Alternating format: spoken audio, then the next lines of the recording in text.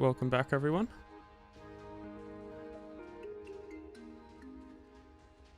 Been working on a little something. Said I'd finish it off today. Try and log some of the progress. So it's like one of those nether tree farms. See, I hope all the audio is good. It's a bit hard to tell. Welcome. So we have this farm, which at the moment you'll see it's not producing any Shroomlights, and that's because I have a little mod I made. It's gonna actually, I'll keep it on for now. It's just really laggy on the client. You'll see if I grow a nether tree, it's gonna grow every block in it. So it's like just to stress test the blast chamber a lot. But that means it doesn't generate any Shroomlights because Shroomlights cause lag. But it's just a mod, like the actual one, obviously. Like if I look at the rates, they're all over the place. But we're not actually going to be working on the core of the farm much today. We're actually going to be going over here and working on the actually rather complicated, and I honestly underestimated this, but the storage tech logic, which is this little flowchart here, which I spent a while mapping out. So if you want to see that, it's at the start of stream. It was up there for a while, so you can take a screenshot it to refer to it and try and understand it all. But essentially, if I get like a top-down view, you can kind of see to the left here is the core of the farm. And then to the right, you have like the main storage, the bulk storage. And then we got the fungi farms, which are down here.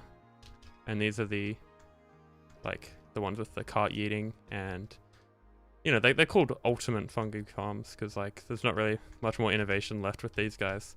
But yeah, there's a bunch of logic here. There's stack separation and a lot of storage stuff which I haven't really delved into before. So I'll just go through the credits quickly. Where is it? Yeah, I've done a little bit of decoration as well. Got a control panel which I will talk about in a bit. Yeah, so like credits, so some stuff by, you know, Command Leo, the usual suspects. Hampter's dual core has been a pretty big inspiration for the storage. And it's like a crafting station here. And I basically, like, one of my goals with this farm was to have as much customization as possible. So the user has so much control over the farm and they can do whatever they want pretty much. So you can turn it on or off, pretty important. You can turn the composting on or off. So you can essentially, you can't really see my cursor because it's been blocked by the image. But there's basically a system that's going to divert the item stream. So this here, it's either going to send it to the right and then you're going to filter out the warp blocks and collect them, or it's going to go to this bottom water stream and it's going to go to a composting array and then convert everything into bone meal. And then with that bone meal, you can send that back into the farm. So these are all full of bone meal, and then this bone meal gets distributed and fills up all these dispensers with that composting fertilizer stuff. So you can turn that on or off.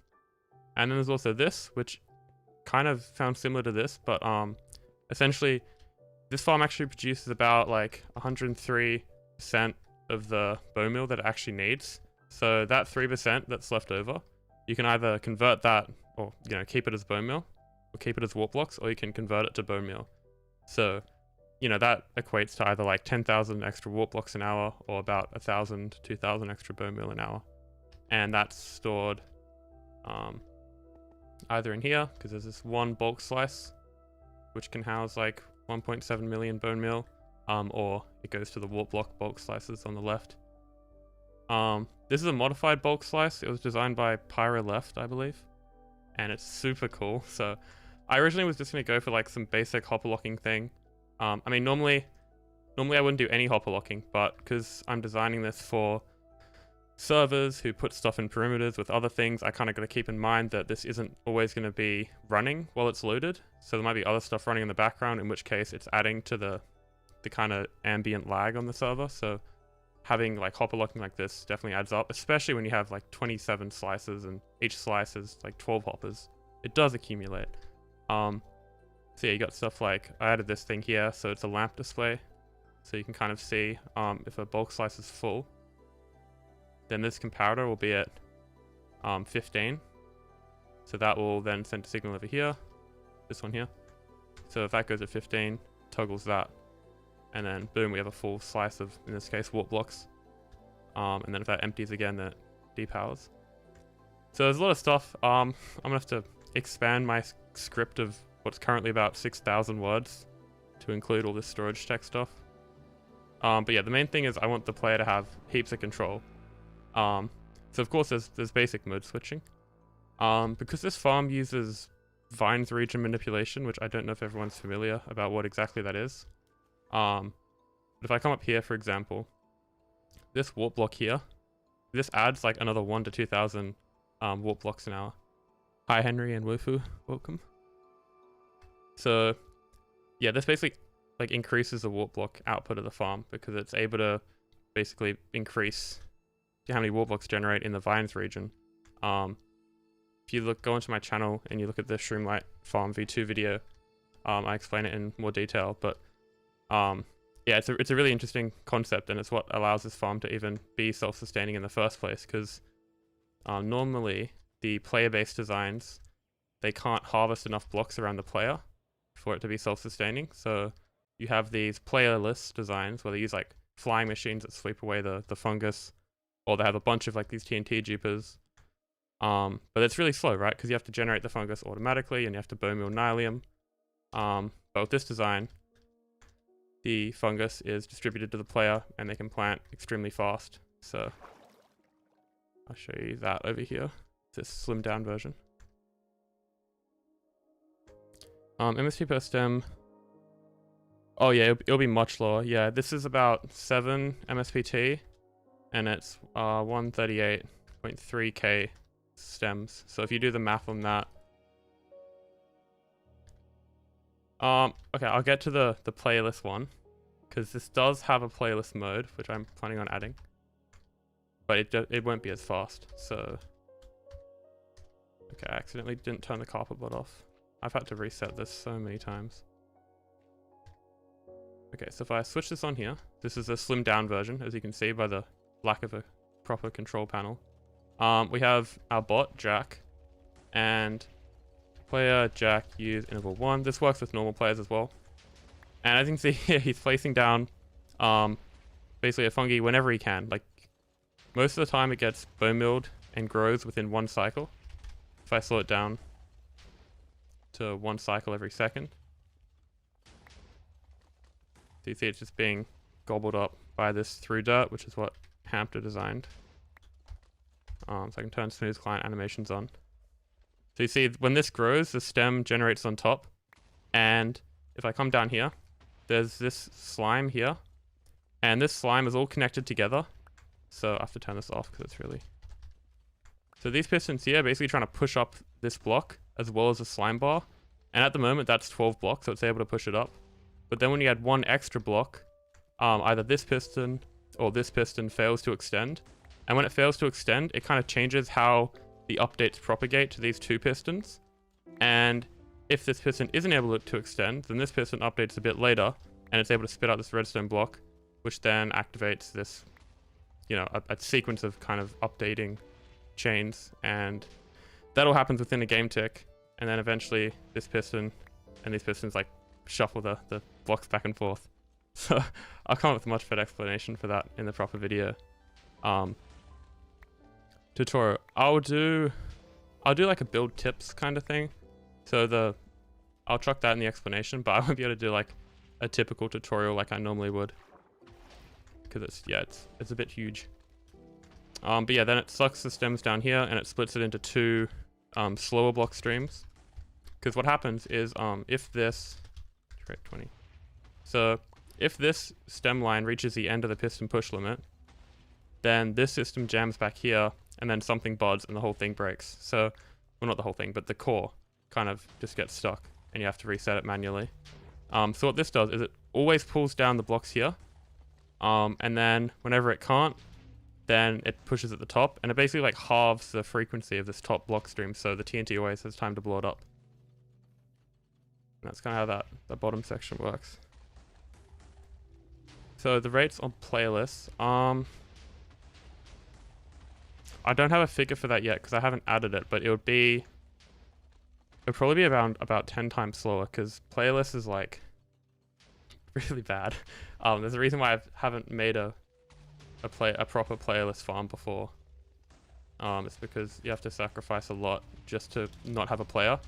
But this farm with a carpet bot is essentially equivalent to a playlist farm. So if you have carpet on your world and you want to run a farm without worrying about bone meal, without worrying about fungi, and you have access to a carpet bot, then you'd ideally make this. But yeah, for those who just joined, the reason why there's no Shroomlights being produced at the moment is because I made a mod and it generates the entire nether tree, but just as warp blocks. So when Shroomlights generate, they generate a lot of lag, so when I'm tick warping, that lag adds up, and it means I can't tick warp for as long. So the mod gets rid of the Shroomlight generation, so I can tick warp faster. And then also makes it so every single block generates. And what this does is this creates the worst possible scenario for a blast chamber to deal with. Because if it's always dealing with the max amount of blocks possible, and if the TNT is able to handle that max throughput of blocks, then it's basically guaranteed that it can handle normal vanilla throughput. So you can test blast chambers much more effectively. And it's what I use for ncore, because without that mod I would still be tick warping stuff. But yeah, I've just kind of made a mess of this. I've grown tree boys everywhere.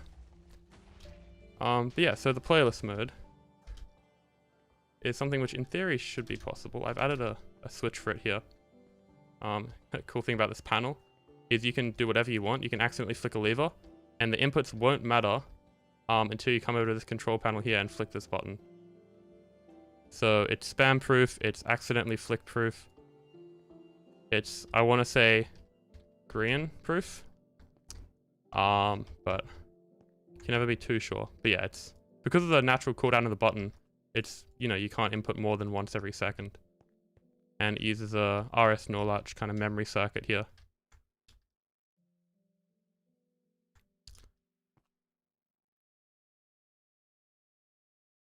Yeah, no, you'd probably need Lightmatica for this.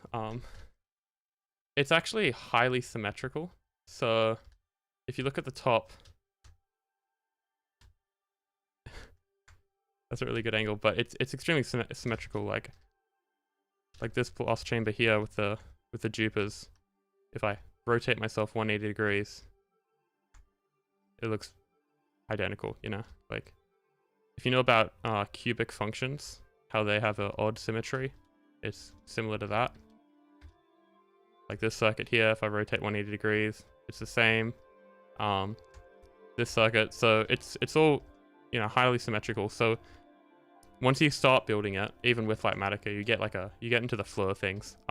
What isn't symmetrical is this mess of droppers here, which has this interesting tower, which actually works. I'd say like the hardest thing, apart from like all the math to work out the precise place of where to put the pistons, has got to be like combining this through dirt with 4 dispensers and then doing the item chains, with all the droppers to supply bone meal for those 4 dispensers. And then not just that, but making a system for the player to get in here. Because at the moment the player comes in, hit this trapdoor, they swim around the corner, and then align against this wall, and they have to place right there. And then you also have to get fungus to the player. And I've got a very interesting solution to that problem. This way. So you may notice that there's a bubble column here. And that's because that's where the fungus is dispensed.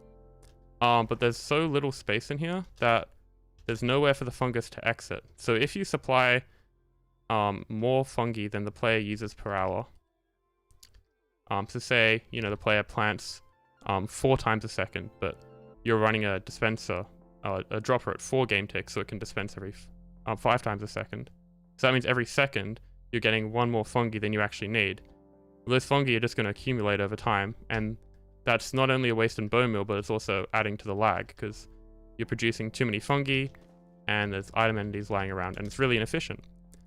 But then you have the opposite. So say, this is a really fast farm. I'm now using 5 fungi per second, but I'm only supplying 4. Well, then, the player can't really be using 5 a second if they're only given 4. So the farm's going to be running at a slower speed. So you literally, for a farm like this to work, you need to give the player the exact amount of fungi that they're using. So if I'm using like 4.182 whatever fungi a second, that's how many fungi I need to be supplying. And the awesome thing about this through dirt detection is that it doesn't just like clock the farm every 4 game ticks and like regardless of whether the fungi's grown or not. This circuit down here only activates when a fungi's grown, which means that we can take that output, which is right here. So if a block generates there, then this piston pulses back and forth, and that updates this dropper. So literally every time we grow something, this dropper is going to dispense, and we're going to get the exact amount that we need.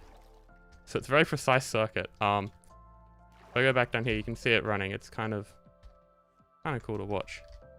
I'm sure I'll get replay mod when I make the cinematic for this. So yeah, you can see if I slow this down again.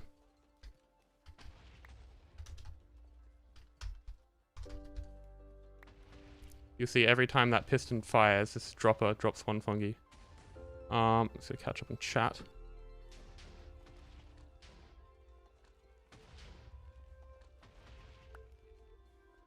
What are the rates? The rates, what are they? It's like 383k warp blocks an hour, 9.1k shroomlights. I should have put this in the description. Like 138k stems, and a bunch of cobblestone. That's funny. I still need an external fungus farm and a bone meal farm to give bone meal to the fungus farm, and probably this farm because my server destroys. Some blocks dropped on the ground by TNT. That's annoying. What are the waterlog blocks at the top for? Waterlog blocks, Which waterlog blocks? These ones? This is a very small optimization thing. But essentially this TNT can blow up this strip of blocks every now and again. And sometimes the item entity spawns with like momentum upwards and it can clip into, if these are solid blocks like glass, it would clip into the glass and then item elevate upwards. So these stairs kind of create this air pocket so items don't clip into these blocks here. And same reason for these half slabs. So items just chill there instead of getting pushed up. 1.17.1, I wouldn't bet on it. I'm a bit of an Xbox developer. I only focus on the latest generation / versions. So if you don't have, well, actually I'm not doing 1.20 because there's no mods for that, but it's designed on 1.19. I'll have a quick fly through, see if there's any like actual blocks from 1.19 I'm using. But you know, there's also mechanics changes and a lot of small things can affect farms like this. But like, yeah, I'd have to test it. Definitely when I'm fully done with everything, I'll test it. But the system I'm using over there is definitely 1.19. It uses cart yeeting. So yeah, but it's not like I'm using the new jukebox mechanics or like a warden switch in this or anything stupid. So the base version should work on 1.17, but I'll definitely have to check up on that.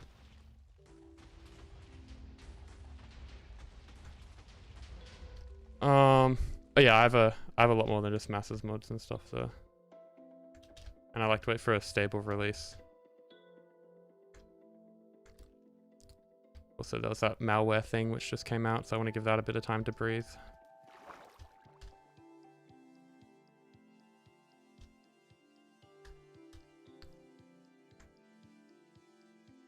Hey, not tip.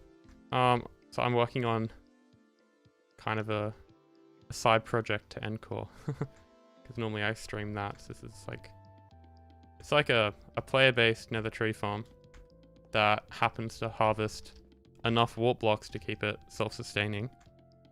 This has been done before, so Ian's farm was self-sustaining and it used a player. In fact, there was a 5-second clip or something in the Shroomlight farm video last year, which is where this project started. It was like, it had basically 2 piston walls, and then that was like enough to self-sustain it. But the layout was impossible to wire. But I didn't really, because I used command blocks to power it. I didn't say that in the video, but I'll make up for it with this farm. But yeah, that's kind of where the idea started. And then I think Spoop recently made one. Probably not gonna be able to find it because I have so many schematics in here.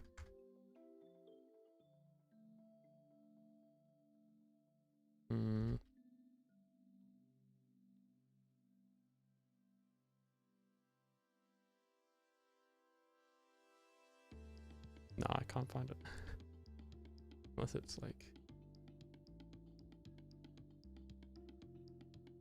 Anyway, people have made some before, and they're pretty cool. But they've always sacrificed on either stems or shroomlights or both. So there's like a couple design principles with this. First of all, it's going to be as complex as it needs to be. In this case, the storage tech is arguably more complicated. Like most of the top is just the dupers, and then like the precise wiring for the dupers. I mean, this part in here is a bit of a mess, but it works. And yeah, so it needs to be as complex as it needs to be.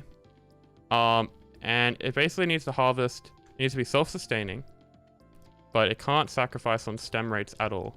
So if you look at the layout, every single stem, like 1, 2, 3, 4, all the way up to like, I think layer 14 is being harvested. And that's being harvested every 4 game ticks. And then once that's accomplished, then basically optimize the absolute minimum amount of warp blocks you need to still be self-sustaining. And then any remainder is put into harvesting the shroomlight heavy regions of the farm. So if I get out an alien block, so each nether tree kind of has like 3 rings around it. So you have this center ring here. Actually, I can just do 1 slice. So you have the center ring, which is, you know, the trunk always generates.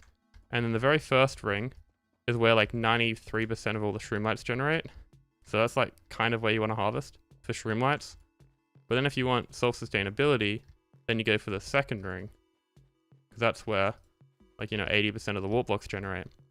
And then if you're just crazy, then you can go for the third ring, but we're not really doing that much here. So you got to kind of balance, first of all, just get all of the stems. So we're getting every single stem, and then we're getting just enough warp blocks for it to be self-sustaining, and maybe a little bit extra as a safety net. And then for the rest of it, we just munch on as many shroomlights as possible. And so that's how you can get a layout that's, you know, it's kind of an all-rounder that doesn't compromise on the player having to make moss farms and that. And another key feature is that it gets enough bone meal to not just grow the fungus, but to also produce the fungus with these fungi farms. So that's like another 50 or 60,000 warp blocks you need for that. So that was fun. Yeah, it's a lot of talking.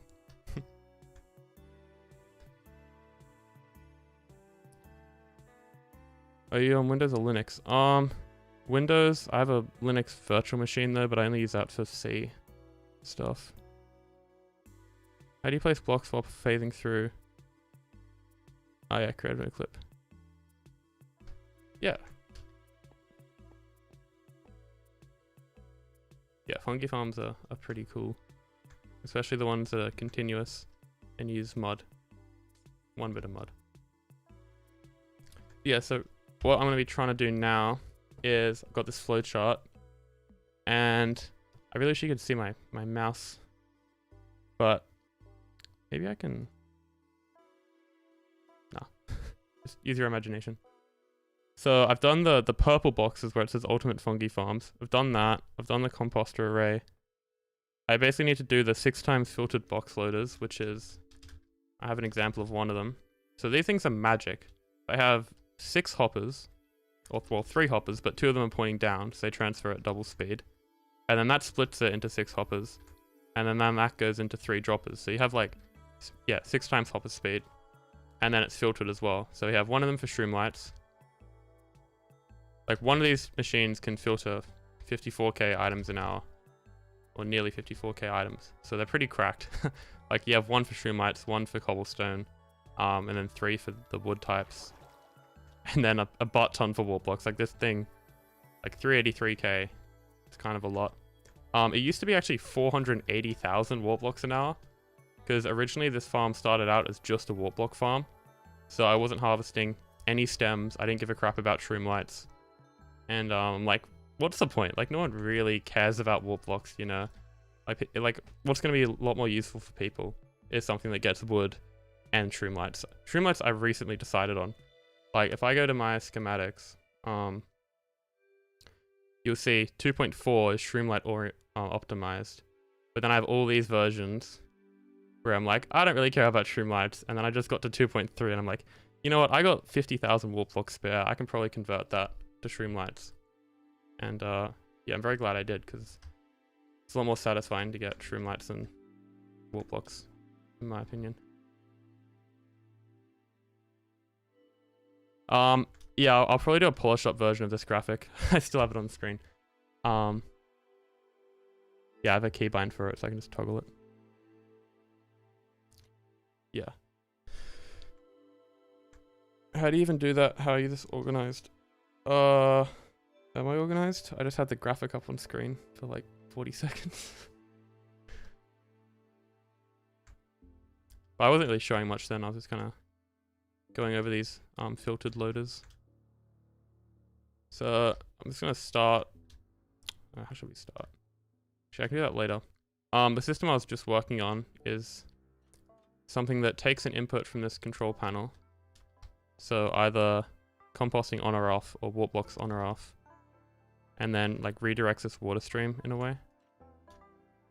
So in this mode, what would happen is all the items get filtered out, so all the wood and shroomlights and cobblestone, and you'll just be left with the warp blocks.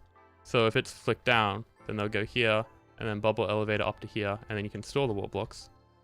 But then when it's flicked down, what's going to happen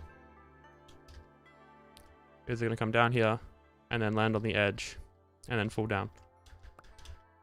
I actually don't need this trapdoor technically, because even with like max velocity, they can't make it across. So yeah, it's kind of chill.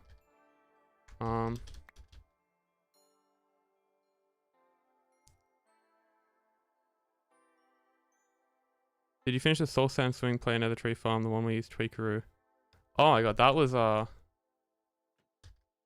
think ncore V1 or something. Yeah, it's changed a little bit from then. Now the player, all they have to do is they just sit in the water stream and at 90 degrees, and they just hold the A key. So you don't have to like move your mouse, and you only hold down one key. Plus, you know, right mouse button.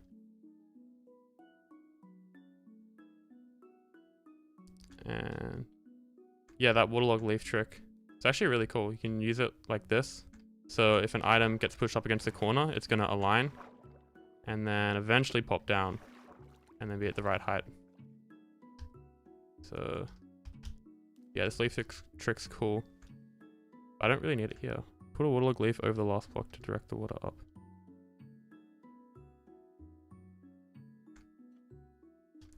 Oh, that's just what the trapdoors, that's what the trapdoors are there for.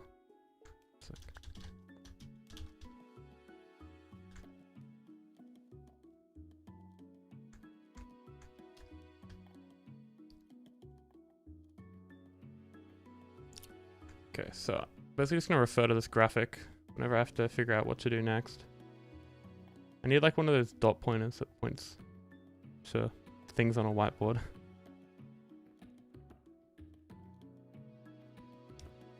Yeah, so I'll probably do the easy thing and just copy and paste these over.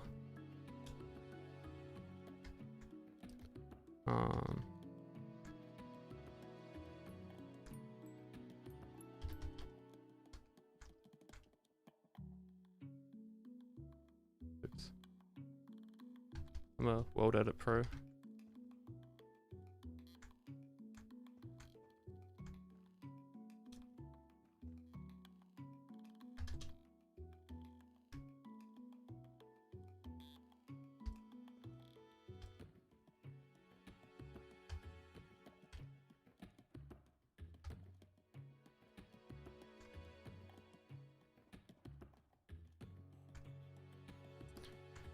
Is there a specific way you go? Yes, it definitely is. And I'm trying to figure out if I should make like a commentary video on how I go about making these. Or if I should just explain it one time in a live stream and then refer to that. Because there's certainly a way to go about it. The very first thing before I kind of start on anything like this is working out the layout. And I think that's what tree farmers do as well. Although their layouts is more trying to figure out the mechanics of it. This is more figuring out the, I guess, the theory. I mean, there's definitely theory in the normal tree farming, because stuff like dark oak, there's like that leaf distribution, and that's interesting. You can go into a lot more detail with nether trees because there's, you know, way more orders of magnitude ways they can generate. So you got to kind of work out the heat map, so to speak, of where everything generates, and then optimize around that. So you start with the layout. Like if I go to the very first version, I say very first, but it's just because I started this project up again like a month ago.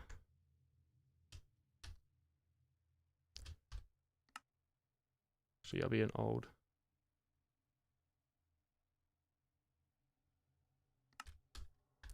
Yeah, so I started with this, actually. So you have the layout and then some basic wiring. And then you kind of come to the conclusion that this thing's too tall and the blast chamber isn't going to work for it. So then I kind of like cut it in half and then rotated it 90 degrees. And then ended up with a layout like this. And then added some stuff on top to optimize that, because warp blocks generate differently up there. And then once I had gotten all the pistons together, I had to figure out a way to wire them all. So some of them are a lot harder to wire than others. For example, this middle piston wall here, if you look at it from above, it's surrounded on blocks on pretty much all sides. So here you have pistons, here you have pistons, here you have blocks that you're harvesting. And the only spot to power them is in the middle here. And thank God observers exist, because you can make something like this, where you're able to get a signal that propagates downwards in a zigzag fashion. And then, yeah, once you've done that, then you have about 27 different piston channels represented by the different colors. And they either fire on game tick 0, 1, 2, or 3. So that's, you know, these colors represent.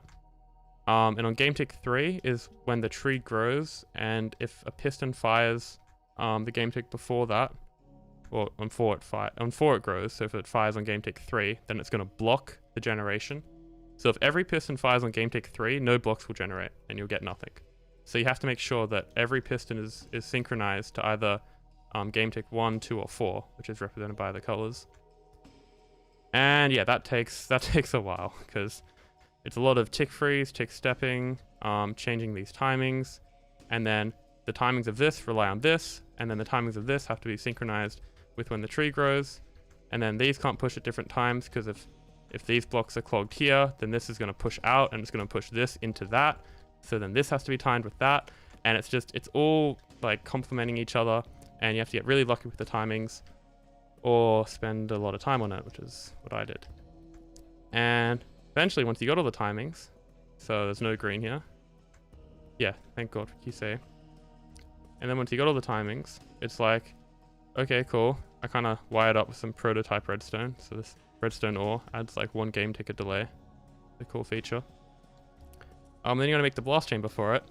And that can be very frustrating, because that's when you go from a farm that might make 500,000 items an hour down to like 380, because TNTs can be really inefficient. So you have to kind of optimize TNT positions, and I spent a long time on that, because you know, you do all the work to get an optimal layout, and then you just throw some half-assed blast chamber at it. It's like, what's the point? So I haven't fully tested it yet, but the last test I did was about like 95, 97% efficient for the TNT compared to like command block harvesting. So that comes from like micro optimizations, like obsidian there and here, and like having this wall cut in half and making sure this waterfall goes down 8 blocks so the TNT doesn't intersect. Just like all these little things that kind of accumulate, and yeah, like waterlogging that. And then once you got like a kind of working blast chamber, it's like, okay, well now we look back at the principles of the farm. What do we want to get out of it? Well, we need to get shroomlights. So with this layout, you'll notice that this middle section here, it's only harvesting a 2 block high area, whereas on the other one it was 4. So it's like, okay, do we really need this many warp blocks? Turns out we didn't. So then I changed that. So then this is now harvesting all these shroomlights in here. And yeah, it's just going in, making a bunch of changes. And then there's like a bunch of other steps after that. And I could just, yeah, go on for a while talking about it, but I do have to move on. And you also have, you also have the bottom section. The bottom section's a whole nother thing. This is extremely, like, technical. Hamter did, well, I mean, if I go to the dual core, which is conveniently here, I basically had to extract it from here. So you'll see the similar wiring with all the melons. I had to extract this, add a fourth dispenser, because, you know, 4 dispensers isn't stock. And then kind of integrate that with the layout I had. Because it's got a fourth dispenser, but the other thing that it has over the dual core is it's got a lot of layer 0 pre-placed warp blocks for vines region manipulation. So that presents a pretty significant challenge in that a lot of the places where you'd usually place droppers, like there, you actually have to have a warp block. So like over here, you would have a warp block, but it would be really convenient if you could just have a dropper. So it really limits your options in where you can place droppers, and it ends up turning into this mess. This mess that somehow works. Yeah.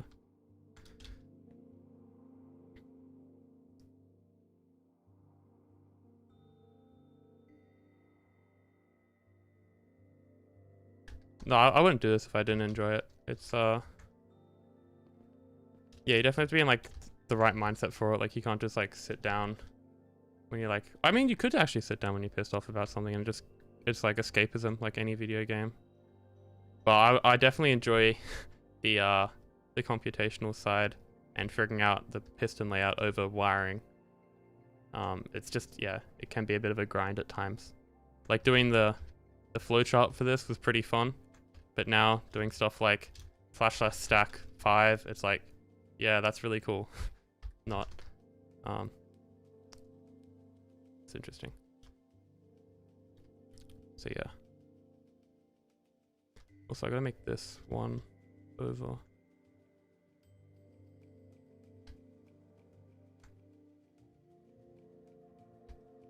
But yeah, just like any in-game farm, there's a bit of design that goes into it.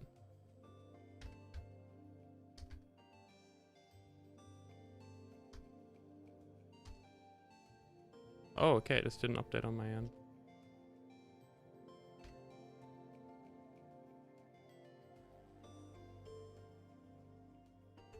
So iron doors. Iron doors are pretty cool, because it can send a signal down 2 blocks instantly. Even 3 blocks if you use a wall, like to the side. And, I mean, they're noisy, that's probably the downside of them. But they don't send out block updates as well. So they're a little bit less laggy in some situations, but they also send out a lot of shape updates. So it kind of depends on the situation. Recently I've been moving away from using them so much because of a mix of noise, and if they're actually less laggy than using like 2 note blocks or something, or rails. So yeah, just like, you gotta kind of take into account people actually gonna be using this farm, and if it's making an absolute racket, then, you know, the user experience is gonna be hurt by that. So gotta think about that. Like I spammed iron doors and iron trapdoors in the first Skulk's touchscreen, and you'd like use it and it would just be so loud. It's like a whole percussion orchestra playing at once.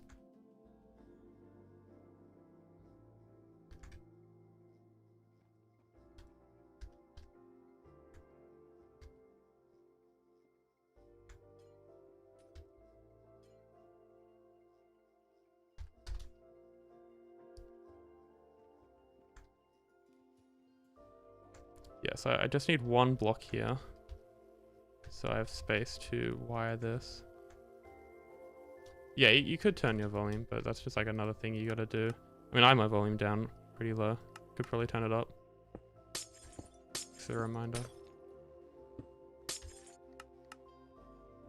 Like the TNT sounds are already bad enough.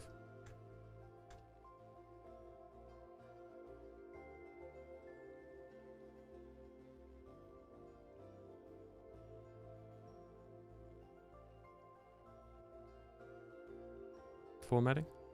That is weird. I didn't know you could do that on live stream chat though, after the recent updates. Because I know spam comments are in italics, but that's only because they get reported and when they get removed, it says this message was removed, and that's in italics. What I'm doing now is I'm adding these item filters. So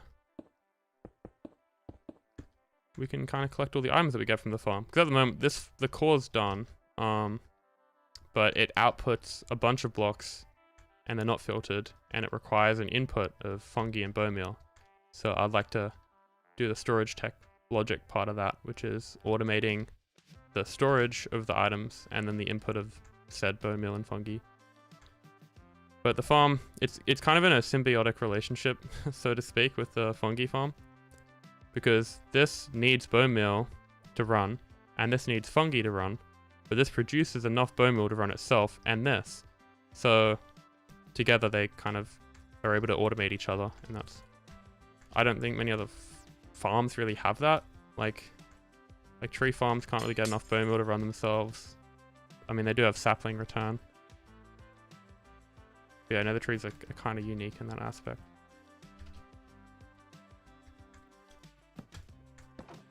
Also, what block do you guys use to separate water streams? So I've been using like fence gates, but you can also do scaffolding and coral.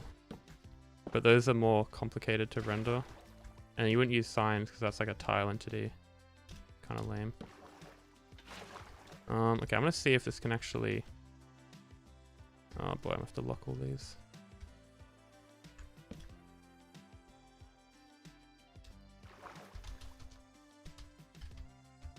Okay. Fingers crossed this can make it across. No, it didn't make it across. Wow. What a shame.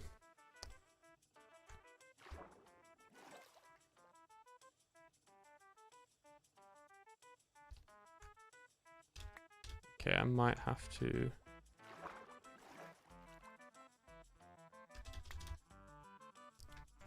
I don't want to add ice in between, because I know you can set up the water where that isn't required.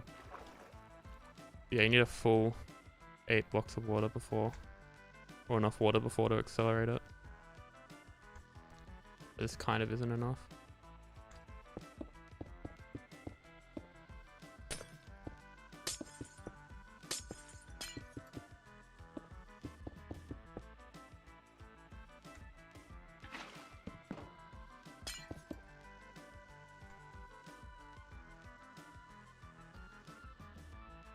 Top slabs.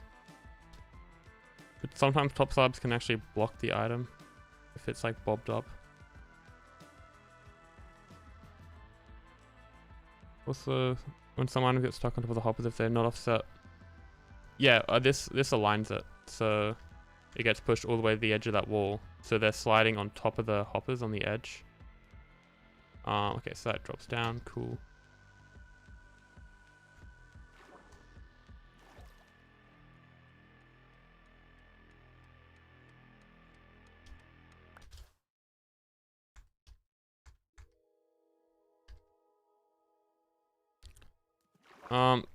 You can't just throw stack step at everything. Filtered loaders... I mean, you're gonna have to use loaders anyways. Like, you can't get rid of the actual process of loading items into shulker boxes. Where stack step would be useful here, and where I am actually using it, is to filter out the desired fungus. So if I run this, come down here, you'll see that items get batched up and then stack separated. So as you can see there, the warped fungus is going out and then it's getting sent to the player, which is this output stream up here. But then if we switch modes, see there, the stack separator will now filter out, it always filters out the fungi, but in this case the crimson fungus will be sent. So it's not like we store both the fungi types, load them, and then unload them. They always stay in item entity form, and then using stack separation we're able to grab out the ones that we're after, depending on what this lever is set to. But with this, we just have this kind of amalgamated set of items, and we're only looking to store them. So we can just grab them out using traditional filters, and there isn't really like a need. Like you're gonna have to use a filter anyway to sort out batches, and it's a large output stream as well, so you'd need like a lot. Also, I've talked to people about this, like Hamster and stuff, and they don't recommend it. So yeah, trusting their word.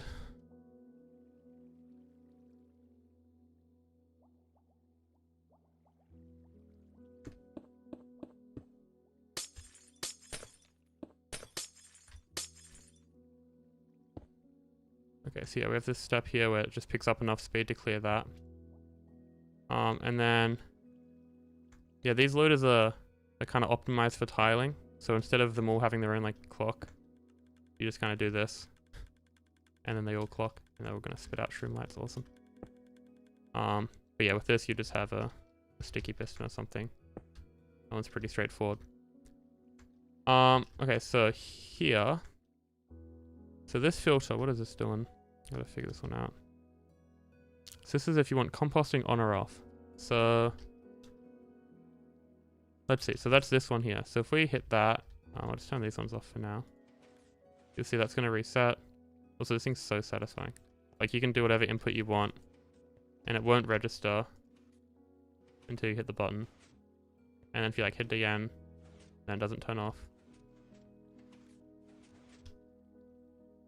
Because if you remember, the last farm I made, if you like turned it off and then on again within like 5 seconds of each other, it would blow itself up. And that's like, I released that in not just one version, but 2 versions of the farm. I had that flaw in. And I'm kind of glad I didn't fix it because Spoot made a much simpler design in the end. So no point optimizing something that's just already superseded. So with this, I kind of... What am I doing? Let's go.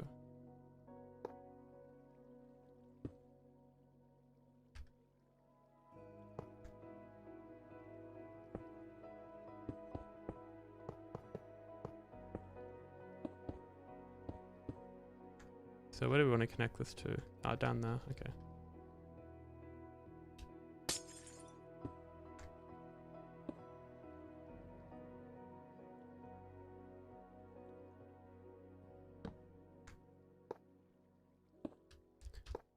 Let's go like this.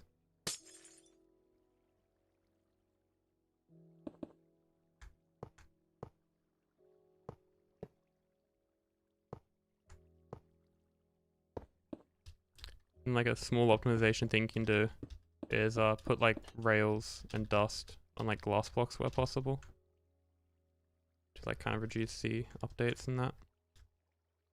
Okay, so currently we are in composting on mode. Okay, so that's good. So what's happening here is any leftover items. So this is interesting. So I'm pretty certain I have enough filters to deal with all the items, but there's a chance you could get like a stem or something that makes it all the way through. So in that case, it would make it through down here, and then it'll get, you know, trapped in composters. So I might have to add like maybe a stack separator or something to filter that out. But for now, that's something I'll deal with later, because I want to get the kind of broad system in place first, and then we can focus on optimizing minute details. But yeah, right now, if we were to get some warp blocks, which we can just chuck in here, you can kind of watch them. They go down, and then across, and they get aligned. And then because we have composting on, it's going to divert down here, and then we can reconnect the block stream. Maybe here.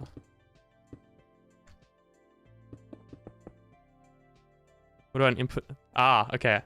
When I said full customizability, there was an asterisk, and I can't really produce an asterisk on stream. I guess I can go like that. And that asterisk refers to the fact that Shroomlights are never composted. They're too fragile to compost. They just break down into ash. Like, they're just not worth it at all. Like I might add a mod that makes it so you can't compost them, because they give you the same amount of warp blocks. But for those who don't know, the Shroomlight to warp block ratio is literally like 3 to 100. So for every 100 warp blocks you you harvest, you only get 3 Shroomlights. And that's if you harvest all the Shroomlights. With this, the ratio is like 9 to 384. Actually, that's like 3 to like 127 or something. Okay, so the ratio kind of holds up. But point is, you don't really want to, that's like turning like diamonds back into coal. So you can like, power your heater for an extra 5 minutes. Like you're not going to do that. You're just going to be cold instead of getting rid of your diamond ring, because it's not worth it. It's stupid. If you want it, you can add it. It's not that complicated. You can just get rid of this filter and then, well, you have no light sources and then mobs are going to spawn in your base and that's the end of your hardcore world. So, yeah.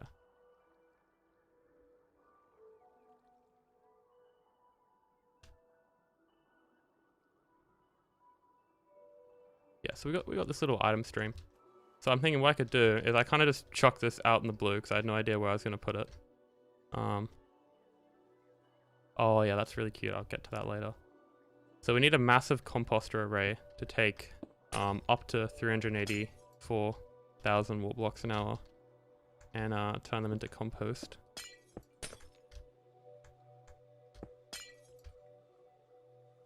Did I just? Oh my god, I did.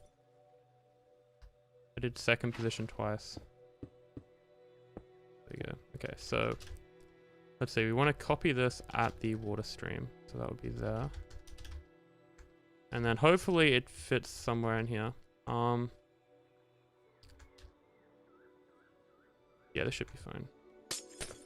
Chuck it. If it breaks out, I'm gonna be really sad. Okay, no, that's easy. I could probably put it a bit higher, actually. It doesn't really make much of a difference. Yeah, I might do that. I might chuck it. How many blocks high could I get? Like 4. Probably here.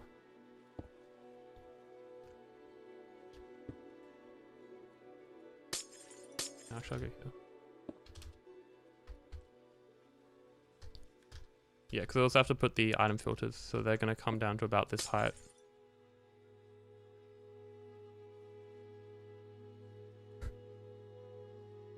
You can always chuck in like an iron farm or something. Okay, so now we're gonna need 2 things. We're gonna have to item align again and make a bubble column. So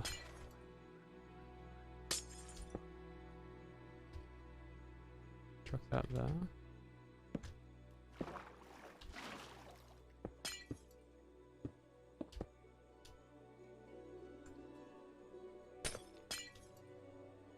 Yeah, I'll do it 1 block over, making it unnecessarily hard for myself.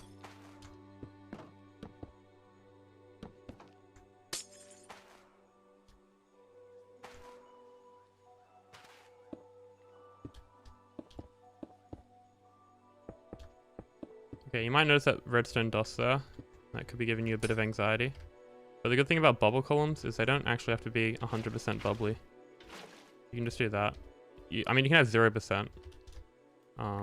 And it will still float up, but you don't have to go that low. Okay, and we also got to align the items. So we have practically 0 space to do that. I'm going to mess around with some water mechanics and see if I can get something to work.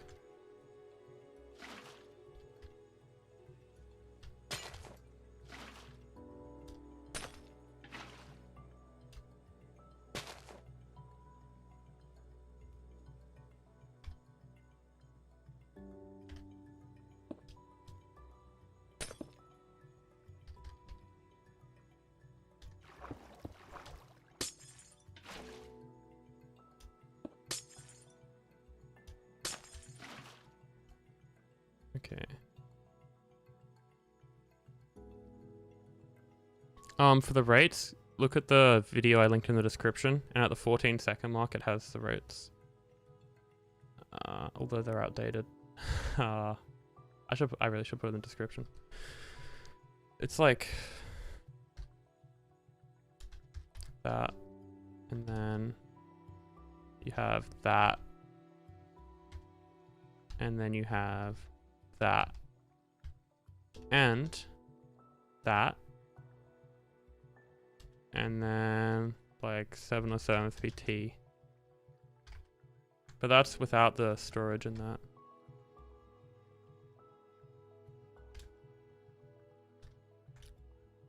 Okay, so does this align the items? Probably not.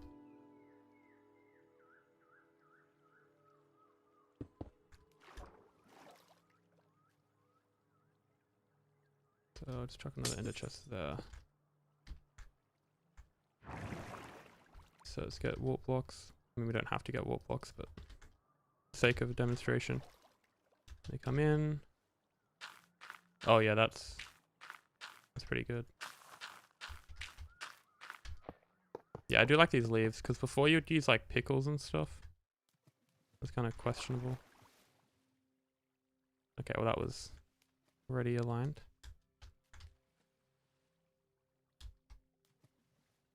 Yeah, okay, cool. So yeah, 3 ender chests plus that is enough to align it.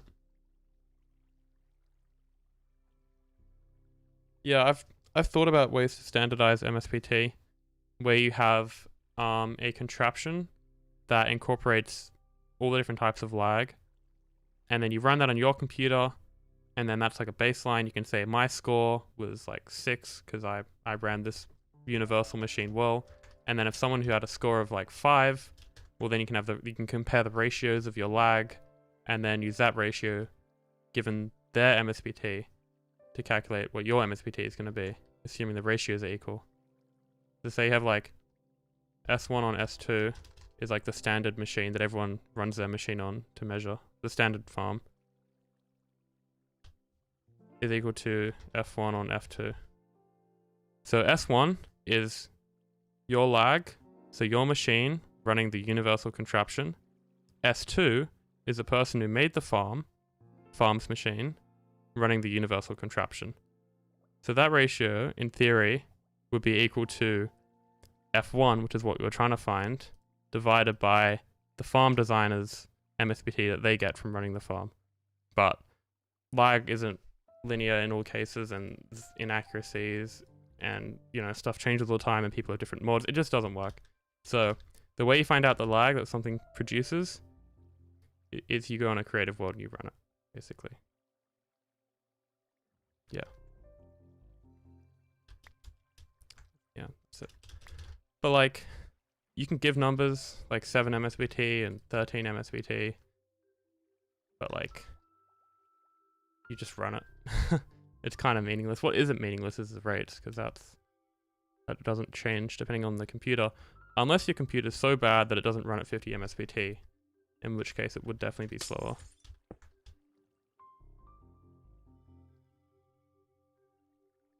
Ncore, it's going alright.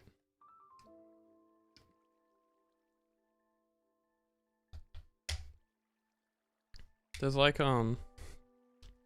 this computer or something that I was working on, and oh, it's interesting, the water doesn't spread, and that's coming along nicely. Am I on? No, that was weird, it wasn't moving.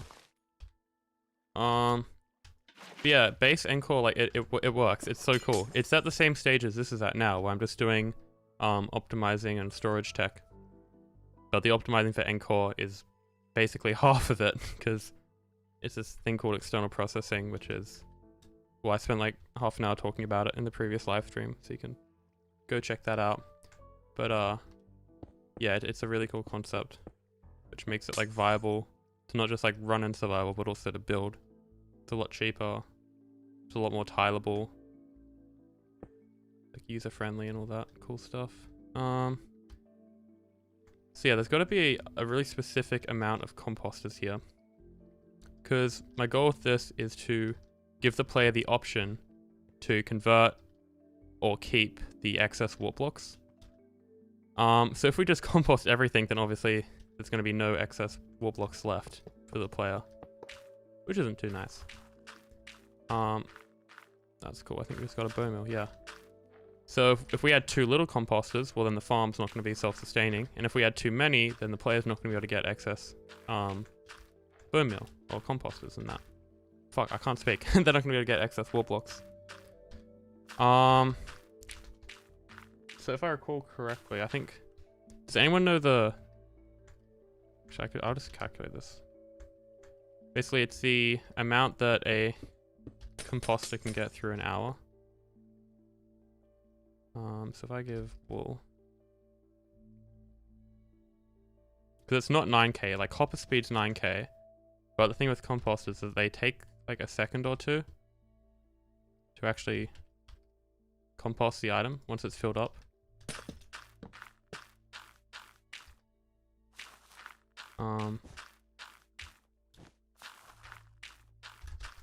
So if we get 10 of these,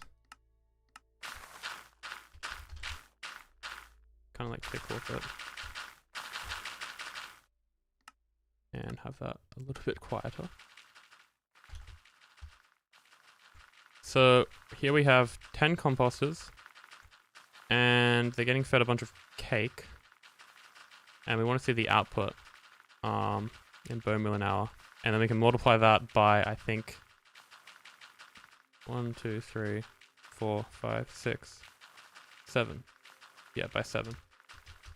And then that will give how many items it can get through an hour. Oh, but it'll be more. Actually, yeah, okay, I know it. There's like 8.06 warp blocks is what it takes on average to get one bone meal. So we'll just multiply the number we get by that. Okay, so currently it's producing that much. It's a really short test. Why is it not? What's the TPS at?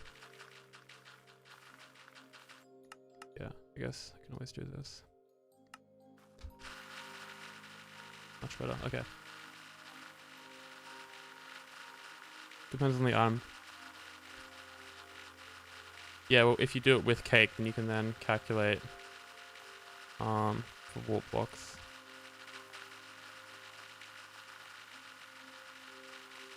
I could just do warp blocks. Yeah, because I'm only composting warp blocks, so I don't have to.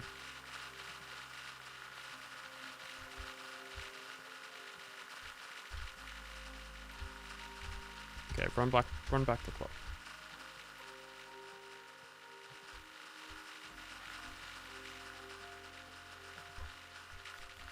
Okay, and let's do it for 100. That should be much quicker. Okay, so with 100, we're getting 63,026 per hour. For about 60,000, it seems. Yeah, cake's 100%. I was going to use that to get a baseline, and then make like some formula to calculate the other ones, but it's just warp blocks, so I just do it kind of empirically. So that seems to be around 60k an hour. So if you divide that by 100, that means each composter is getting through or producing 600 bone meal an hour. And then times that by the average. That's only 4,836.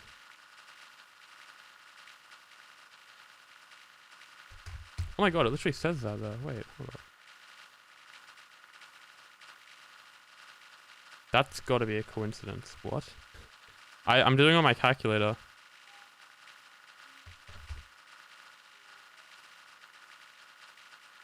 Yeah, that's a crazy coincidence. Okay.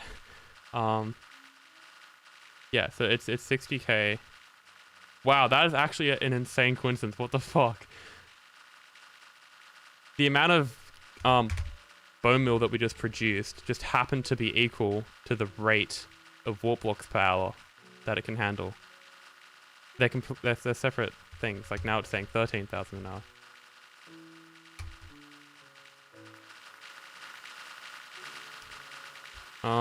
This should be valid. I mean, each entity is separate. I don't have grey wool anywhere else in my world. The light grey wool.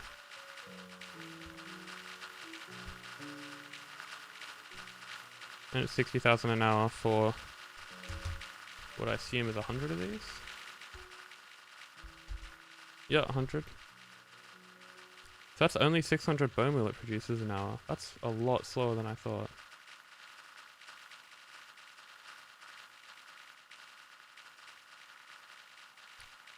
Yeah, it's literally 4836. Okay, we can get rid of this.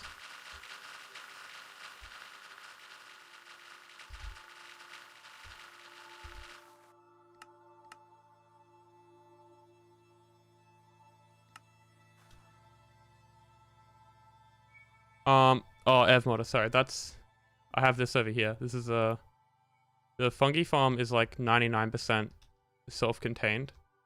So I've wired this off stream already. Because it's got the stack separation circuit, I decided to have it so it does all its own composting. And then the bone meal is sent to these two 6x shulker loaders. So this is enough to handle 108,000 bone meal an hour, which is, you know, it's enough. It's enough to handle what we need. So what we're going to do is send the bone meal from, where is it? From that array. So we're going to make a water stream that comes out probably here, and then send that down to here. So it joins up. Oh, it probably joins up to here. Like this. And then what I should really do is flip this.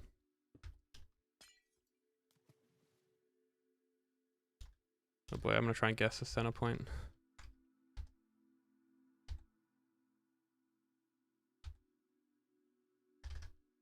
I was going to say, that could have gone much worse, and then it did. That flipped it in a very interesting way. Yeah, I'm just going to...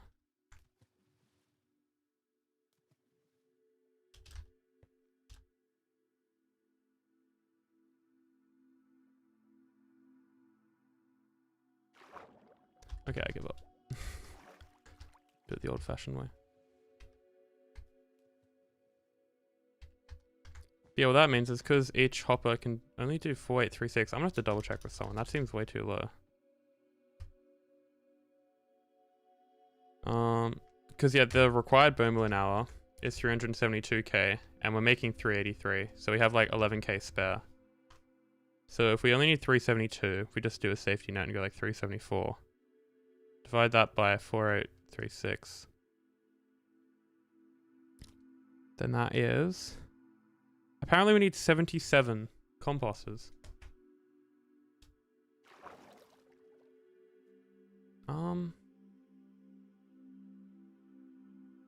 I feel like it's something I should just empirically test. I don't believe that, honestly. Okay, let's get a command block going. Oh, what's the summon item command? It's like...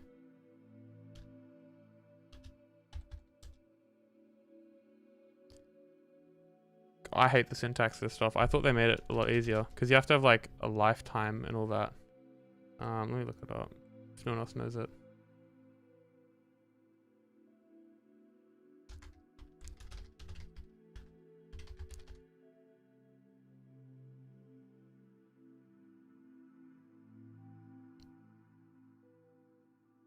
Oh wow, Reddit's back up.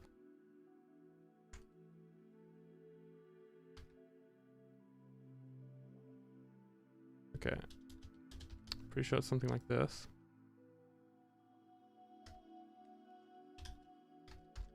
Yeah, there we go. So if we get a... Each repeating command block is 72k items an hour. Let's actually spawn this here.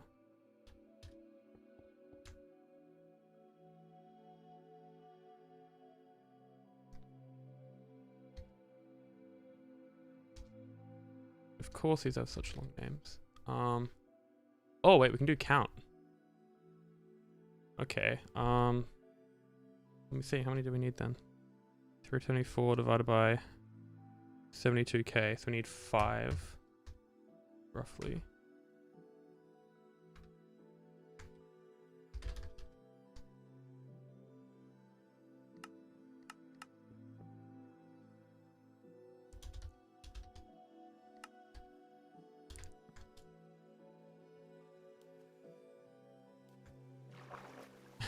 Got the water.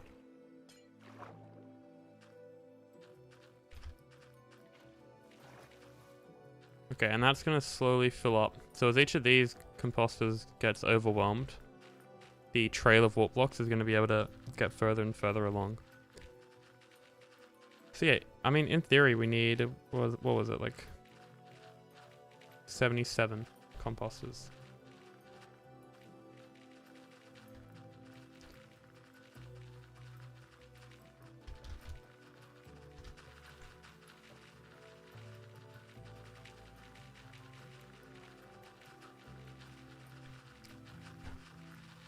Yeah, here you go. Coming around slowly. If I like pre-fill all of these.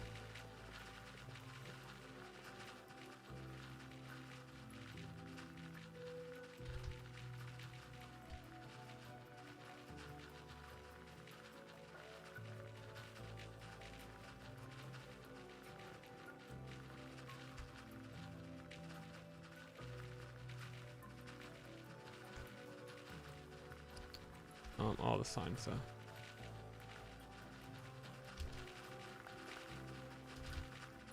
Okay, so yeah, this clearly isn't enough because this isn't going down sufficiently.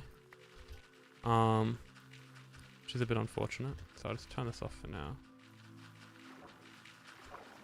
No, it won't flush out the redstone dust because there's not a solar block there. But I do have to set this up properly. If you like chucking items, they're gonna make it up all the time. But yeah, if I was to put water there, it would flush this away. But you can be like kind of precise with it.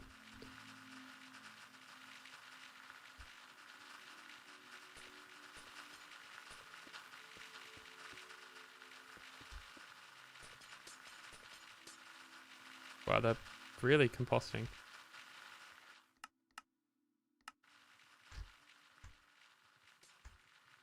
So yeah, we definitely need more of this.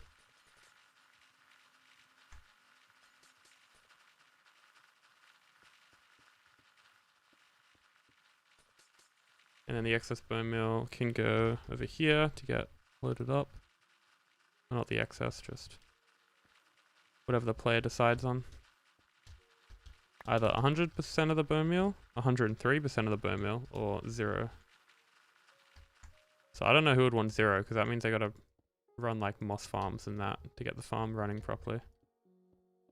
But you know, someone out there loves making crow moss 20 times. I'm not gonna stop them.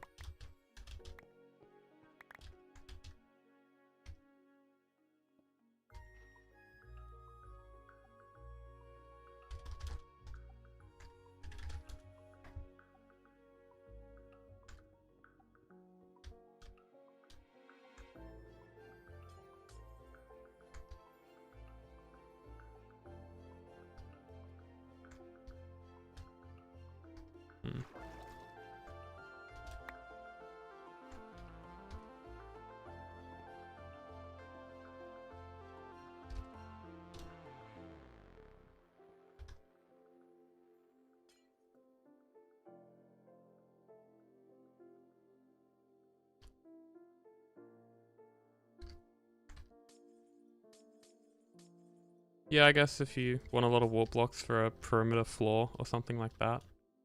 Like, cause you need that color or like a map art. Yeah, I mean, there's definitely some cases where it's worth.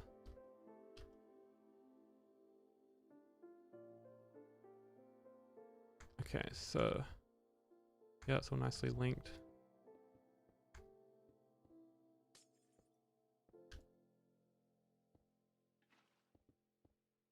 Oops.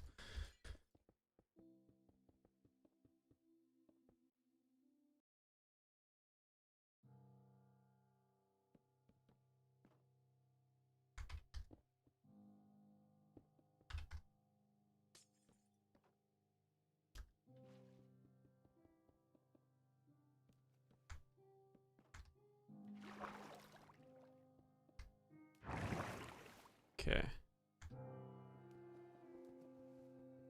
So that's all nicely closed up, and then it's too closed up. Oh yeah, the water. It's like I can't do all 3.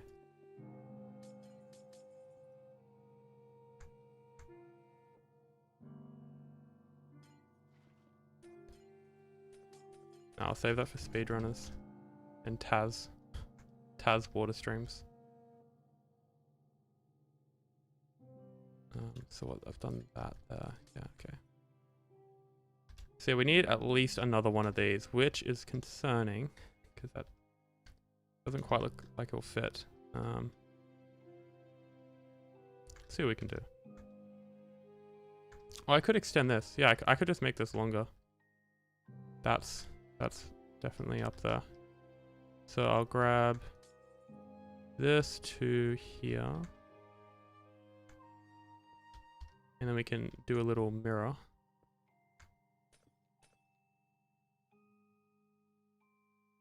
I've already kind of made it compact. The storage doesn't have to be compact. It's just like, I'm trying to fit it in like a roughly a square cube kind of bounding box.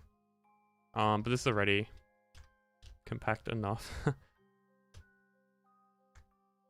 It's like, I get it to about, depending on the farm, like this one, I've spent a while on it, so I want it to be pretty perfect. Like it's like 95%. Like perfect. And in perfect, it's like the wiring's perfect, and it might save like a couple MSBT of lag, or it might make it like 0.5% faster. But I just realistically do not have the time for that. Like I have many other projects in and outside of Minecraft to do that I'd rather be doing instead of like moving the TNT duper around like 1 or 2 blocks and then tick warping for 40 hours and then adding like an obsidian block. Like intuitively, I know certain optimization steps that will just be faster, and I'll do those and be like, oh wow, that was faster. Who would have guessed? But stuff like trial and error, to get like marginal rates, I tend to avoid. But if someone does want to, I mean, yeah, it does leave space for people to come out and make slightly faster, more lag efficient designs. But I'm on the other side of it where I just like cobble together whatever works. God knows that's what I do to prototype. You know, I get it to work once and then I'm like, okay, now we go to the optimization page and see what we can replace and compact and make faster once I've got it working. Like definitely don't try and make something perfect first try. This is gonna be, actually this might work. Let's just see. Okay, so this time I want to flip it in the south-north direction.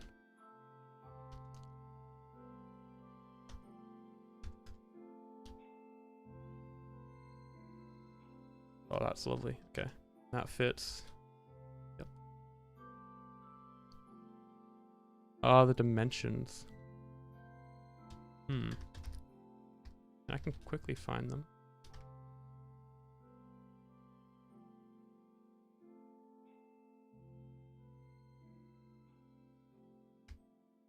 It does have to fit in a perimeter with a bunch of other tree farms.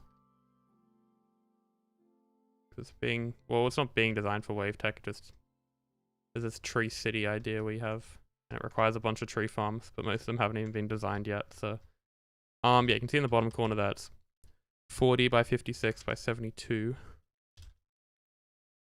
it's so much bigger because of that little bit down there. And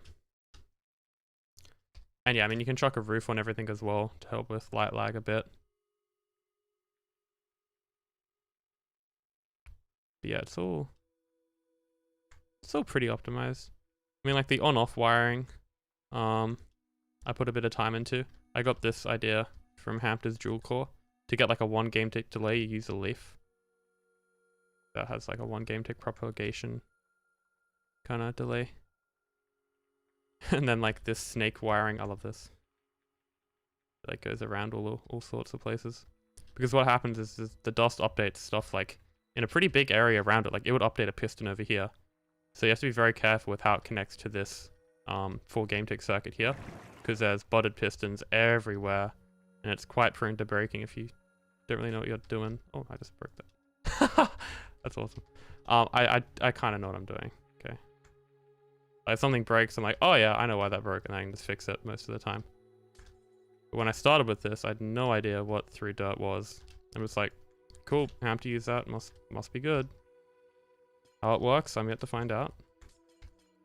But since then, been enlightened.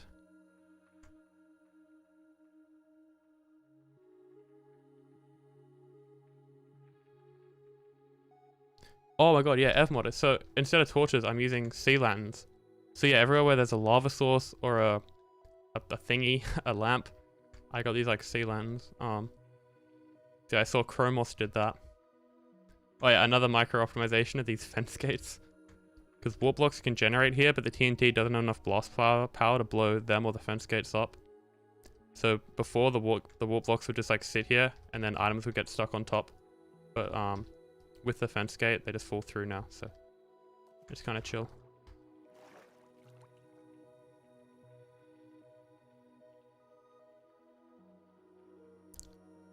Yes, rail supremacy. I built the 11 type tree farm. It was a great. Oh, thank you. Yeah, I mean, you and I were gonna have those additions in the original design, but it kind of just crossed that simplicity, elegance that he was going for, because there's a bit of extra like gate placement you have to do and all that. But yeah, no, it did allow for me to go into more detail about how you make that auto storage self-sustaining system. And yeah, if you want like, you know, a bit more out of the already crazy maxed farm, you can do that.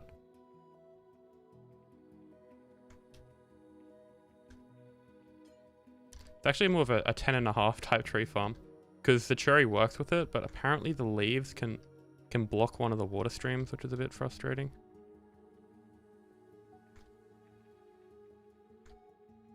But it's a pretty simple fix, because it's just blocking the storage of the farm, so you just move like hoppers around and stuff. It's not like the layout doesn't work. Okay, I'm gonna find a nice way to do this. I guess you can just a bit of padding. Yeah, because I've flipped it, all the water streams are actually in the wrong way, so they're kind of confusing the heck out of me right now.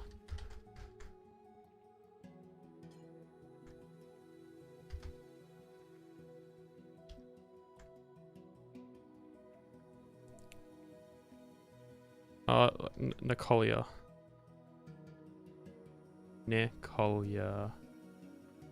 But Sipover thinks it's Nicoila. And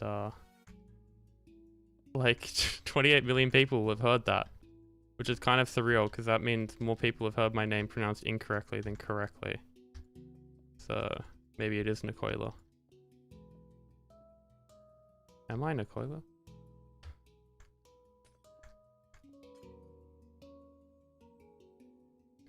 Why do you use gates instead of glue? Like you could use a million things. I don't know why I use gates. I guess it's blue. It kind of blends in. They don't have a hitbox. They don't emit light. I mean, they're not optimal because the player has to place them and then open them. They're wood. You'd have to go to a cave to get them. Glow lichens a 1.17 thing. These are like micro optimizations, which I'm slowly moving away from because they're surmountably kind of pointless to worry about that kind of stuff. Like, who really knows the difference in a farm that gets like 384 rates items an hour compared to like 380k? And then you have stuff like this, which doesn't even affect the rates. Like, I'll think about it. Like, I won't use like a ladder here or something, because items could get like stuck on the ladder if it's not aligned properly. And I won't use a sign because the sign's a tile entity and that adds to like piston lag and whatever. So I won't do like dumb things like that, but you know, gates, they're gates. It's not going to stop someone from building the farm if they have to use gates. So that'd be enough. Maybe. Where you put the saplings? In this farm or the 11 type tree farm?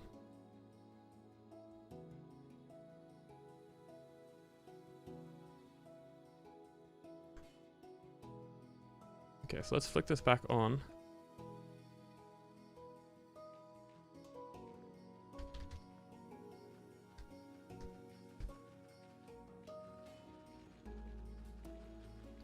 So this is only producing 360k items an hour. So if we want to get 372, then we need another command block, say here.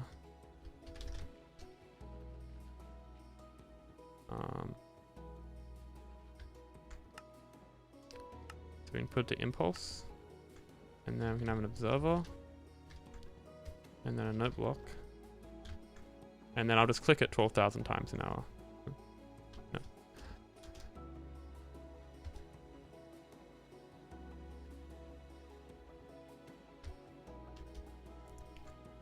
Okay, and then we get this player, use interval, and then if we want 12,000 an hour, what is this? Is this how many, oh, how often they do it? Okay, so every six ticks? Oh, but that's producing 5. So bring that down to 1. So every 6 ticks is 12,000 an hour, and I'm producing 1. So yeah, that will get what we want. Cool. Okay, and this is getting pretty far along. Let me check the water streams down here, see if it's all set up properly. Ah, very nice. Very nice. Is all coming together. Okay.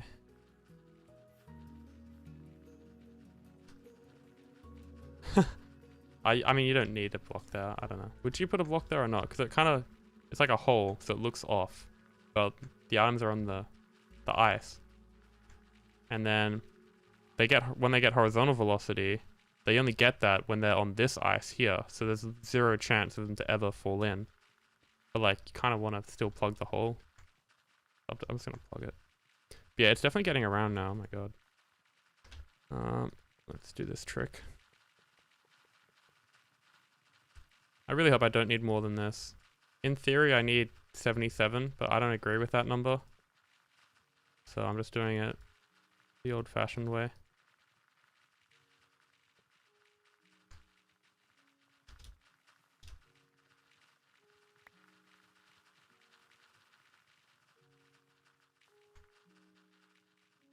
Yeah, good news is that all these items are being aligned. I mean, to be fair, they're all spawning in the same spot, so I'm not really doing that much of a valid test. So all this bone meal is kind of... This will be clogging up, surely. Oh yeah, I'll be going in the cactus. Because these would fill up... Yeah, these are starting to fill up, because this isn't actually turned on. This only turns on when the fungi farm runs, otherwise it's just... lagging. I should probably connect that to the global clock then. Because in playlist mode, which I haven't talked too much about, the fungi farm doesn't run. Because the farm generates its own fungi, so you don't need this extra thing. I have to think about that.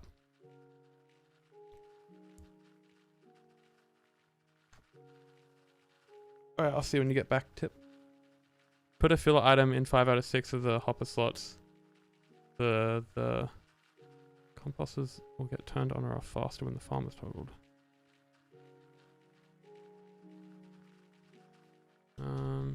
Not sure how that would help, because the hopper just feeds in the first item in the slot. And what happens is, like, I could put, like, you know, that in there, and the sea lands will never ever be composted. Because this is always going to be at 64 or, like, 63.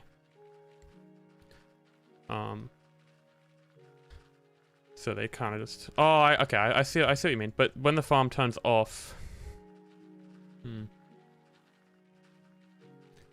I see what you mean, but it's, yeah, it kind of creates its own filler items. You know, like once you run it for the very first time, it's going to fill up naturally.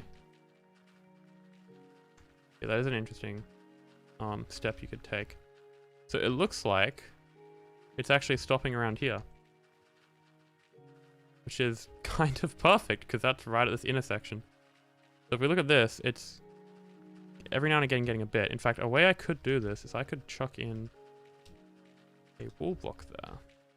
And we could measure the excess we're getting. So I'll have to just actually, yeah, that would block it as well. If I do a counter reset here, because I should be getting about 10k excess. Or what are we inputting at the moment? So if we're inputting the exact amount we need, so I should be getting 0 excess. Okay, so we have to move this over a bit. That said, we can add in an extra few here.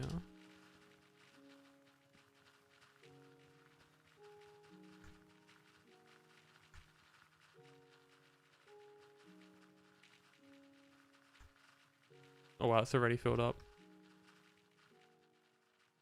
Yeah, these go kind of crazy. So yeah, we're getting about 1 hopper's worth of excess. How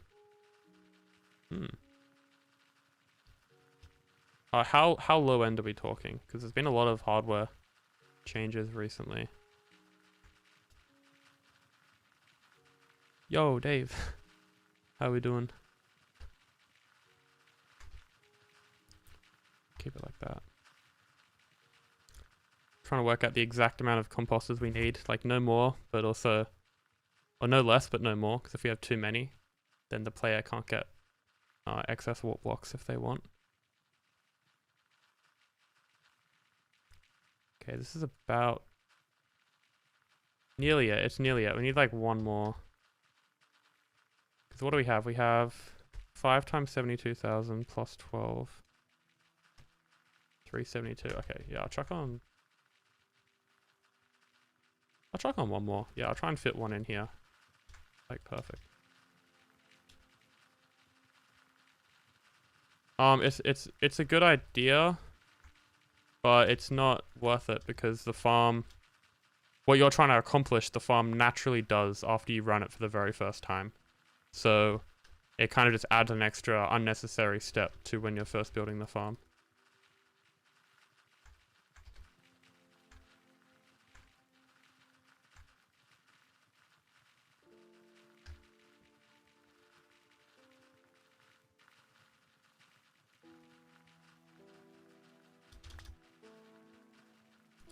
Yeah, the issue here though is that these like go across.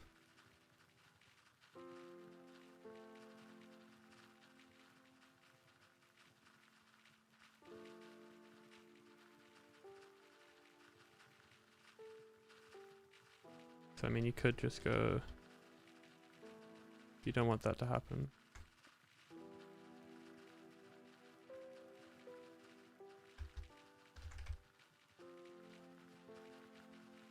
Chuck down another gate.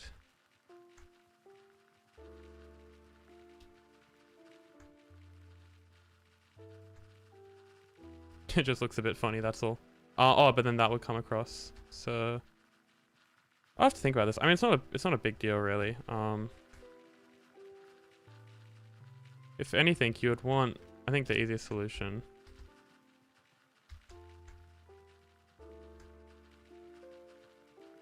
would be to do something about this one here. So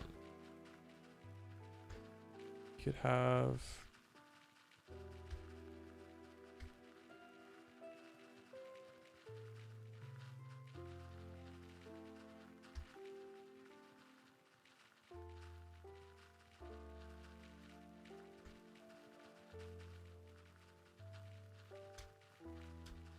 maybe something like this.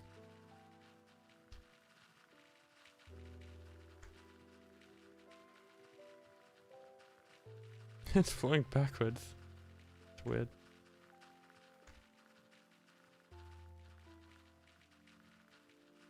Top section.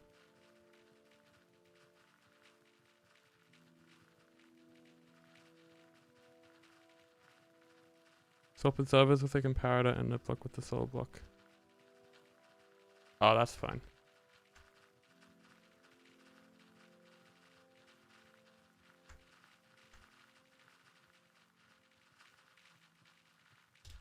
Yeah, build cost isn't really a factor here. So it's trying to push it in that direction. Oh, that would probably make it directional then, because it's got to choose which way to flow.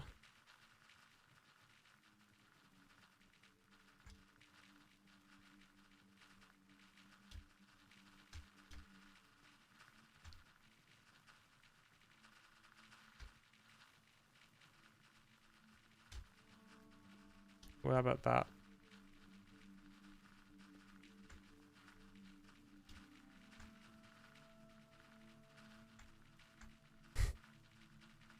Well, anyway, so just little issues like that is what eats up majority of my time.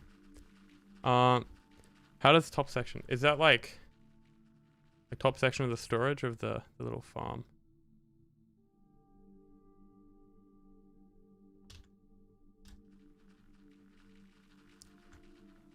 Middle dropper and the one next of it wouldn't work because this would be getting twice the bone meal. Wait, does this double power? Well, that does double power. It could work, but if the timings are off, then this could slowly fill up with bone meal, so I don't really want to risk that.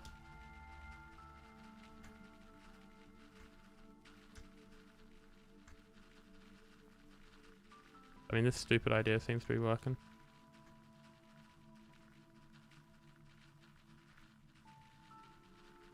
Just not sure if that's going to clip into it and then go up at all. I'm not seeing anything here, so...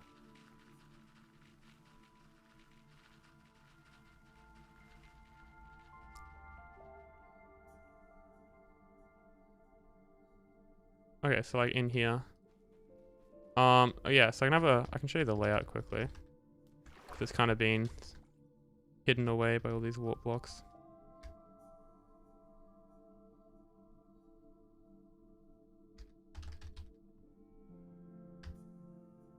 Yeah, I did just get rid of the VRM ones, but that's fine. I've only replaced them like a million times. I think the biggest problem with this farm is that if you want to change modes, you have to do what I'm about to do. Which is go to every spot, which I'm going to have to mark with like gold blocks or something.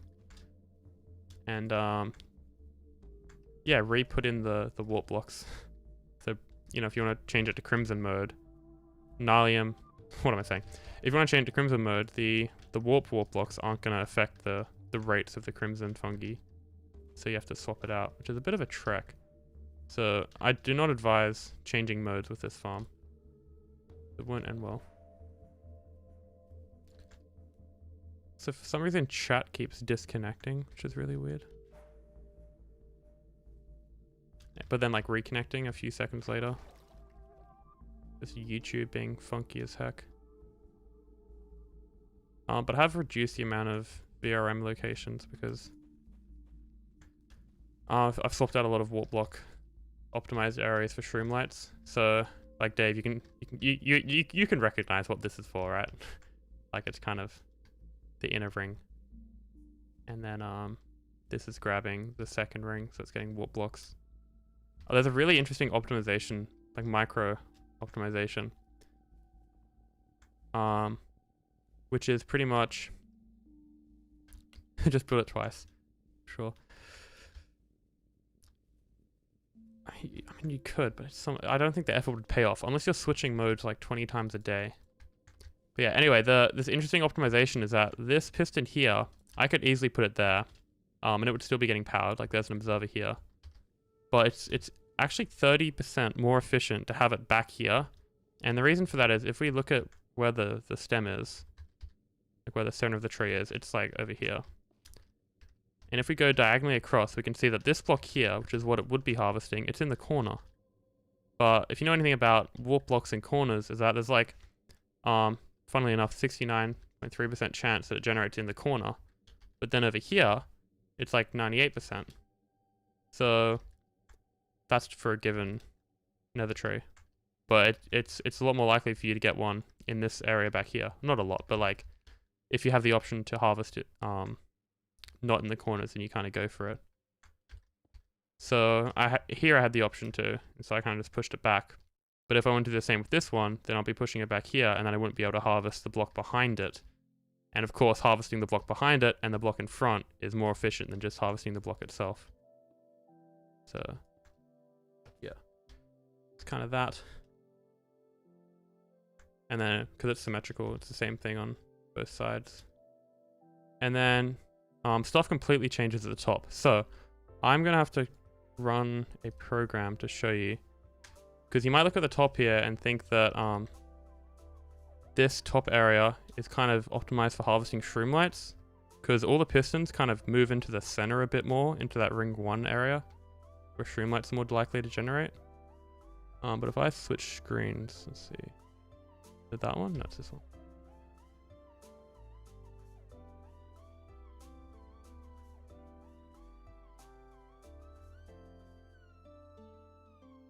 a sec. I have so many captures on here.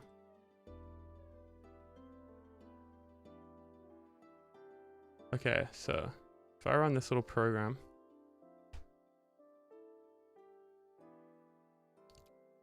and we go to here. So here's a little heat map.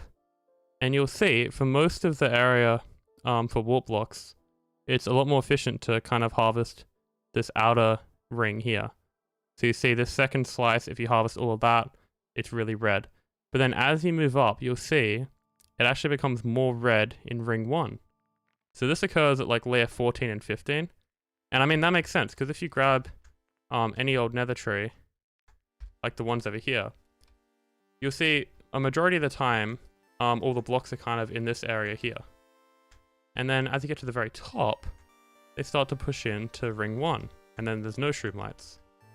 And so this is literally reflected in the farm layout, where as you get to the top of the average of most nether trees, it's more beneficial to harvest this area in the middle than the outside where you'd normally harvest. I mean, shroomlights absolutely get pummeled in the top. Like if we come over here, we see once you go past like layer 12 or 13, it's just nothing. There's a scale here, by the way. And yeah, as you can see here, the shroomlights are all in this ring 1 kind of region.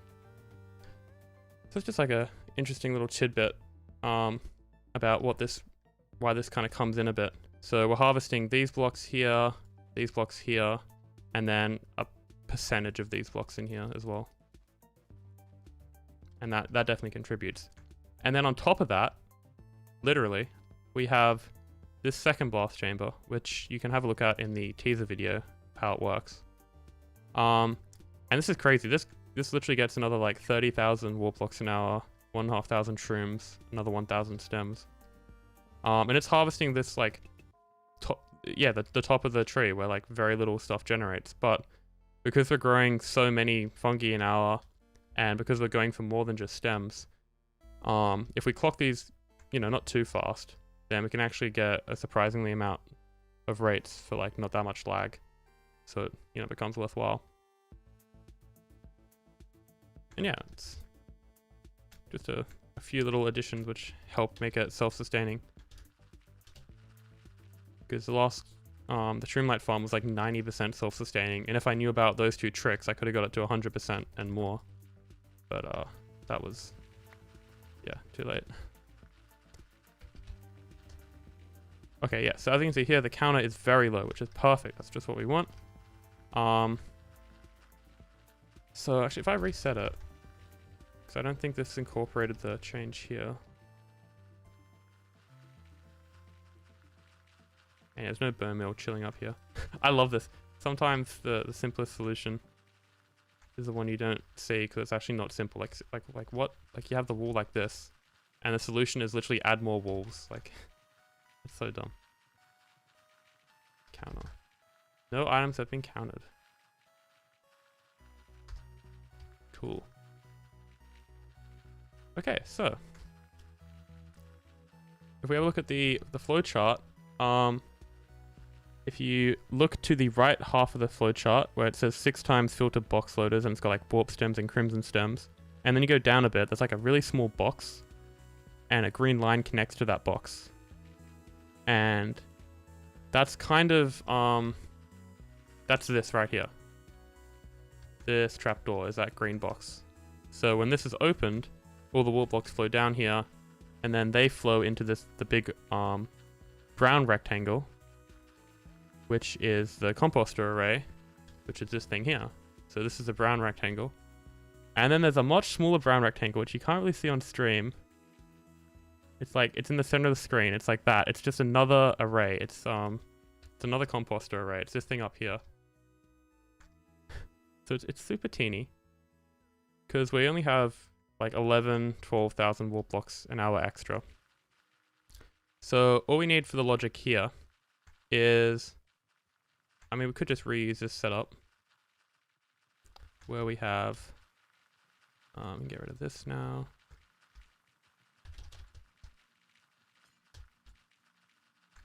So yeah, the warp blocks come over here. And then, actually, keep that for now.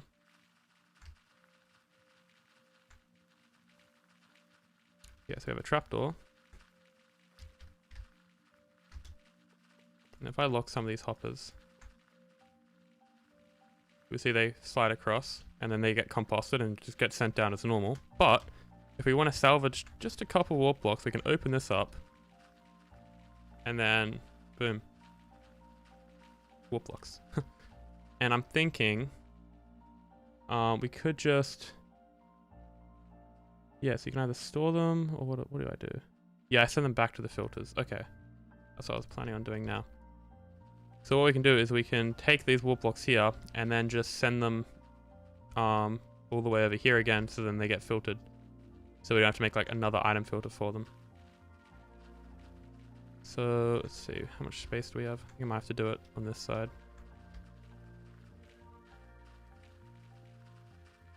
Oh, actually.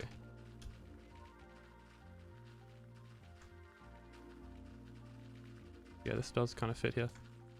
Okay, and to save some glass, we can put the item stream here on top of the note blocks. Like, this is just next level optimization.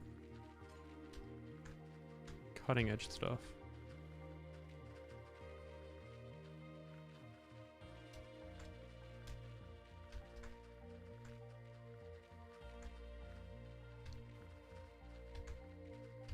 Oh yeah, what is it? It's like a glass pane, right? They don't care about. Really? There's some blocks you can place a cactus next to, if anyone cares to look that up. Let's see, so that's gotta, yeah, it's gotta come around here. Okay, so I'll just chuck it back. Oh, I mean, who am I kidding? There's not gonna be a cactus here. This part's getting removed.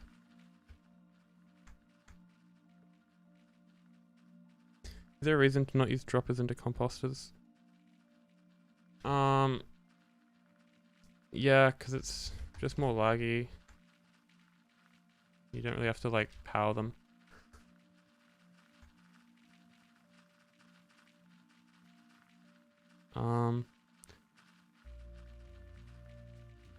I don't know, I think it's unnecessary complexity. Like, you have to use 2 hoppers to go into the dropper anyway. Well, more even. And then you have to find a way to like clock it. And it just ends up being more. And the only thing you save on is the amount of compost you use. But there's a composter cooldown anyway. So you're not even getting like twice the efficiency. I just don't think it's worth it.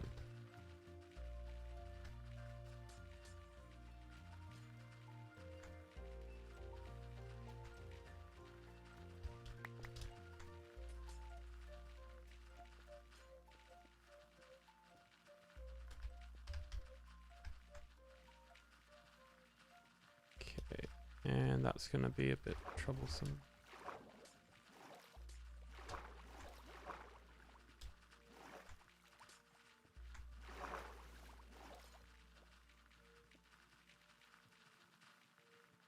Okay.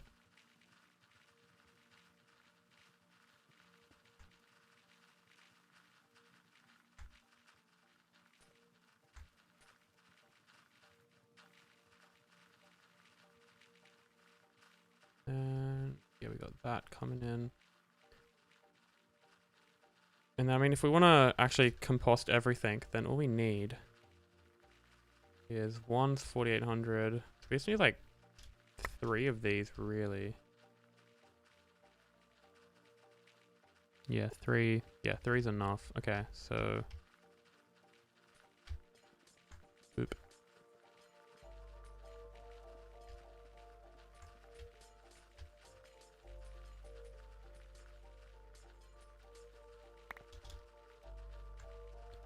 Oh, I'm gonna turn this off because I don't need it running right now.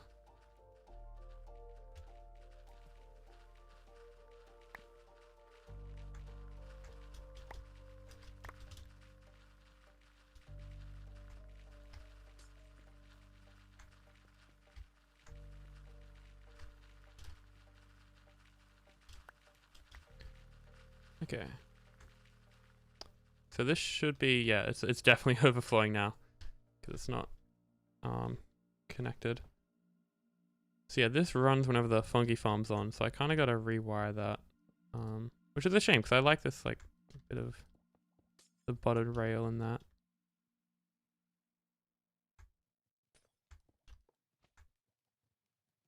Oh, okay, of course that was actually still useful. That's... Yes, it was doing two things there. Okay, don't ask me how I placed that.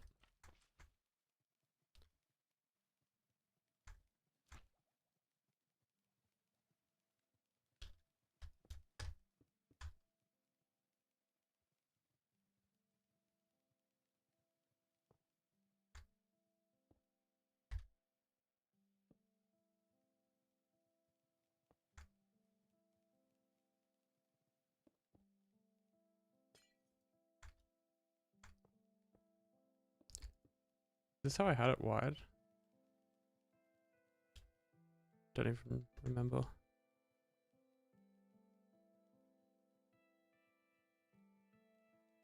And I don't even need to do it like that anymore, to be honest. I could go... I mean, look, it goes it goes down and then back up again. So I could redo... Yeah, see, now I'm getting sidetracked. Oh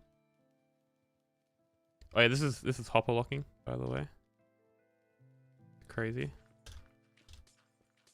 Normally I wouldn't do something like hopper lock a composter array. I'd have to do that here as well. Oh, god damn it. I'll get to that later. Okay, so we just need one inverted signal.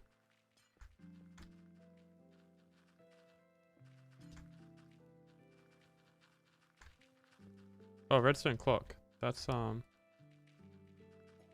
can show you redstone clock. So what you want is you need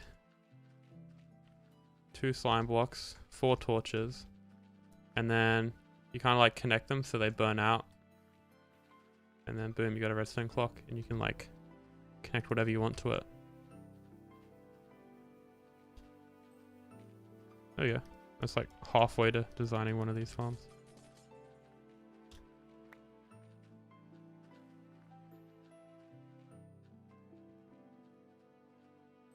And then we can just connect this directly. We don't need that silly business. But I kind of like running redstone on top of the item transport lines. Actually, I gotta be careful because that's dropping from down here. Because, like, of course it is.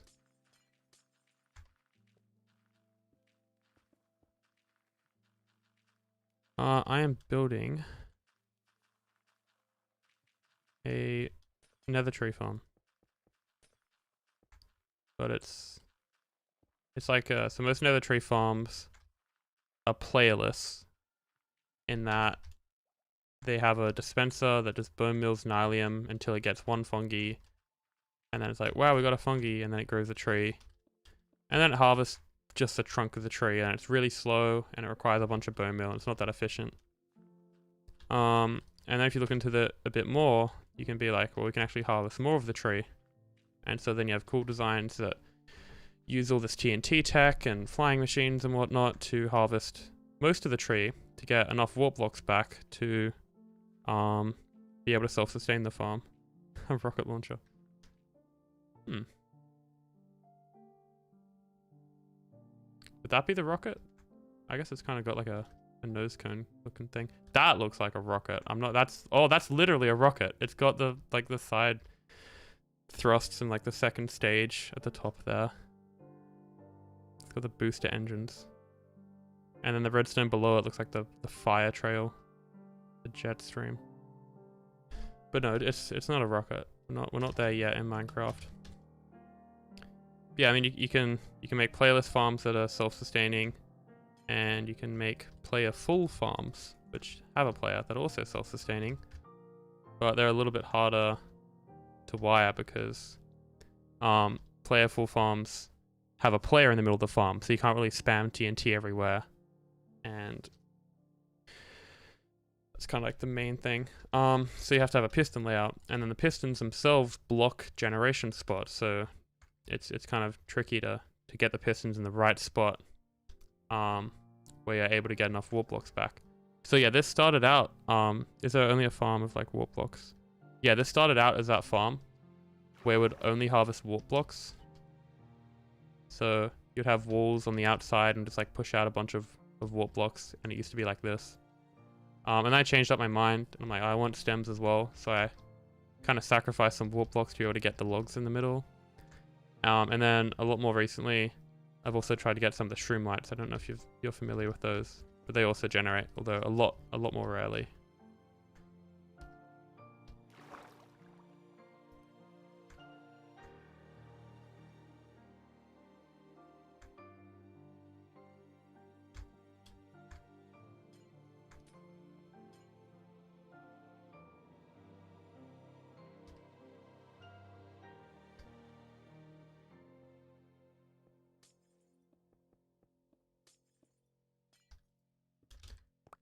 Okay, so let's go like that.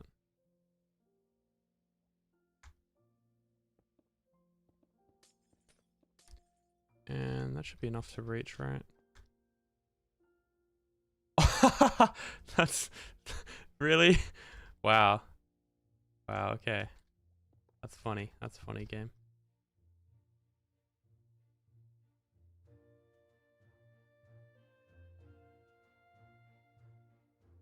TNT dupe 3. One of these. Ooh. Would that be just like dispenser TNT or like into a blast chamber? Or would you use withers? I wouldn't use withers, no. Blech, hate withers.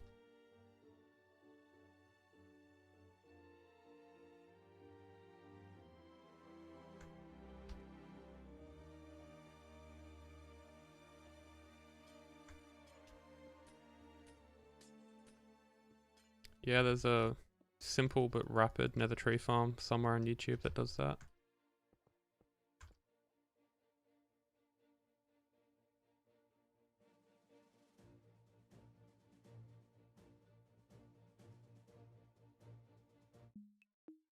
Okay, so that's that sorted. And then yeah, so we have this system here. So this composts all of our little warp blocks. And then depending on, let's see, I gotta do a bit more wiring. So we have this switch now. So we either have warp block output or bone meal output. So by default, it's set to warp block output. But if you want extra bone meal, you hit that, and then you input your selection. And then now we're getting the bones. And I might go through how this works in the video, I think. It's like, it's got a little bit going on. And yeah, then we have to take this signal, which we can kind of just, let's see, where do we have to get it to?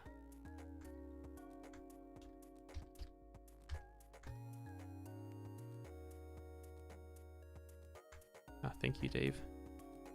Can't wait to get the video out. It's gonna take so long. Oh my god, I'm like not gonna upload forever. I might have to do like an intermediate farm. Just so like people don't think I died. I was hoping ChatGPT could help speed up the process of coding all the animations, but I've tried it recently and it's still kind of trash. Because the library I use, it's called Manum. It's a pretty small library. And you can tell ChatGPT wasn't trained on it because it has no idea what anything means. So there are some ways around that with like the GPT-4 model. Or I could just learn it myself. How to code Manum like I did last time. But I kind of want to have a more distinct style because before it like kind of looked like 3 Blue 1 Brown's videos, if you know him. Because it had the same font and all that. I need a farm which gives only warp blocks. I mostly play in lifesteal.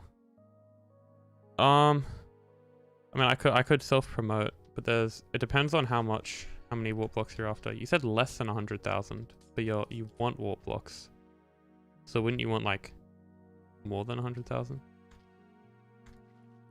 Because there's farms that get just warp blocks, like bone meal farms that are warp block based. So you could just use that to get everything you need. It's probably what I would recommend. Oh, hello, Andre. I'm working on... Oh, wait, does this mess me up here? No.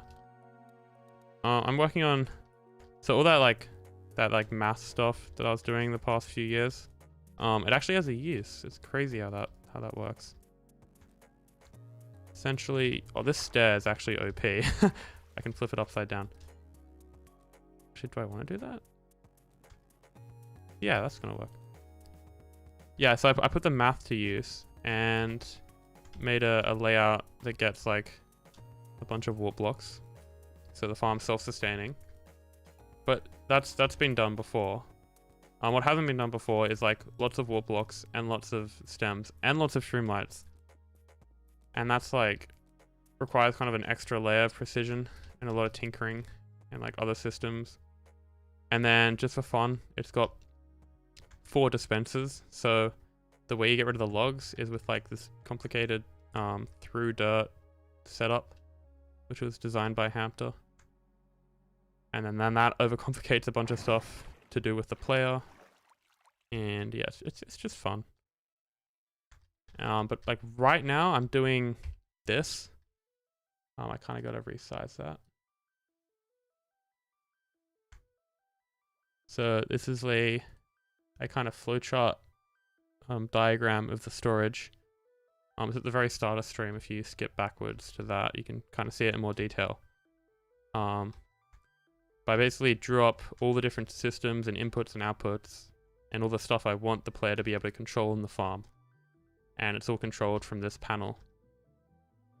And yeah, so it's like a fungus farm, you know, a storage to store all the items, a bunch of filters, and then lots of little bits of logic that just allow the player to fine-tune certain parts of the farm for what they're after.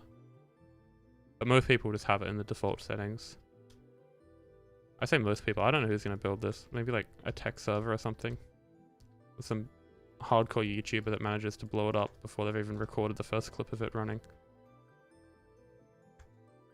Actually, why do I need it to be this tall? I could technically lower it. Oh, I know why. I want it to be tall so then, you know, when you're running the farm, you can kind of see it here. You can see all the items flow.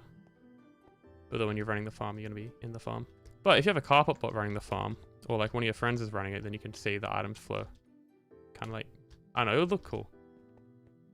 I'm using a painting, goddammit, in this farm, so aesthetics do play into it a little bit.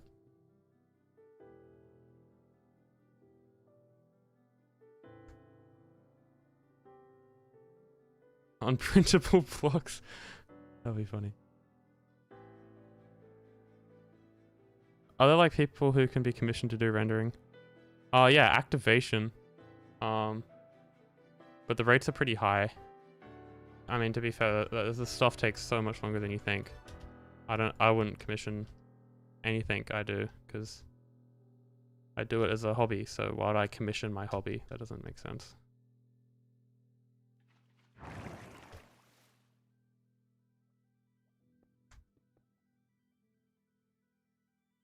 Okay, so yeah, we gotta wire this up. So I gotta get power to this fella. Ooh, that's kind of interesting. So we have hoppers either side, so we're gonna make sure we don't, you know, power them. So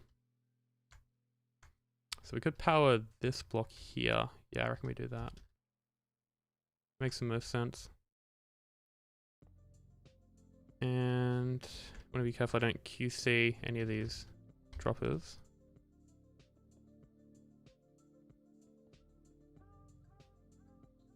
So we got to connect this. Okay, so I think I might make this go around here, just to give myself some more room. I'm currently not connecting this because I don't want, I haven't fully wired this up yet, so I don't want some weird activation to like mess up some logic or whatever. Because in that way I can kind of bring this around like this.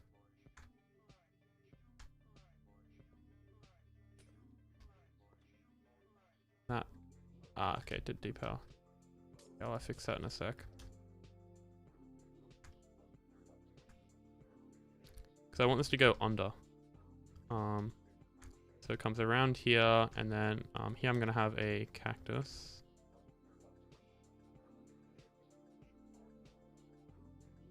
But yo, Andre, how is your printer coming along? The cactus farm printer? Because I got I think 3 cacti in this farm. There's like one there, and then you know, one here, I guess. So if you do want to build this farm, you would need ideally a pretty solid cactus farm.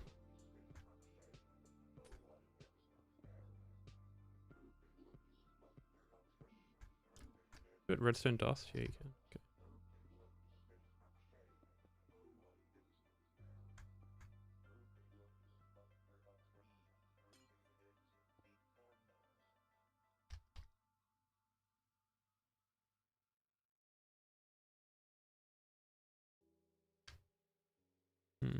It might go like that.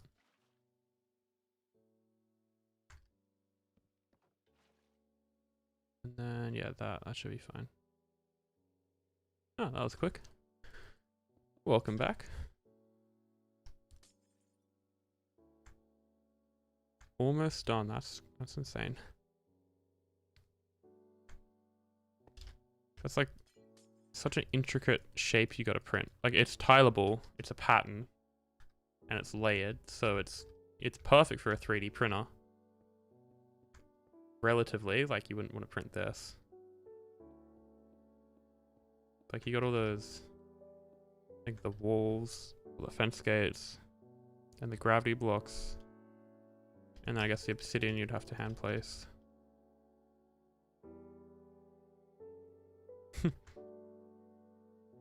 You could, but Ev, that would have a lot of like item entities then, if you don't collect it properly.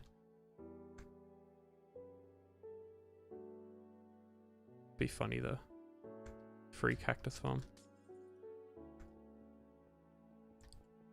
The issue is though, that's like another thing I'd have to add to the rates table of this farm. Okay, I think this is 2 blocks too short. Oh wow, I was way off. Like that.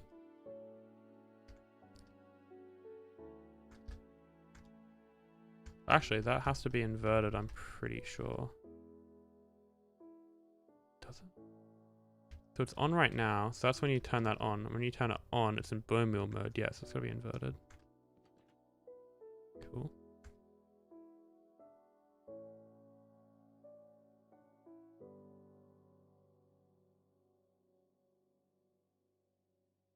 Okay, we can have a redstone there.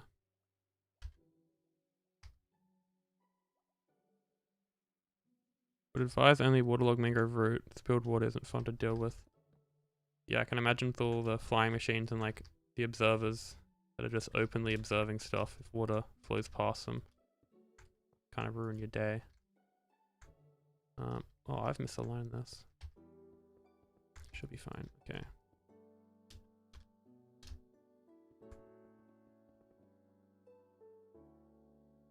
Very nice.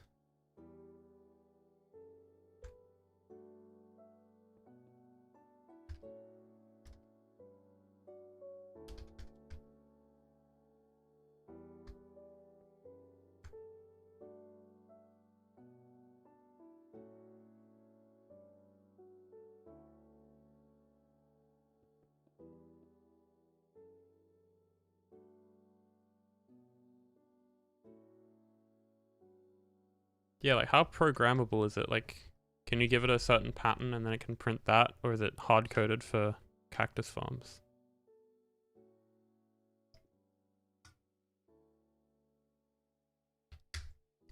Like if I wanted to make a massive sugarcane or chorus farm or any of the plant-based farms that just get tiled a bunch.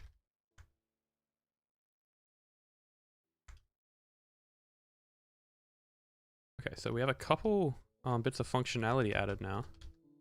So currently, we're getting bone meal extra, which should mean that that's closed, yep. And then if we change our minds and we want the warp blocks,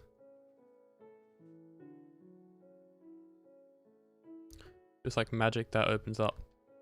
And interestingly enough, oh, actually, what do I want to do here? Yeah. I'm trying to think, because if I want to... Let me check the flowchart. Because we have excess bone meal, right? And if I send... This is the excess. If I combine the excess with what we've already composted, then it's kind of all just going to get sent to one spot, which is these box loaders. And these box loaders, they send their boxes up here. And then that makes sure that the funky farm's always full. And then any leftover boxes get sent into the farm itself, and they get stored in this chest silo. But what I want to happen is the excess bone meal goes over the fungi farm, comes in here, fills up this, and then the remainder after that has to be stored in this chest, which means it has to come all the way up here. But then you kind of have to calculate somehow the excess bone meal, which is what we've already done. So I think I might separate this out for now, so it goes somewhere different. Probably do a box loader or something. Yeah, I might play with that idea, because I have the chart up at the moment, so I'm just having a look at it. I have, if you look at the center of the screen, where that really small brown rectangle is, it's got a line that points to the storage where bone meal is. So I'm pretty sure I might just, send this to a box loader of its own. So what we need is a 1x box loader, so I might just do a sign here.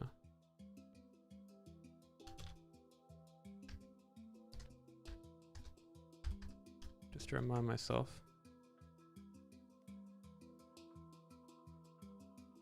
Okay, cool.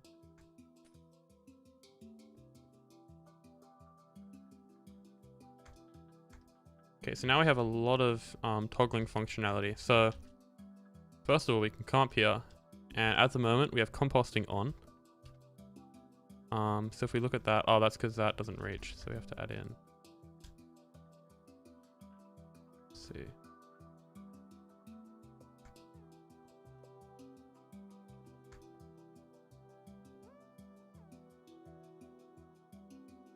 There we go. Okay, so yeah, composting is on. So the items get sucked down here. I mean, I could actually open and close this as well, but the trapdoor is already sufficient. So yeah, wall blocks come down here, and then they go up, get aligned by these leaves, and then like 99% of them get composted. And then at the moment, because we have the trapdoor open, it means we're keeping the excess wall blocks. So they get down here, across, over. And if I got this set up properly, yep. And they get bubble columned up twice. So they get sent all the way up to here, and then we got to add in these filters, which is like one of the last steps.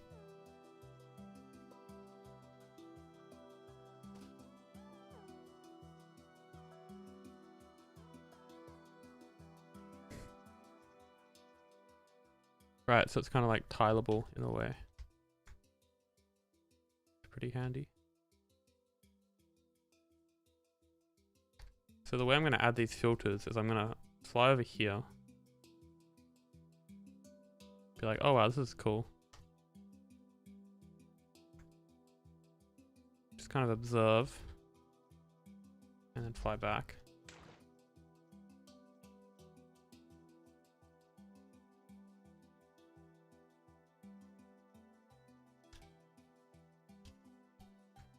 I think I might... I was going to world edit it, but I'm going to have to rotate it and then align it, and that's a lot of effort. So I'm just going to go here. I should have one already. Yeah, this crap. Okay.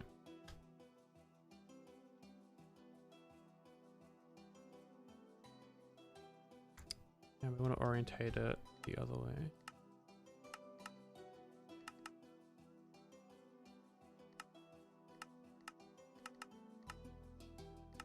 That? Yeah, okay. And yeah, we need to align the items so we can go.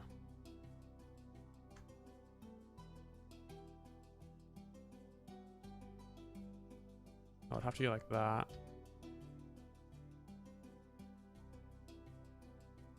Yeah, that's fine.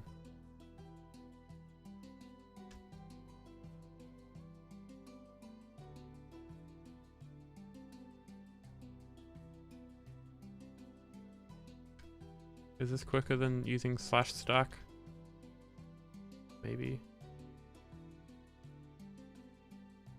Ah, crap, I lost track of where I'd split the item stream. Oh well.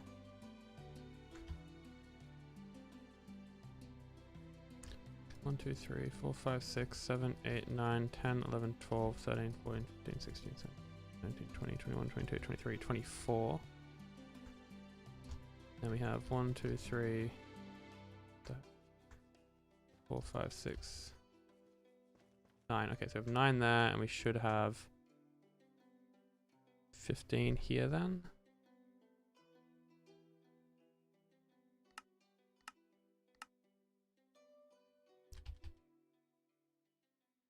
If this fits, oh my god. Yeah, I realized I filled one.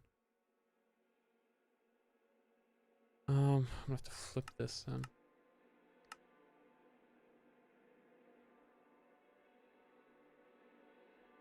Okay.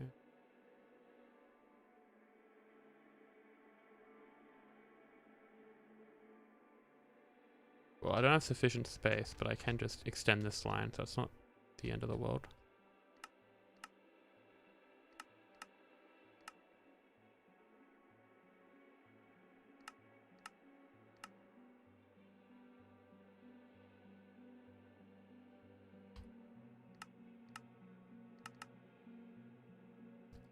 Nearly.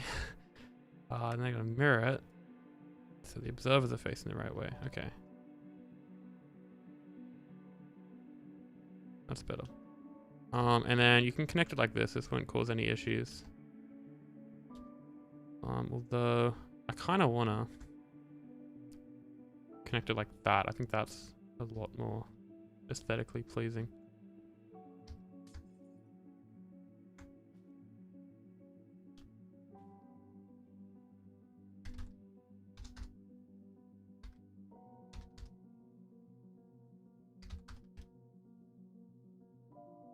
Yeah, do that and then paste it in.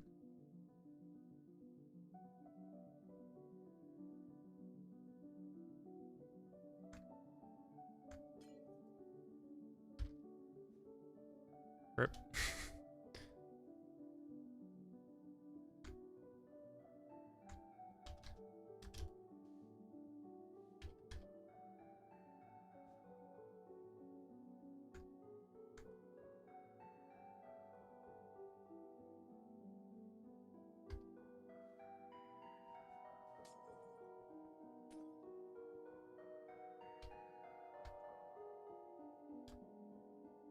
Okay, and then which way do we want to align the items? So they come in.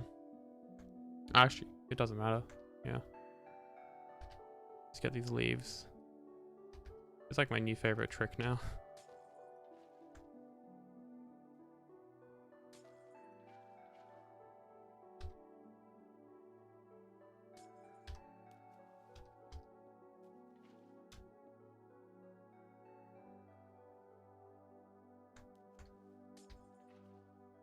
So now if I have items on the complete opposite side, they get aligned just like that.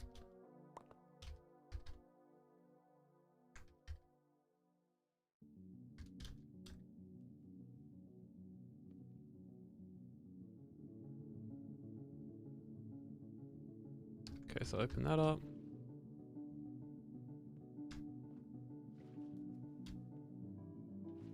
Oh.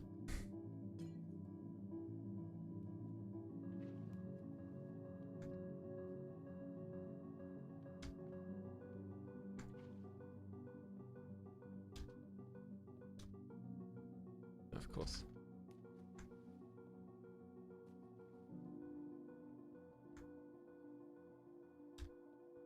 The string on the cactus.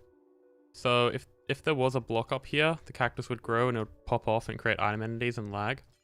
But in this case, because there isn't, it's purely an aesthetic thing. Like that's just kind of ugly having that there. And also, I guess when you first build the farm, if you don't have the string on top, it would grow once and then grow twice and create a bit of initial lag. It also makes the farm a little bit more expensive as well, so it's kind of a big plus in reducing accessibility by having that one string there. Something people take for granted these days.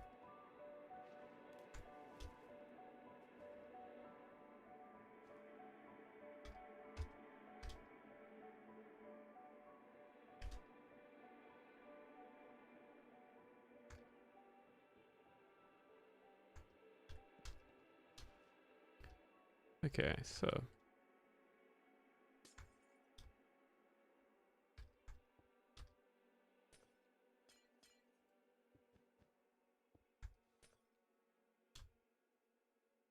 that looks good. Just double check it's the same amount of loaders. So we got We got 8 there. Oh, I think that should be 9. Actually, no, that's right, that's right. We got 8 there, we got 3 there, which means we should have 5 here, which we do. Yeah, 15 divided by 3 is 5. Okay, cool.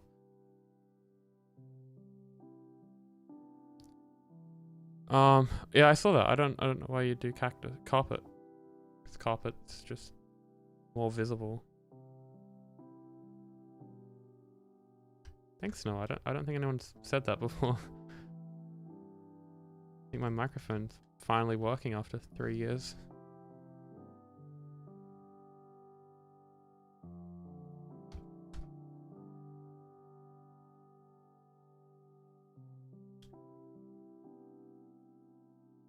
Oh, it's not aligned.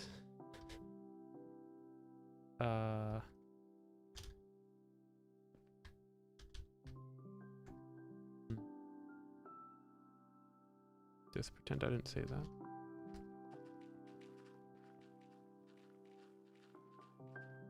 Okay, there's quite a bit going on here. So we also gotta link up all these item streams, and we gotta do it in a very specific way.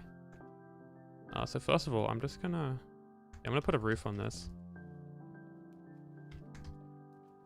Just so if somehow some item pops off, or if a player, for example, dies, and the items go everywhere, the items won't go into the water streams and clog up the filters. Or I mean, they shouldn't clog up the filters. It's actually to protect the player's items, because the items will just flow across here and then go into that fella. But for example, in say the composting array, if a player was to die and the items went in here, then it would fill up in here and they would just get stuck. So I could do this. Let's try and guess this. 31. Bit short.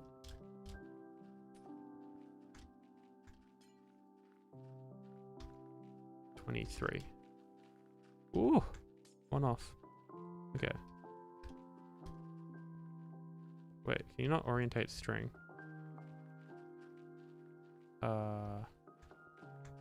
That's crazy. Whoa, whoa. Even when you do that, it's not like Rails. Okay. Didn't know that. Yeah, so here's the string would be really useful, because otherwise you'll just keep farming cacti, which isn't what you want. Some of the time. I mean, you know, cactus farms do exist, but it's not really appropriate in this scenario.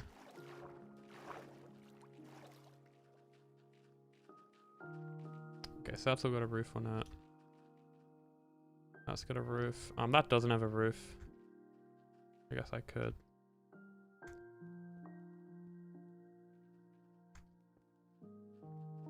Doesn't matter too much here because this is very far away from where the player would be.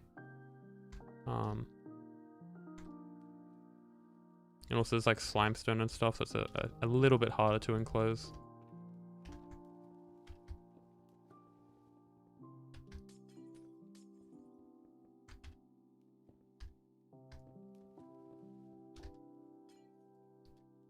Okay, so that's looking all right.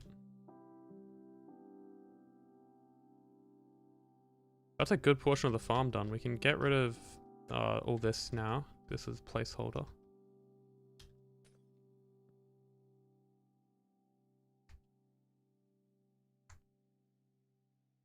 don't want to get rid of too much.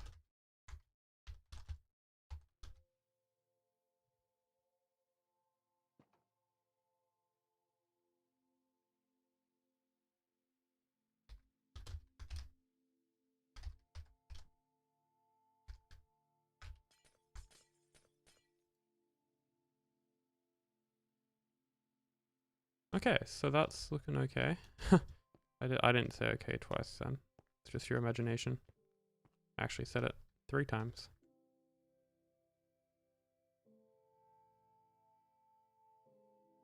It's nice having most of it all connected now. We have a couple things to figure out. So we have to get a box loader there, but that would require me to go on Discord and find a schematic for a box loader, which I don't feel like doing on a live stream.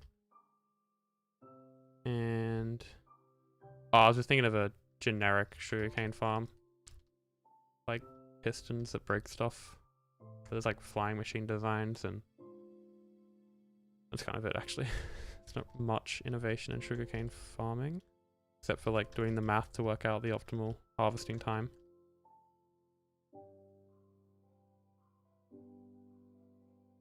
So what's left to wire up here? This is a completely separate circuit, which I got to figure out.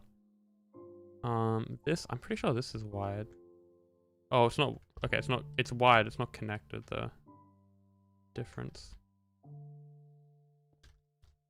So I have to connect that to this log.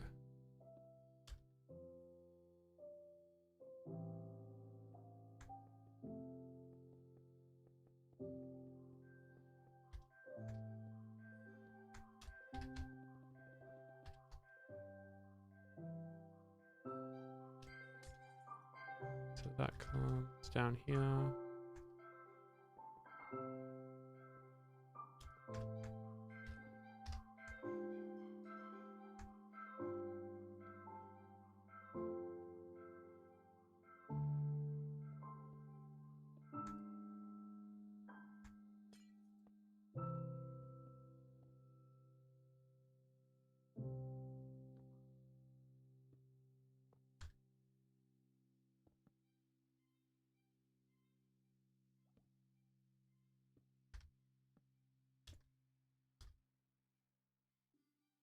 Okay, so now that can toggle that on and off.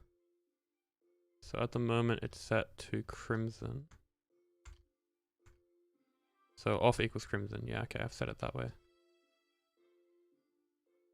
Oh yeah, there's a bit of logic here. So because crimson fungi, it's a bit less efficient than warped. One single module isn't enough to provide for the farm, so you actually have to have 2. But with warped, you only need 1. So there's this wiring here, which comes up, and because this is the ultimate fungus farm, it can vary the amount of modules that run depending on the input signal. So I modified it. So there's only, because there's only 2 cores. Normally there's 15.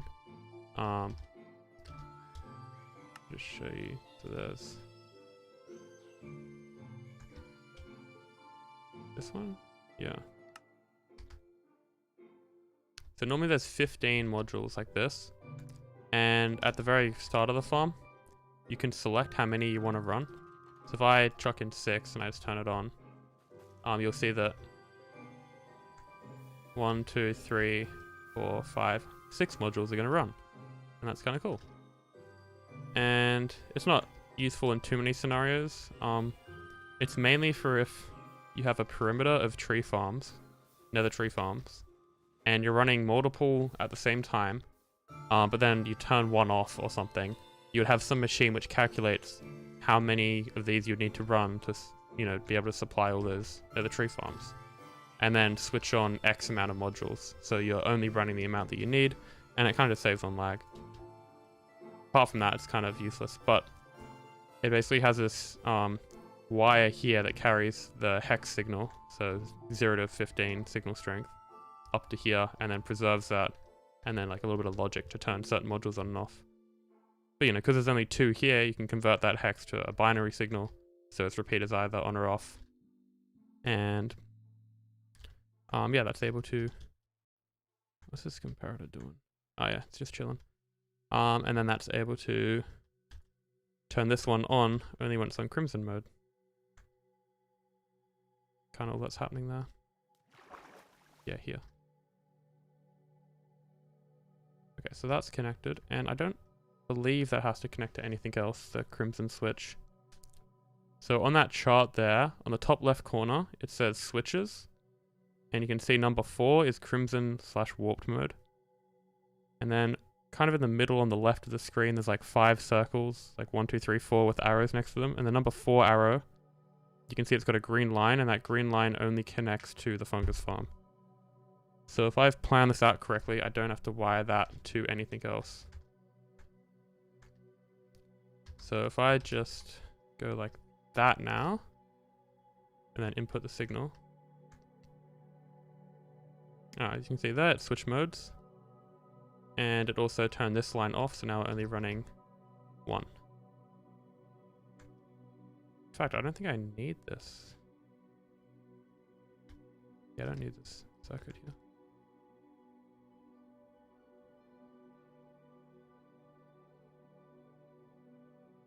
Which means I can simplify that a bit. Cool, okay. I think I knocked that cart before. If you're flying around, even with creative no clip, you can stop carts. Even though I can go through blocks. I think it's like an entity or something. So I have to put that back.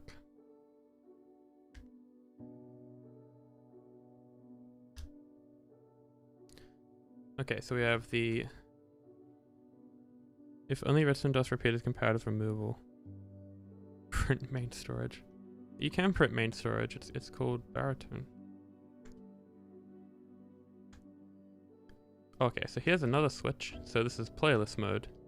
And this... Yeah, I know, right? He would run into that so many times. My god. That stuff he does with carts. Yeah. I don't know why it hasn't been fixed. But anyway. I've done 1 pull release or 2 pull releases on carpet. And the first one took like months to get approved.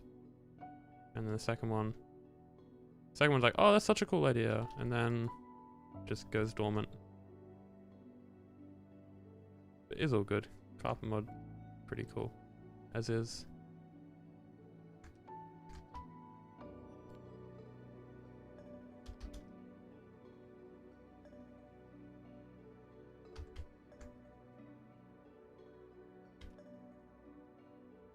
Okay, so what I'm doing here is I'm making some space because this lost input.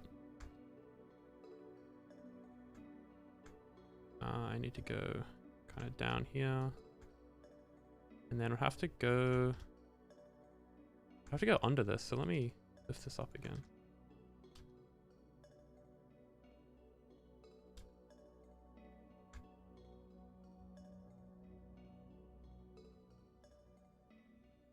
Yeah, probably like here.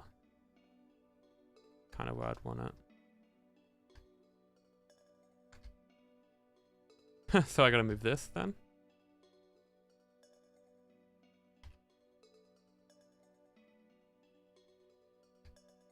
Then I need to move this back a bit.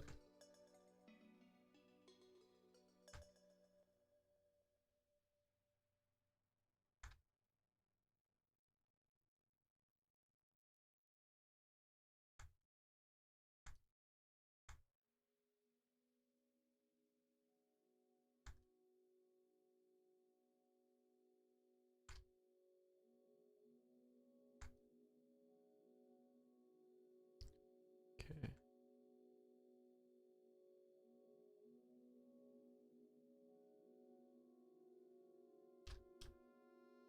That's okay. I haven't put the filters in for any of this yet, so I'm gonna reset everything and then do something off stream where I just put all the items in properly. This definitely won't work. I gotta go. Yeah, probably be easy to go around this way.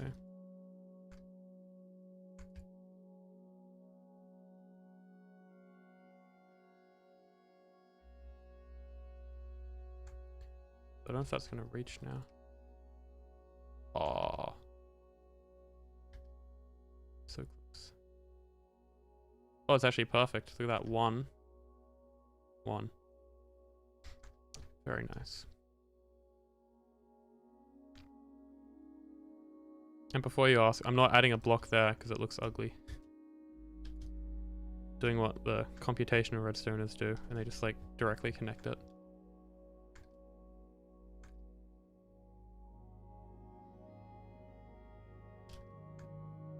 Okay, so yeah, then this comes down.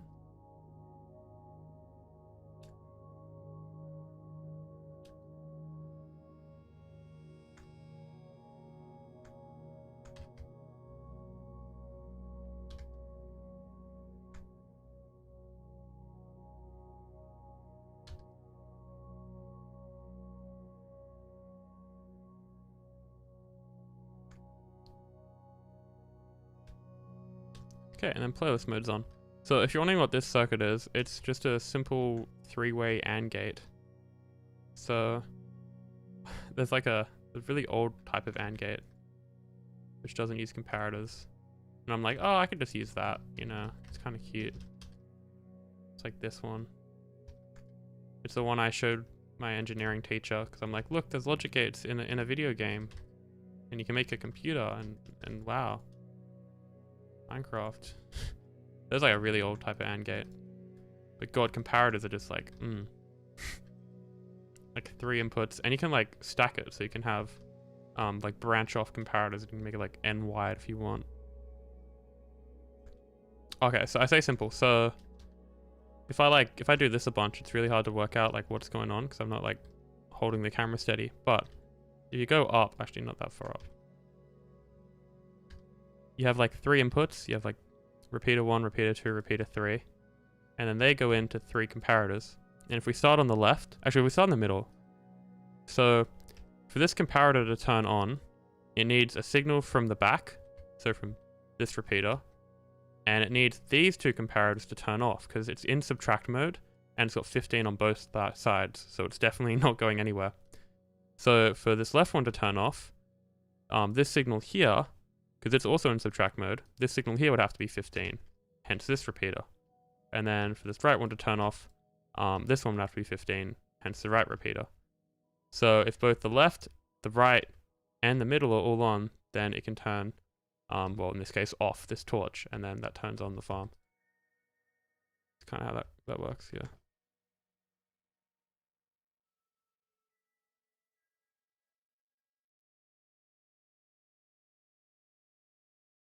Oh yeah, can, yeah. You just kind of haven't done it in a while. But instead of collecting the inputs here, you would like collect them here, I think. Do something like this. So if you want this lamp to turn on, you'd need 1, 2, and 3 all on. Although of course that's gonna flash because the way I wired it.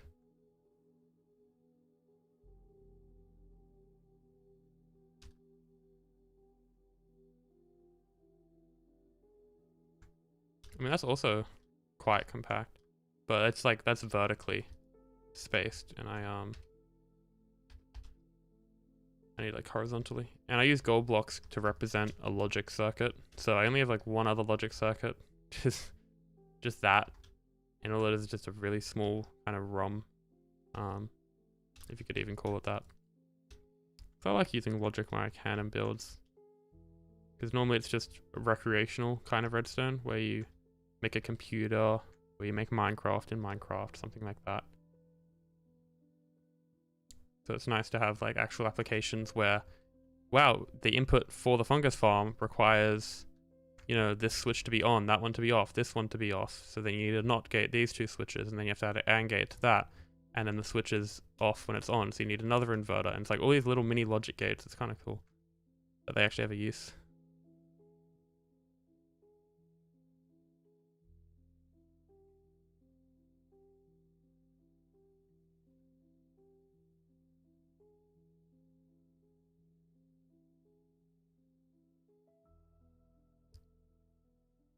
Yeah. I mean, there's a lot of different ways to make logic gates. Then you have the stateless ones with like observers. But they require you to like sync up the inputs, which isn't really possible with this. Okay, so we got player full mode is when it's up. So that means that's off right now.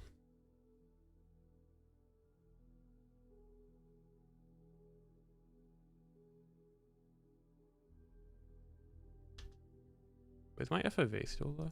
No. Okay.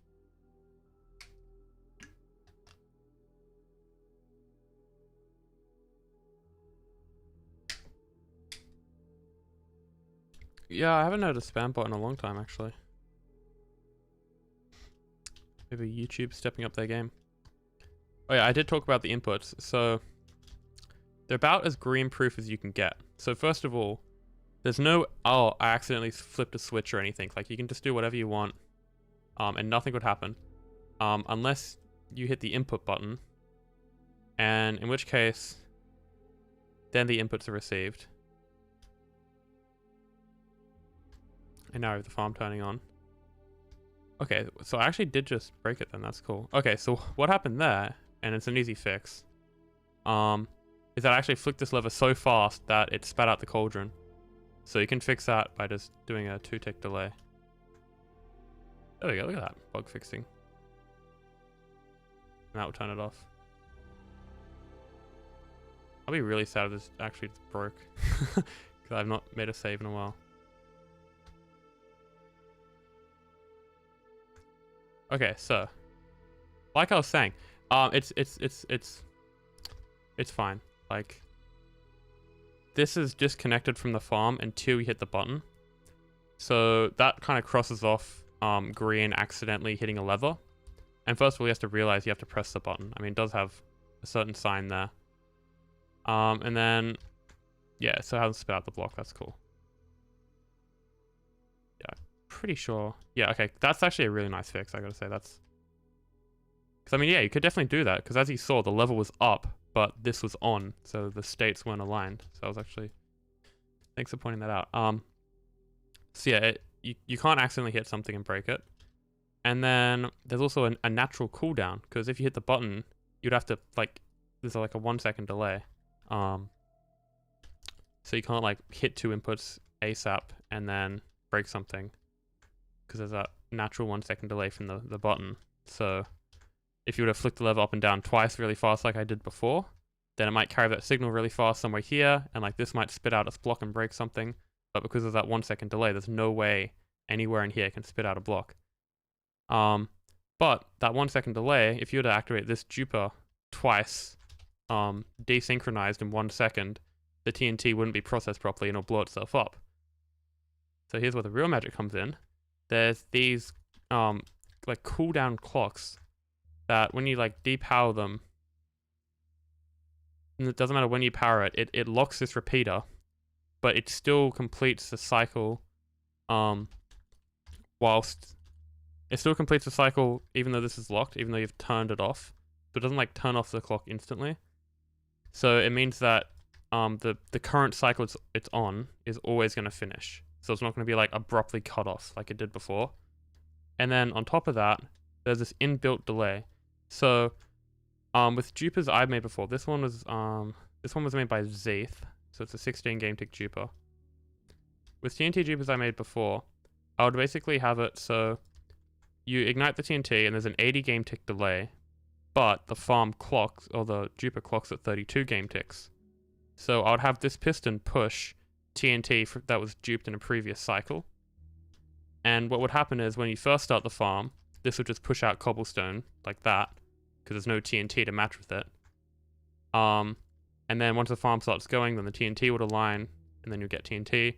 But then when you turn the farm off, this piston would turn off first, but the TNT duper would still be duping this TNT. So what I'll do is I'll create like a little vat of water for the TNT to just like sit in. That's water. And the TNT will blow up in the water and it'll be fine.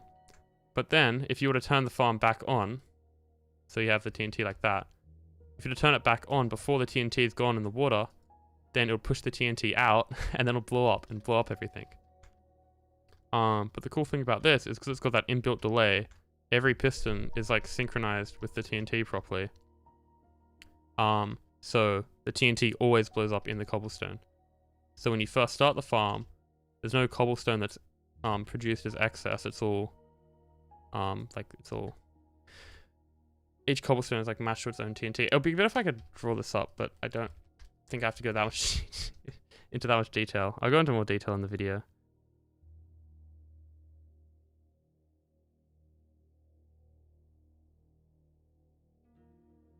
I've seen way better self-sustaining. Okay, name them.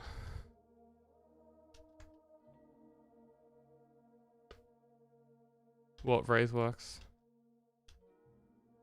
Also, it's not even science, it's just logic talk, which is a branch of maths.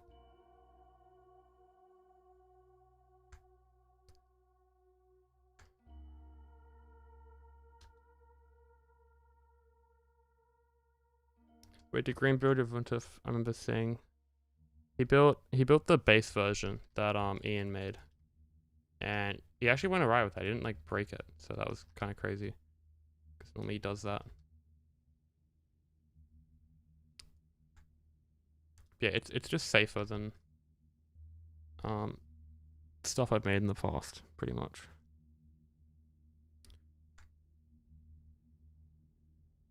Okay, so what other science stuff can we do to bore people in chat? Kind of it, sadly.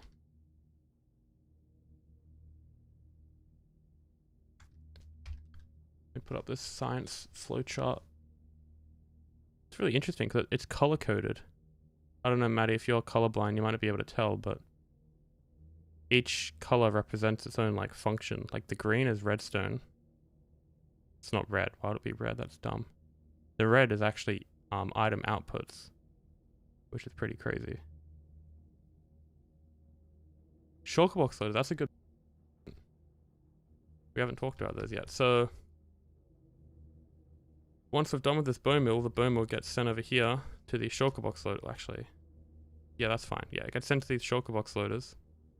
And I actually haven't wired this up yet, so should probably do that. Thanks for reminding me of Ocean. So we can wire that up to the main on-off switch. So if you know what a switch is, it's either a 1 or a 0. So those are pretty big numbers. So Maddie, if that does put you to sleep because it's too complicated, just warning you now. So we take this on-off signal, so 0 or 1, for those mathematically minded. And then we can kind of, there's not much space here. We could maybe take it from down here.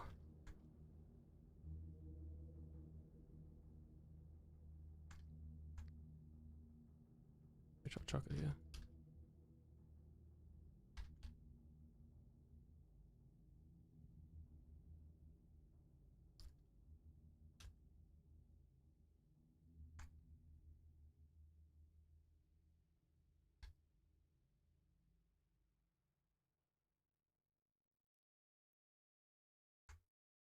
Still waiting for them to name a better self-sustaining nether tree farm.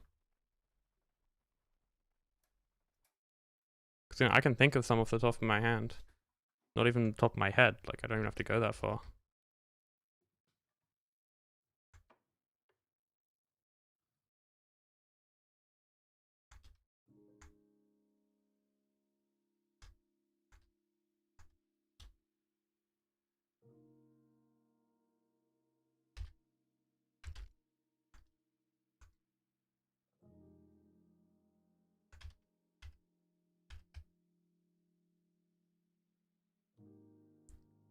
Okay, we're gonna go all the way over there.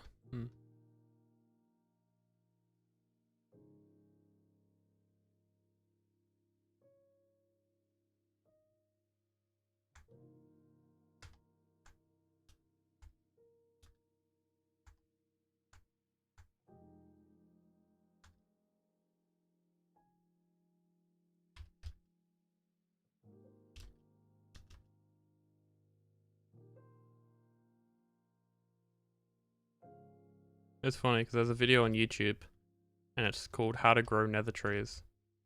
And it's got an amount of views. It's got a lot more than you think it would have, and it's literally just like someone doing exactly what you described. And it was released, I don't know, like as 1.16 came out. I guess it got a burst of popularity from that. I just realized this fits here, so I can wire that a bit cleaner.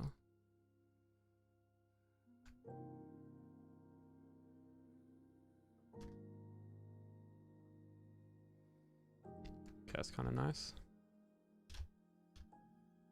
There we go. So now that's always going to run whenever the farm's on. So we can get rid of that.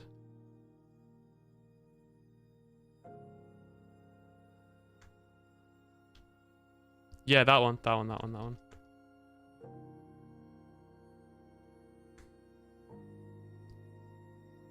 I think so.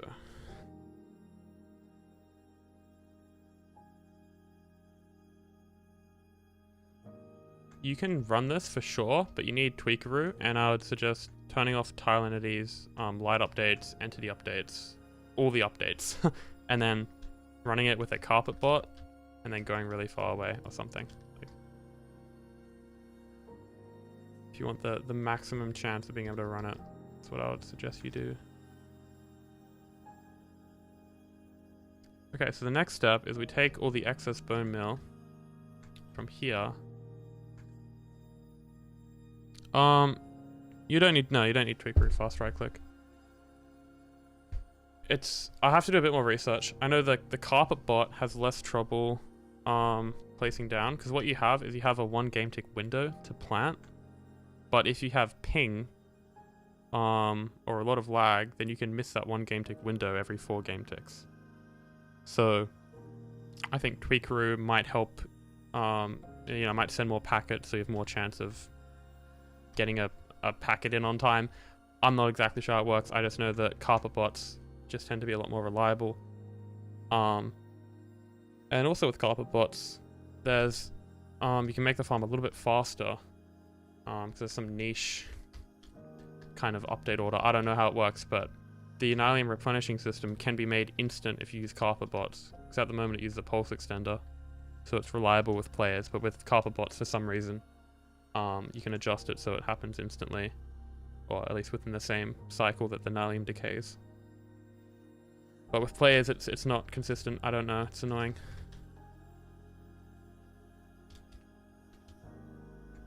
So I'll make a slightly different version for if you're just going to use carpet bots, and that way, everyone wins. Because the people with carpet bots get the extra speed, and the people who don't have carpet bots get the reliable version for their environment.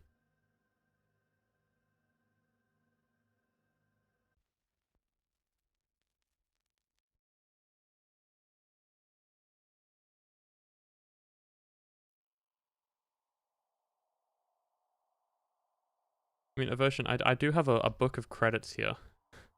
So, if you find a couple other fixes like that, you could make your way into it. But this is mainly for just crediting, like, physical parts that I used from other people, rather than, like, troubleshooting stuff.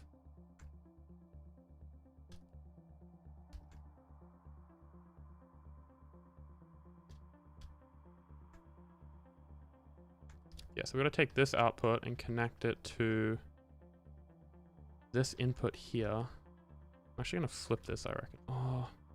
No, okay, I said that and I immediately take it back, because in its current position, the player can input boxes here. But it's more convenient if I have the input for the automatic system over here. But what I can do, I guess.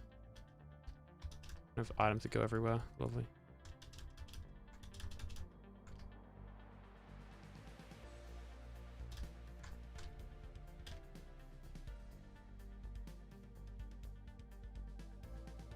I mean, it's going to be a bit scuffed, but I can just have the hoppers loop all the way around.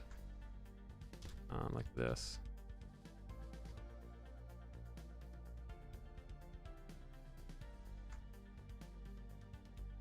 I have to rewire this a little bit.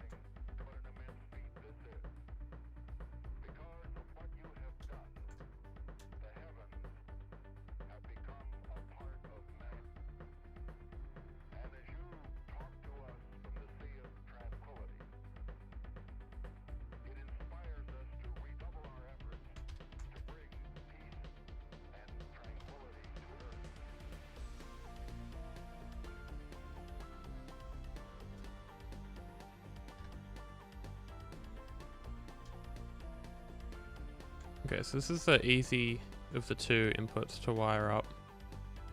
Because all we're doing here is we're taking all the shulker boxes of bone meal. So all the bone meal is stored and packed there. It's all loaded there, I should say. And then it runs across this. So if this is ever empty, then it'll just pick up a box. And then if it's full, then the box will go over it. So it's a naturally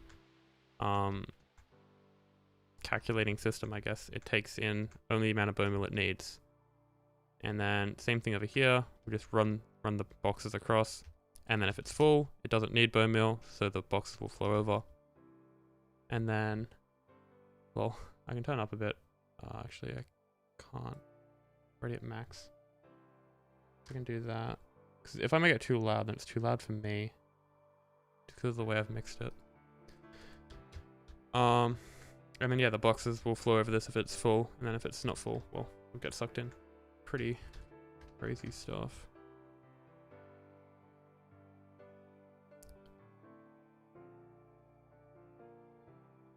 So we kind of need to preference... No, I don't think that matters. Yeah. Yeah, that should be fine. That goes here, and then I guess we have... Oh, that's meant to fill up. Because then excess will be here. So any excess bone meal is here. So we want to connect that to our box loader here, and then all that bone meal can get sent up here. Yeah, okay. Reasonable. I just realized these aren't connected. That's kind of cursed. Okay, I'm not gonna do that now. Yeah, so we gotta take that back over there. That's something I'll do later because I need the box loader. Now there is one thing which is gonna require a little bit of rewiring. It's a bit hard to explain. So the current system I have for distributing fungus is really, really precise. So on average, the farm uses about 15,500 fungus an hour. And I explained at the start of the stream that we have to give the player no more and no less than, you know, that number.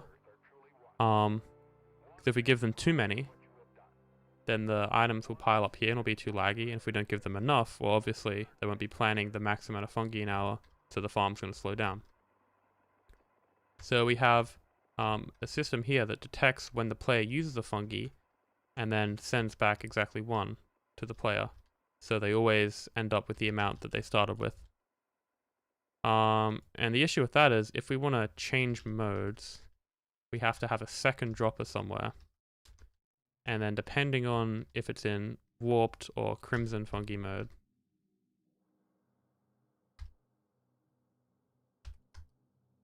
so it's just going to fill up for a sec. So depending on what mode it's in, we have to activate either that dropper or that dropper. So we've got to make a little logic system for that. But we also have to feed in both crimson and warped fungi to either dropper. And there isn't really space for that right now. So I'm going to have to take a kind of save point here. I can type. And then do a bit of rewiring. No, tones never matter unless you're making a note block music machine.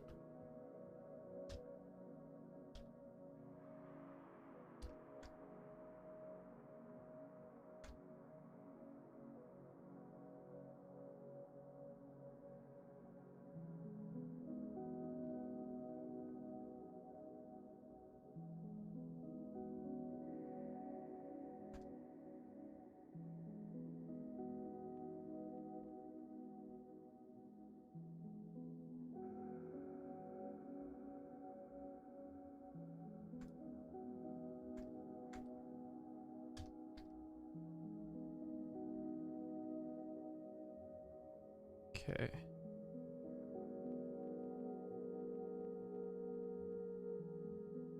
Just making sure I've got everything contained.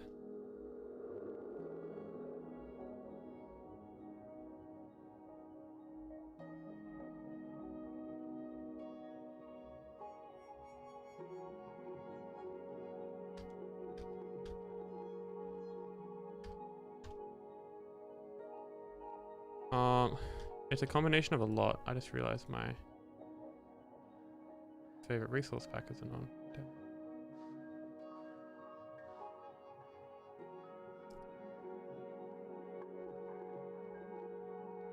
So we got borderless glass, a command block GUI pack which I made.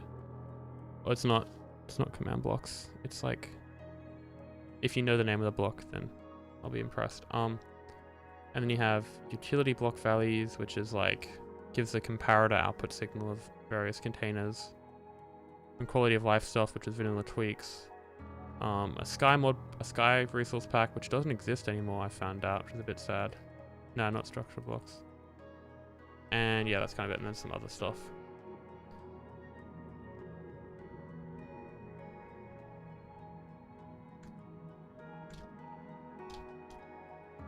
Okay, so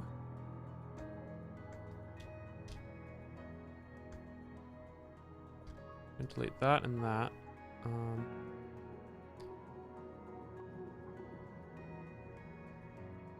I don't have them available, but there's like, this isn't too hard to make though.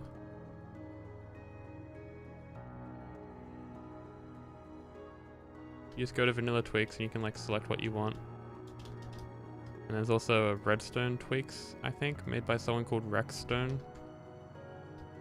You can look them up on YouTube. They got a video about it.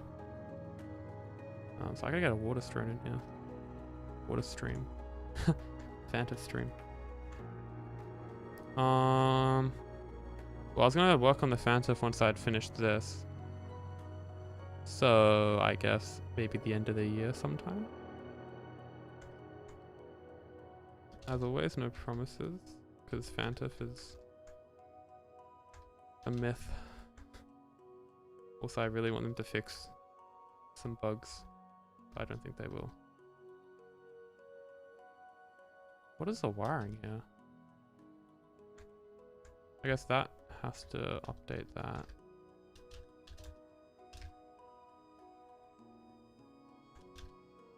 Okay, so let's lower this as much as possible.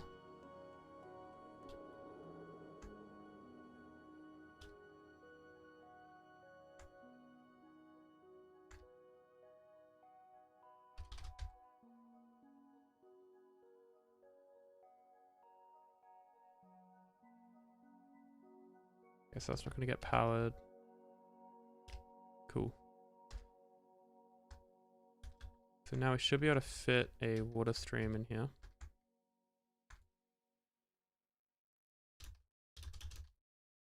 So it's very tight. We should be able to fit one going like across here. What is this connector? This is just a normal on-off switch. Yeah, okay. So that has to come from here.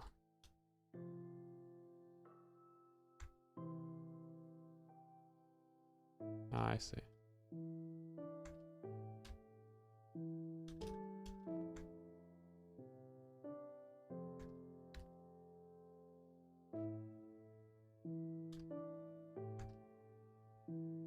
Okay, that's definitely going to be long enough.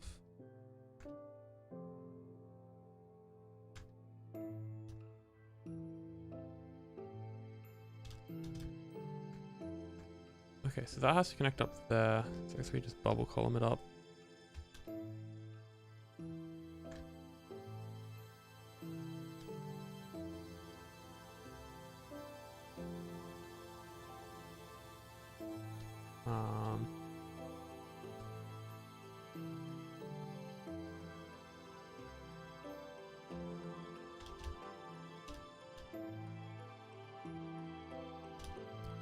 Bit of a hopper problem. That's fine.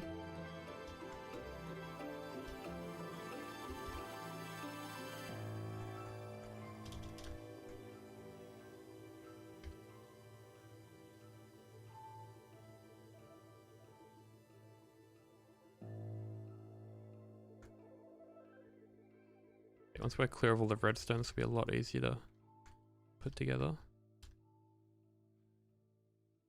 Okay, so at the moment I've kind of arbitrarily placed that over there.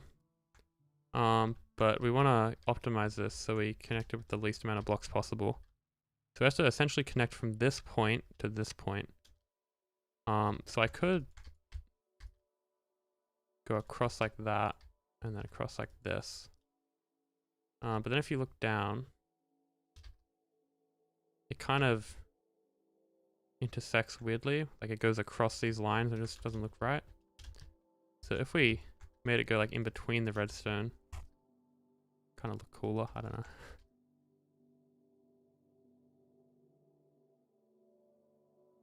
And then we line it up, it comes over here.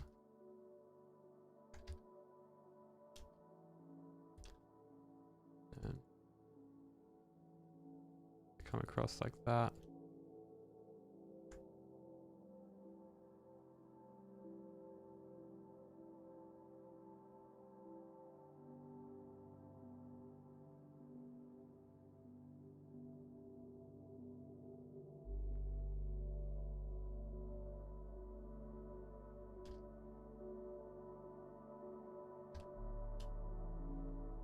Okay, then we don't need this entire top section pretty much.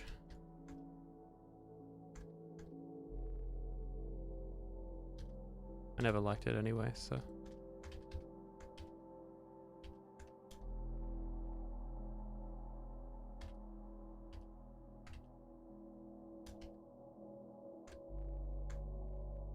Alright.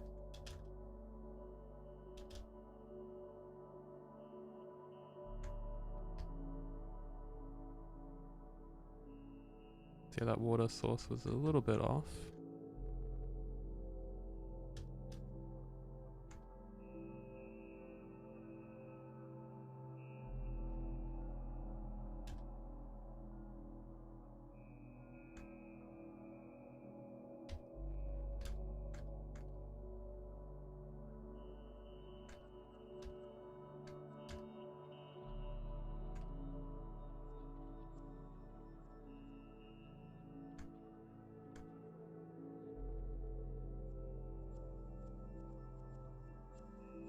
Yeah, it's carpet, liquid damage disabled.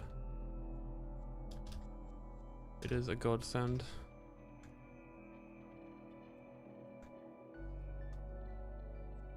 Okay, so we have the fungi directly connected. But this is where it is important to analyze the rates of the input compared to the requirements for the output.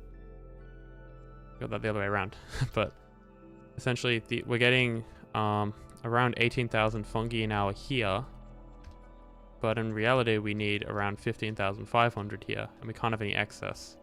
So I gotta make a system that stores the fungus in like a cache kind of sorts, and then it measures the fill level of the cache.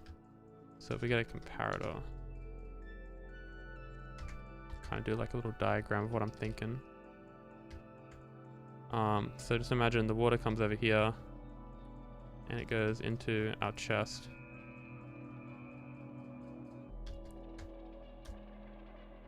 Like that. So we have fungus goes in, and then we have a dropper which then chucks it into the water stream, and then goes off to the player like that. And what we can do is, as the fungus comes in, we can dispense it using the signal that we get from the through dirt. So that way, this dropper only activates when the player uses the fungus. So we have the output correct. But then, so this doesn't clog and we don't produce too much fungus. Because remember, we can't waste any fungus, because reason number one is if we waste fungus, then the item entities are just going to be sitting around and causing lag. But also it costs like 0.4 bone meal to generate a fungus, right? And that bone meal's got to come from somewhere. It's got to come from there, and this farm doesn't make enough to supply 18,000 bone meal an hour. Well, it does, but I'd rather use that bone meal on something useful. So what we can do is we can measure how much fungi is in this cache. So when it does fill up, we can just come over here, and that's exactly what this is. It's measuring the fill level. So when the fill level is full, then this would turn on, and then that would actually turn off this AND gate, and so the farm would the fungus farm would stop producing fungus until this goes down again. And that's kind of the saga. There's a bit more nuance to it, but that's a way that you can kind of regulate the fungus. So on average, it produces only the amount that you're using. Because yeah, you can't like directly connect it.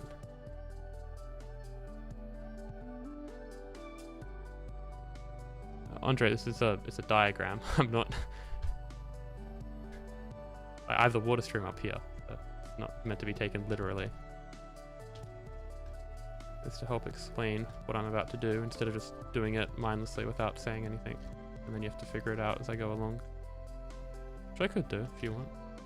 I don't have to speak. I'll just chill. Really weak. So yeah, for that we need to get a signal from inside the core, which could be a bit challenging.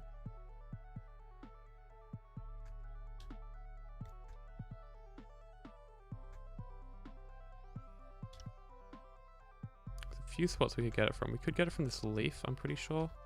Although it might activate twice. I think we could definitely get it from that. If I connect too much stuff, it could update. Oh, I know, we could definitely get it from here. Sorry, it's hard to get jokes, sarcasm through text. There'll be 2 fill levels. Yeah, because if it turned off as soon as it filled up, then the fungus level would immediately go down again, and it'll just be like flickering on and off.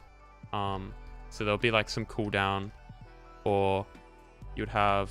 That's why I said there was more nuance to it. So you'd have a comparator. So when the signal reaches 15, then it turns off, and then when it goes down to say like 1 or 2, then it turns back on again. Would be the circuit, and that would be a little bit of computational redstone maybe. So that could be interesting. I have to design that. Yeah, I was trying to find a nice way to get a output signal, because this node block only activates once. And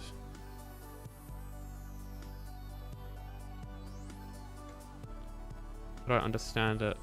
You kind of get into a rhythm, and you spend a lot of time working with it. So you kind of understand where everything is and what's what. It's like you walk into someone's bedroom and they have like clothes all over the floor, and you're like, what do you mean? That's just a bunch of dirty clothes. That should be in a washing basket. But it's like, no, that's Tuesday's over there, Monday's over there. I have that for the club. And they just know where everything is, even though to anyone walking into the room for the first time, it just looks like a clusterfuck. Like this is still an absolute mess, but I kind of know roughly what everything's doing. This is why I'm flying around now, because I know ways to get inputs from this. But I'm trying to find the best input. So this rail, I'm pretty sure this activates twice, so it flickers twice. So if I'm sending 2 signals from this, then I'm gonna have to, add a T flip-flop or something. And I mean, I could add a T flip-flop, but that's like extra lag, it's extra components. Or if I can find an input, say this note block, which only activates once, then I don't need that T flip-flop. But this note block is in a terrible position where I can't really get an output from it without affecting something else. Like if I did that, then that would now be powering these droppers. And then these droppers could be on cooldown, so when they get powered, they would stay powered. And so this would clog up, so I can't really do that. Because you might think I can just take the signal down like that.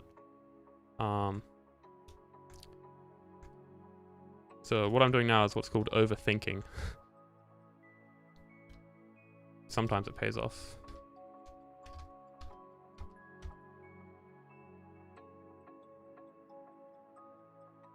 Yeah, if you want to build it, you do like Matica, layer by layer, and if there's any entities that are hard to place, ideally the farm tutorial explanation would have a little bit on how to place those. With this farm, there's no entities in it anywhere, except for the box unloaders. That's like the only spot, and they're very easy to place down.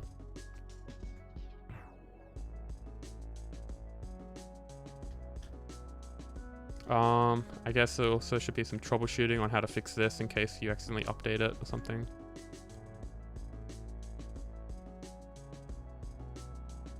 Yeah, so I'm thinking I'll just take an input from here.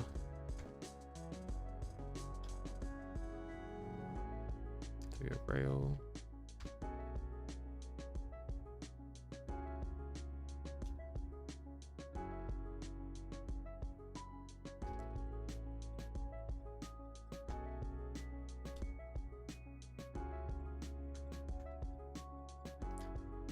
I definitely want to do a block by block tutorial for one of these big farms for like an April Fool's thing.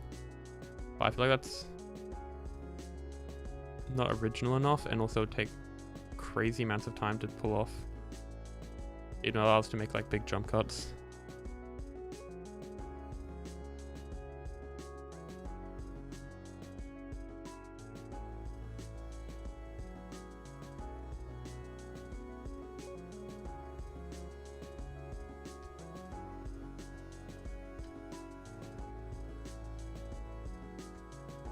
Okay.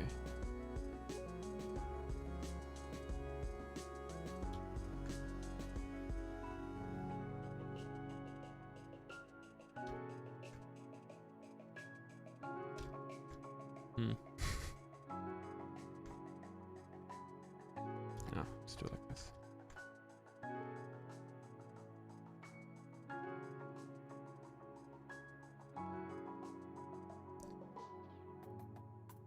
What do I have to connect this to? That's right, just a dropper.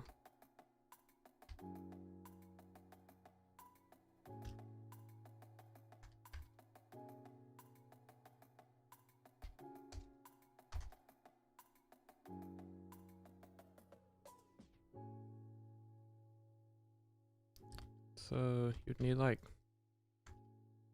2 hoppers.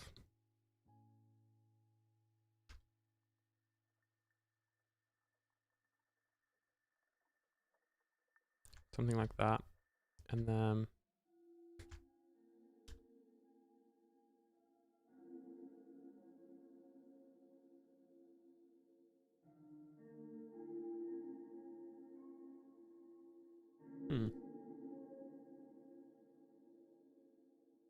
like, because then that's double speed, but that would get clogged, so that would be pushing.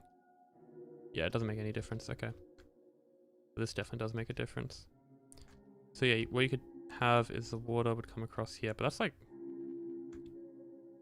kind of stacked. I wonder if you could just do it like get the output from the dropper itself, maybe.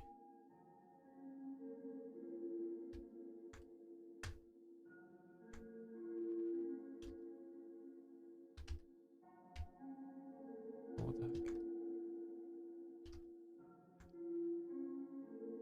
Also, this farm is going to be like 100 times harder to build without carpet mod on multiplayer servers. I mean, it's designed for like technical SMPs and people playing technically on their own, where they have as many client-side mods as possible. Like the hardness and complexity of these farms is just inherent to the design principles that you kind of give them. Like, you can't have a crazy fast farm that is really easy to build majority of the time. Like, Ian walks the line of like simple and fast, but if you want to get to that like top 1% speed, it's very unlikely you're gonna have something simple. Like, I mean, like witch RNG, if you know what that is, that's like an exception because it's like it just spawns in a bunch of witches every second, and in 1.12 that's really OP and doesn't require much effort. But then in that case, that's considered something that's cheaty and not many people do it. So it kind of naturally relegates itself from technical Minecraft. So yeah, you essentially never find like easy to build stuff. And I mean, that's kind of the premise of these farms, and it's why people build them, is because like they're fast, but they're also like a challenge to both design and build, and it's more of an achievement once you've built it. It's the reason why these hardcore videos, like I built every farm, it's like, great, that's really hard, like to just build them in survival and that many, and to structure them and plan it out and do all that work. It's part of the process.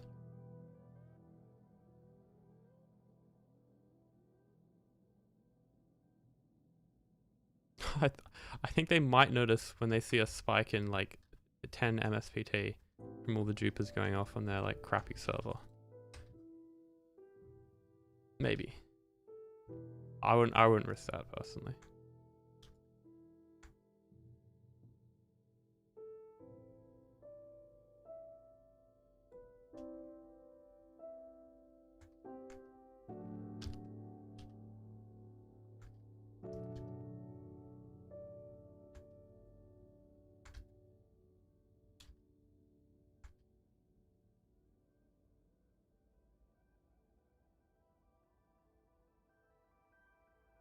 Okay.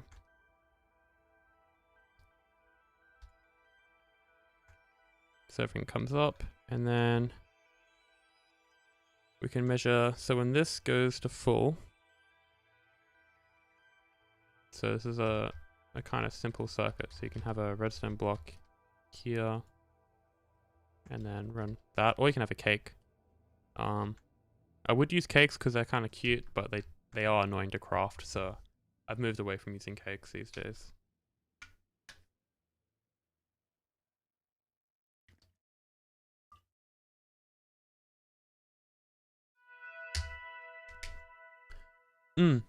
I mean, 5k chests just on the client would be pretty hard.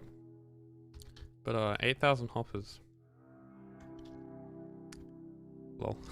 8,000 hoppers would be quite a lot as well to deal with. I wouldn't try to reduce that. Or there's some pretty good CPUs coming out these days, so you could just get a better PC. That's like the ultimate solution to lag.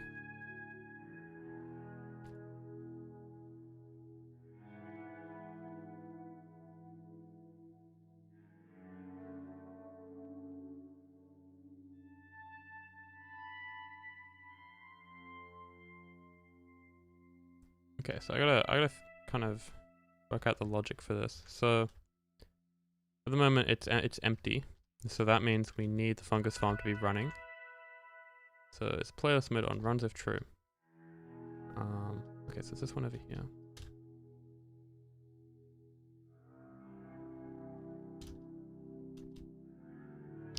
So we gotta supply a signal.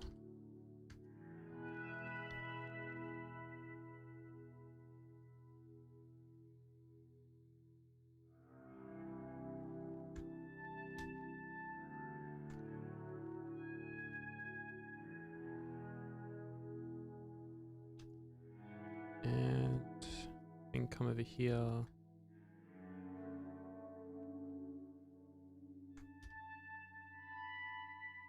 Here's something you can do. You can get like scaffolding.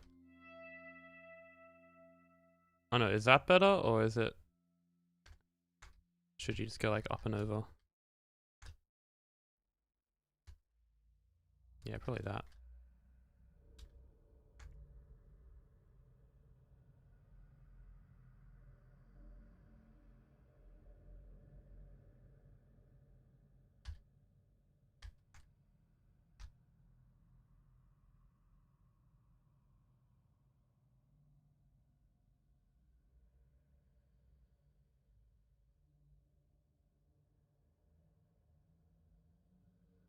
Okay. So right now there's no fungi, so the signal's off. Is fungus storage not full runs if true? So that means this is on, which means that's off. Need that now turns on, and that runs. It's playlist mode off, so say we want to put to playlist, and we go boom, hit the input, loads the input, and it should switch off, yes.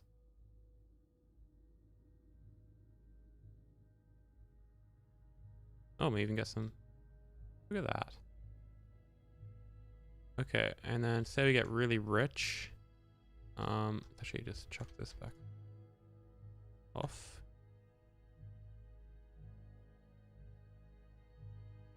That's interesting. Oh, I didn't hit the input button. Okay, so we unload our input, and that goes back on. And then say we run this for like a few years, and we get enough fungi that it fills up. Let's just watch it go.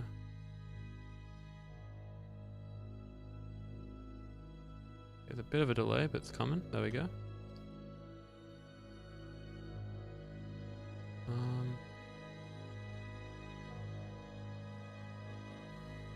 There we go, okay. Just gotta wait for the stacks of 64 to come in. So that's gonna come in, and then that will turn to 1. Oh, lol. Let's do that. And that should automatically turn it off. If the signal reaches, which it probably doesn't. Yep. Okay, and then it turns off.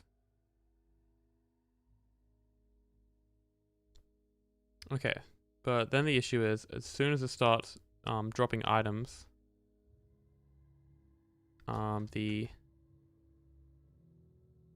whatchamacallit, it's just gonna flicker on and off basically, because if I just take this out, it'll turn on, and then as soon as it gets funky again, as you can see, it's gonna turn it back off again, and it's just gonna do that back and forth, back and forth.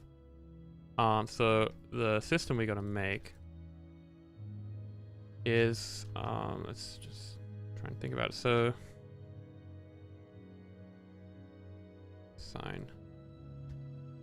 First of all, I can't be doing this straight away. Let me turn this off.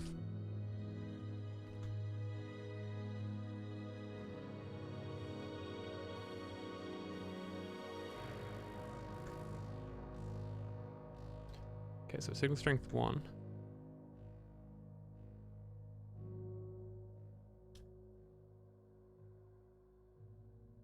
Or 15 now. So when this goes down to signal strength, yeah, normally I like trial and error the logic. So right here, because it's full, we have this signal to turn it off. Just have a repeater. And then if it goes below that, wow, that got a lot of funky, Jesus.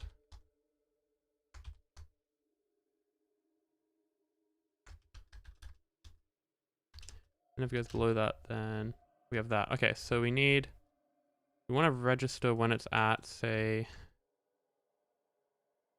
so 2 signal strength is 42 items, so we probably don't want that. We probably want about, I'd say 7. Yeah, 7's a good number. So when it gets to 7 signal strength, then we want to turn it back on. So we need, yeah, I think we might need another AND gate here.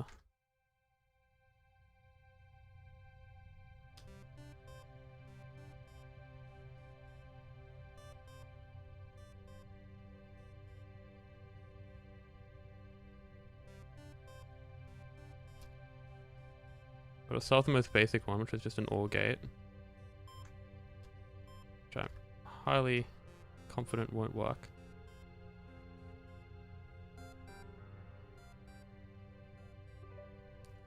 Okay, and then instead of turning this farm on and off every time, I'm just going to...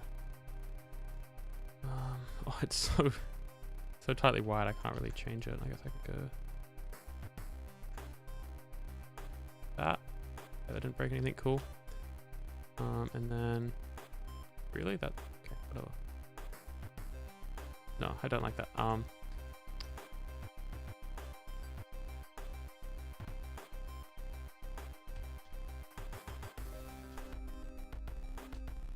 Yeah, I'll just have a lamp. So, currently the lamp's off, and then when it goes up to 15, it's still off. That's good. So it's full, and it's still too full, and now it's still too full, and still too full because that's going down to 1. So that's only going to turn back on when it's completely empty.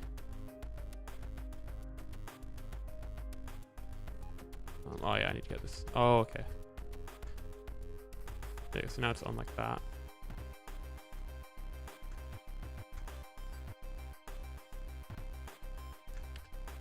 So as soon as we put any items in it, that'll turn it off. So that's not exactly what we want. We want it to only do that when it gets to 7 signal strength. So the way we can accomplish that is we go there, and then the comparator, and then we could do a barrel. with items, or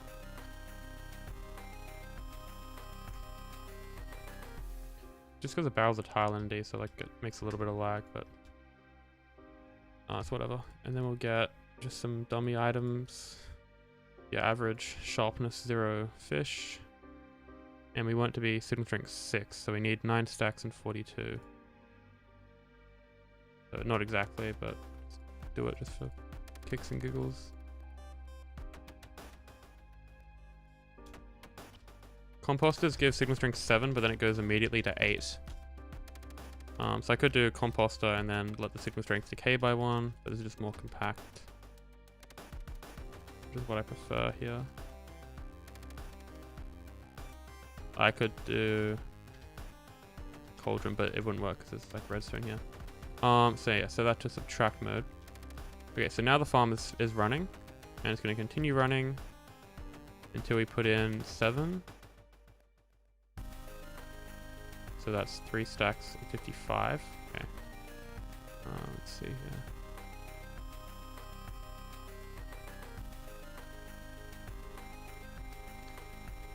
So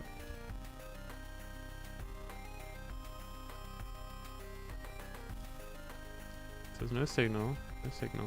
Then we get a signal. And then turns off. Okay, I don't know what was happening then.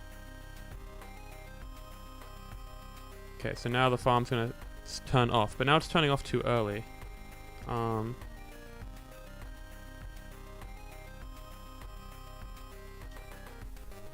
I did? Okay. Thanks for telling me.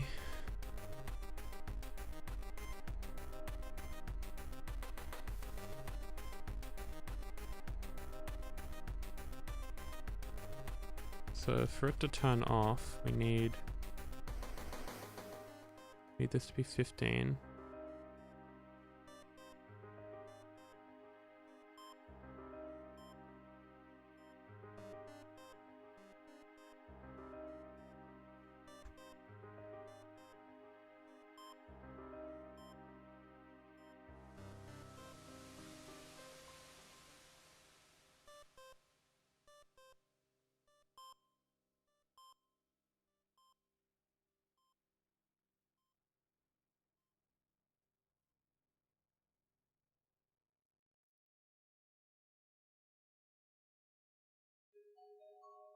Okay, so right now it's on. It's still on.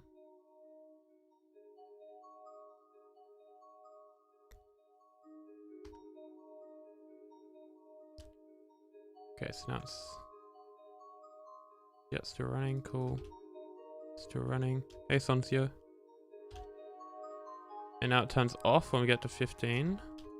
But I have a feeling it's just going to turn straight back on when we remove that. Yeah.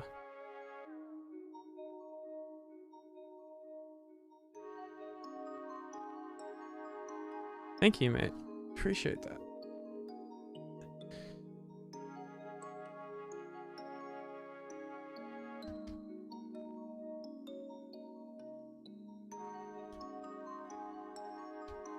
Okay, I'm gonna start really basic. I'm gonna make a circuit that turns it on and then one that turns it off. And then use AND gates, because it's like a falling edge weird thing. My brain doesn't go that far. There's a reason why I only make nether tree farms.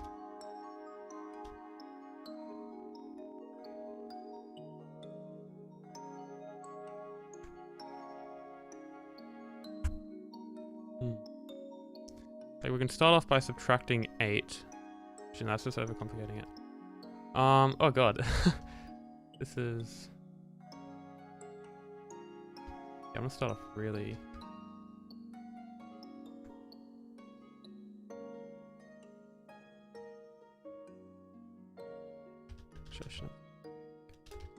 Don't I have barrels already? I have barrels that have signal strength. I'm so dumb. Okay, 7. 7.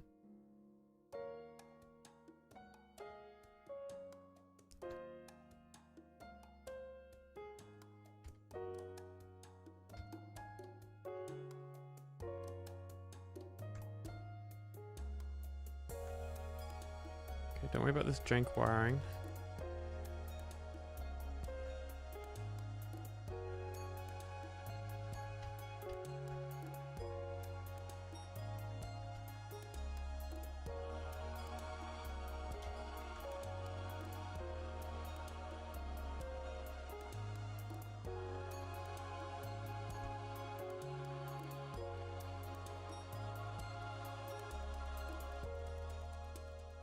Okay, so this is only going to activate this piston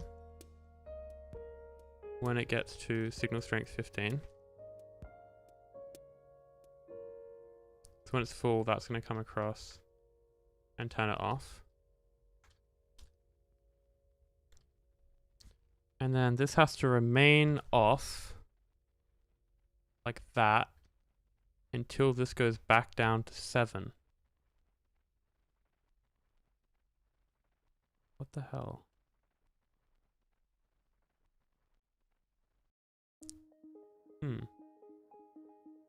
I think we need this signal to feed back in somehow. I'm pretty sure if I could open up Microsoft Paint and do the logic gate. Because I've my head right now is just mud. Trying to visualize this. Yeah, I'm doing the old guess and check approach. But I have a feeling we need to feed this back in somehow.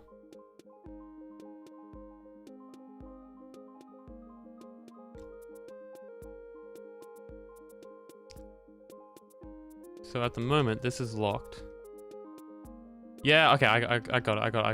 Okay, so when this gets to 15, what I was even trying to do. Yeah. I'll be able to explain that in like 5 minutes.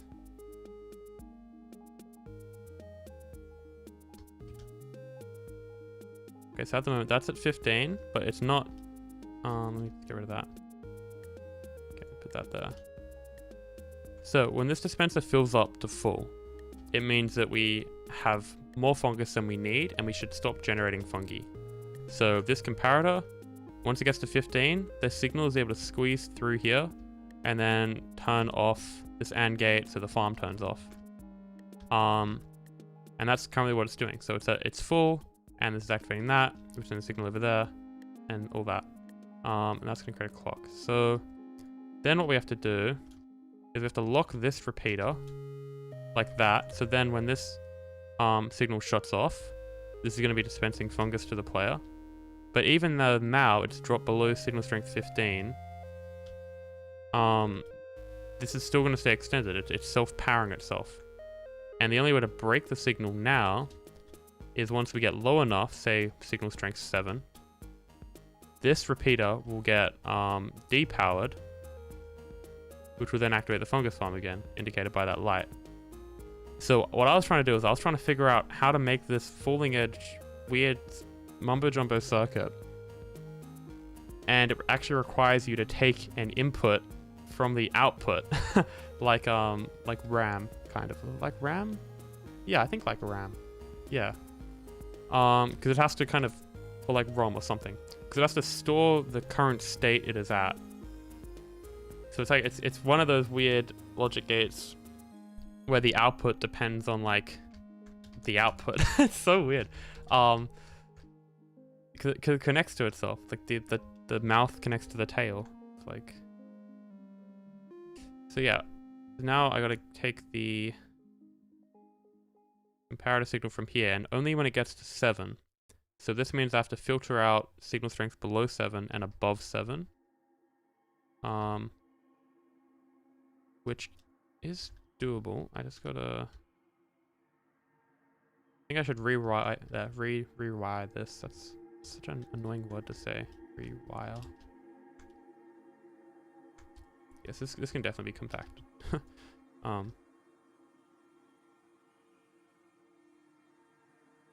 mean, right? So I want to put redstone dust there, but that's not gonna fit. I'll have to do it like this.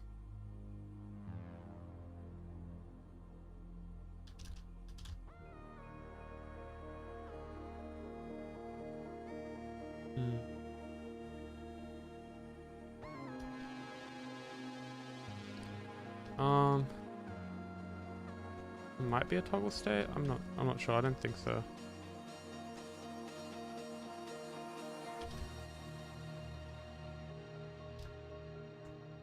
Because you couldn't break it like you can a toggle state.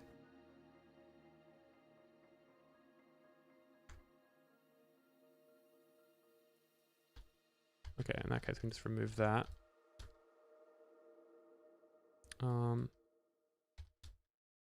That's subtracting straight away. Yeah, I don't want to do that. I need to split the signal so I can deal with them separately.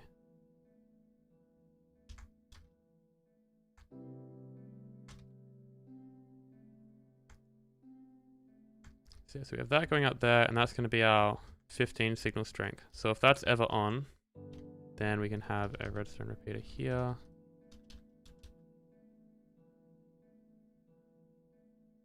And that can power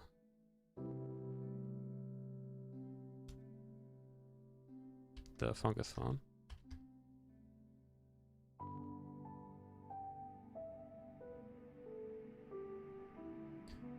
Yeah, I can power it like that. So just to double check, when that fills up, that turns off. Cool. And now it's turned off. We need to run a kind of just like loop around. So now it stays locked. I kind of want to do that from this side, so I'm gonna go.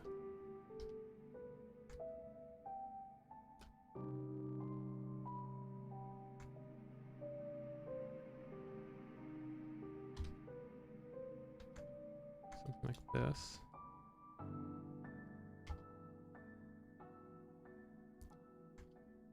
And I've left myself not enough space for this circuit. Because we need to... Yeah, okay, I'll do that a bit later, because this is a really flexible circuit.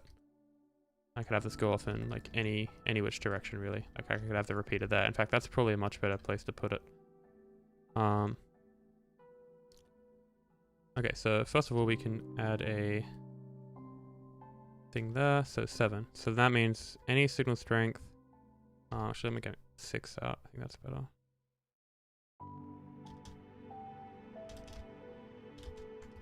So right now we got 9 because the input's 15, but if we go down to 7, which is 3 stacks and 55, we'll see nothing's being outputted. We had 1, nothing, nothing, boom, we got something.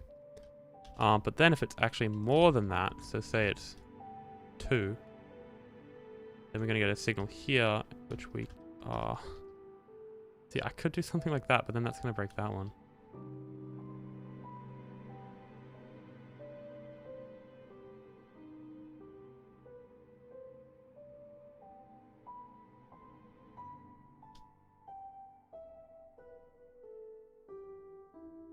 Yeah. Oh, it's so nice because like all the components are next to each other. It looks really pretty, but it's not practical. If I move this forward a block though, it would work. So we gotta go like that. Oh no, my redstone. I love that carpet feature.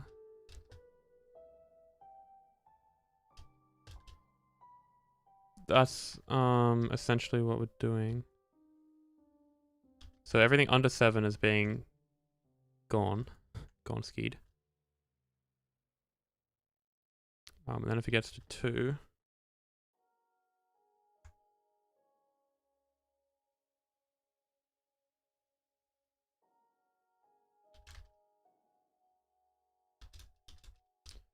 annoying me.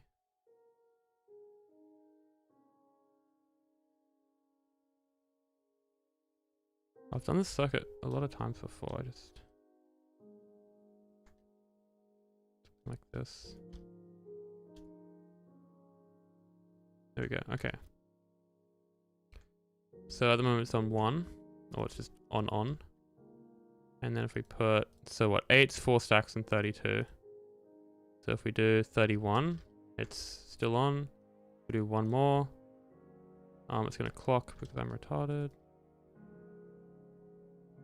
1 sec. Oh, okay, we need that to be.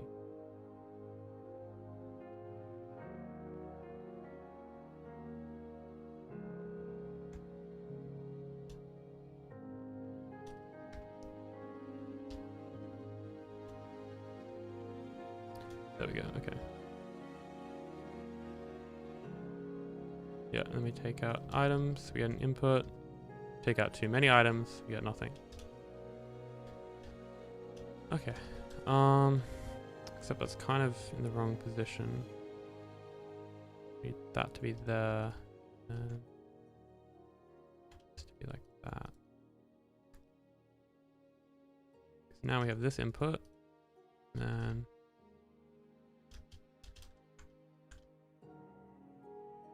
oh, that's actually come around nicely.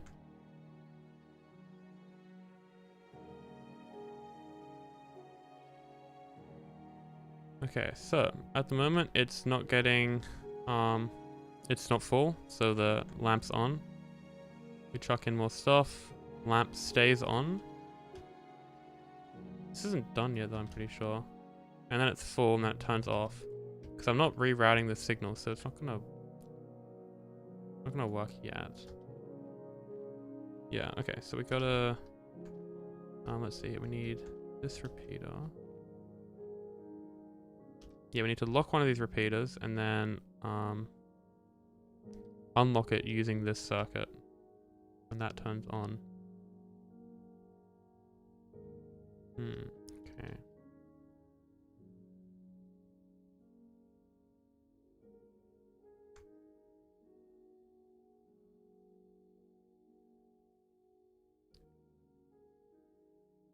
So that turns on, it locks. Then it stays on.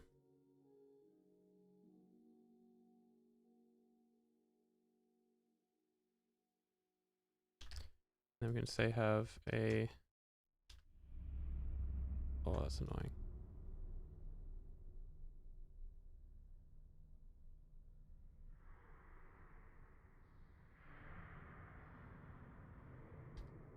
Oh yeah, I guess we could have a comparator.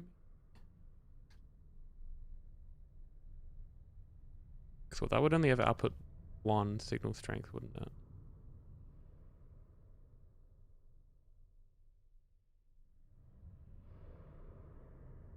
Yeah, so we'd have to move this over a block then.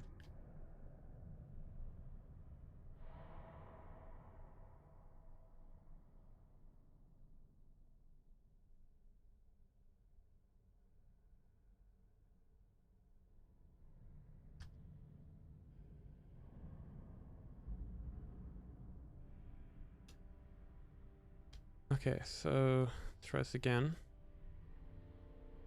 This signal comes around and then locks this repeater.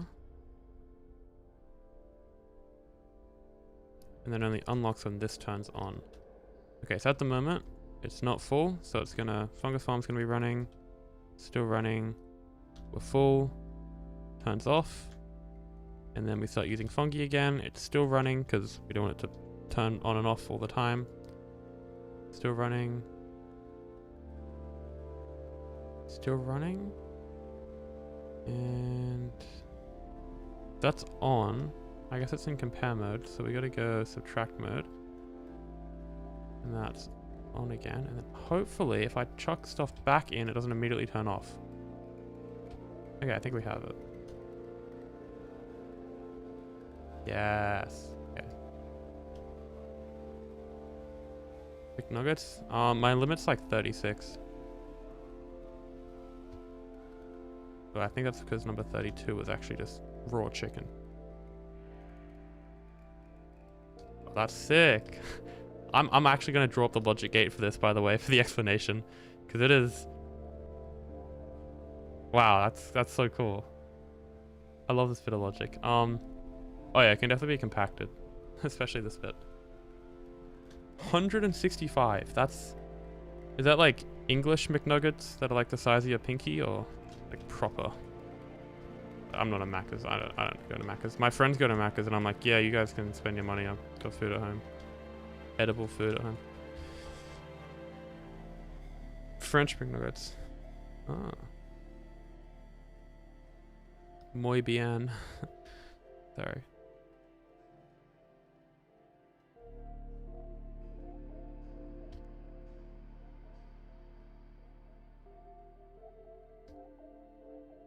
Just Swiss anything is too expensive.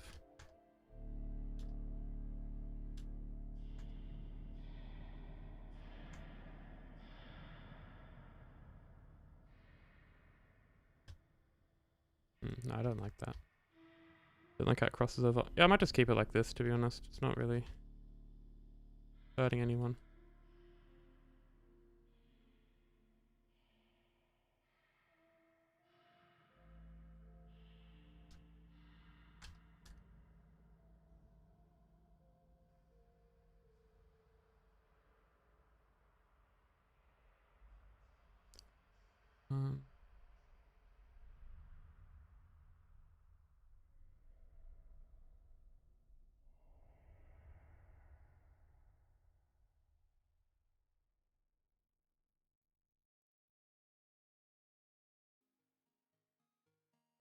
Yeah, okay. I think that's it. There's so much like blank space in here. I'm just trying to think of a way to kind of compress it all. I guess because it's a logic circuit, what I can do is fancy it up a bit.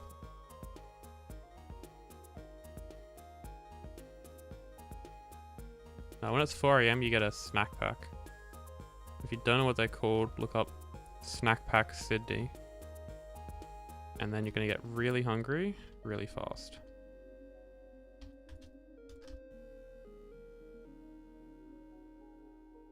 Okay, that's cool. I like that. So that's now regulating this. So the last thing to do is we have to get the input from... Turn that into a dropper. We have to grab the input from... here. So we can get a rail line, probably. Make sure this isn't updating or powering anything weird. It's gonna add glasses. I don't think you need to, but just in case. Okay, so that's not being that block's being powered, so I'm gonna avoid that.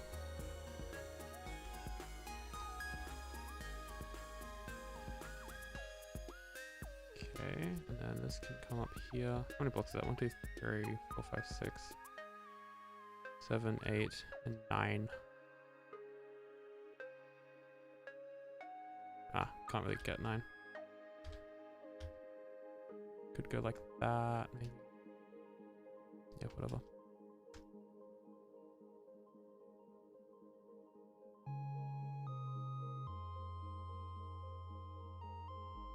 Okay, then we just have to power that block. And my only worry is I'm pretty sure this double powers, which is kind of a game over for us. I'm gonna add this. And then just a note block. Then we get fungi, and that comes up here. Then goes in there, and that's kind of nice. Ah shit, I did speak too soon, didn't I? This still doesn't have mode selection. I just realized. Yeah, wait. No, the circuit's a bit more complicated than I let on.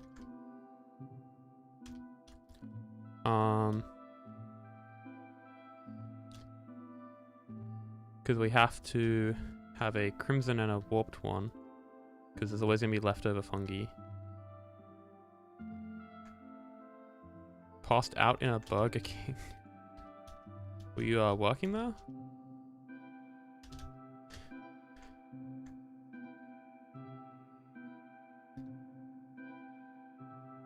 Yeah, this is a interesting one, isn't it? Well, I could have the same water stream, and I could just lock these hoppers.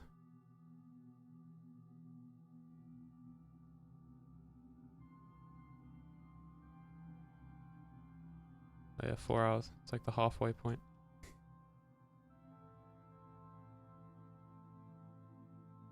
Yeah, I can't stay up too late because I do have to get a boss in like 9 hours time. Yeah, I actually don't want to lock these hoppers because I don't want to be... I could bud power that and then it could get stuck. I don't really want to mess with that.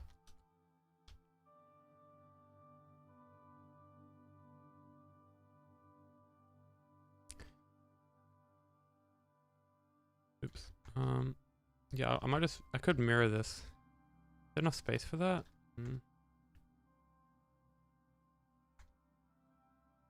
Maybe.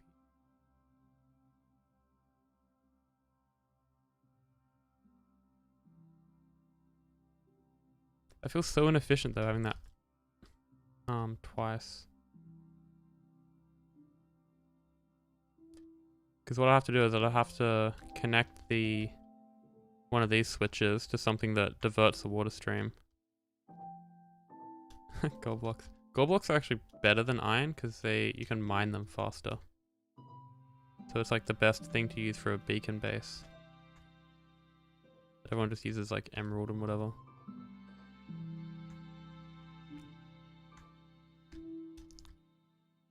Yeah, I have a small feeling that this is not gonna fit.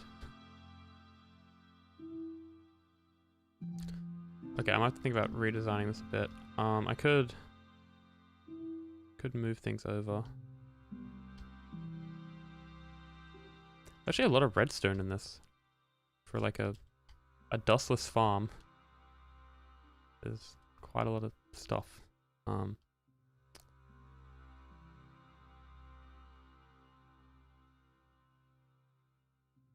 Okay, I think first of all I'm just gonna make the thing that diverts the water stream. So it comes up here, then we can have, I guess, a sticky piston.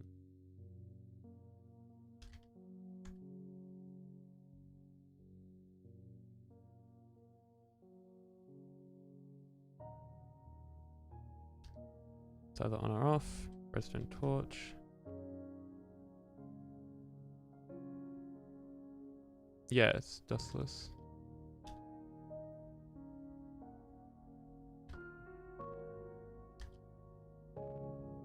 Dustless, so there's no dust updates while it's running. There you go. So this is a very simple water stream kind of diverter. You can make stuff like this without pistons. But I don't really feel like doing that right now, let's just say.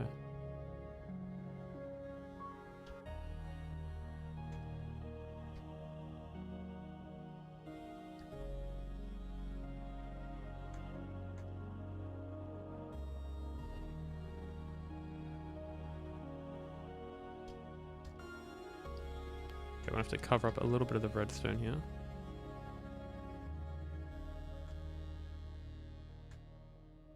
Not a bad thing.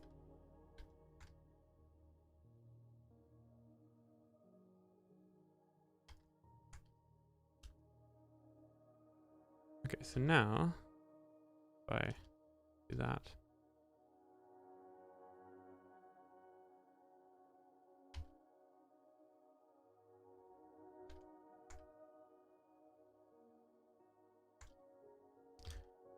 You get a snack pack from a kebab shop. It's basically the bottom layer is like thick cut, crispy chips, fries, hot potato chips. Like they're called so many different things across the globe. And the middle layer is like shaved meat on a spit. So you have like a charcoal kind of oven, and then you have meat that rotates around it, and it's like a cylinder of meat, and then it shaves off like shredded pieces, and that's kind of like the middle layer. You can have like beef, lamb, chicken, or a mix of the three. And then the top layer is like, well, you can have like cheese in the middle as well. It's kind of nice. And then the top layer is just like hummus or chili sauce or barbecue or garlic sauce or whatever you want on top. Kind of a bunch of different sauces you could choose from. And like the portion sizes are like very generous usually. It's like value for money. But they just taste so good at like 3 AM when you're in the middle of the city and everything else is closed.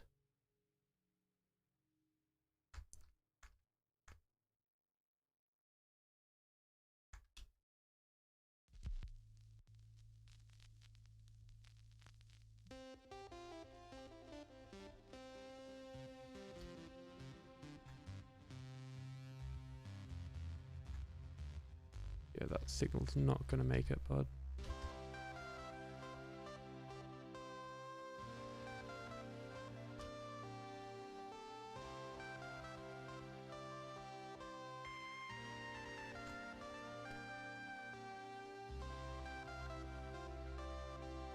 gyros. Yeah, I haven't heard it called that before. Probably the same thing.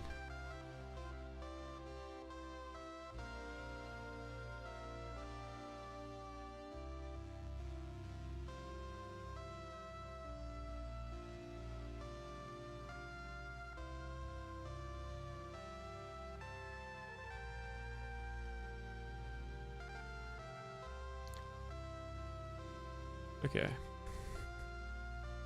you think... Also, why do you use that complicated system with pistons to activate change property of the farm?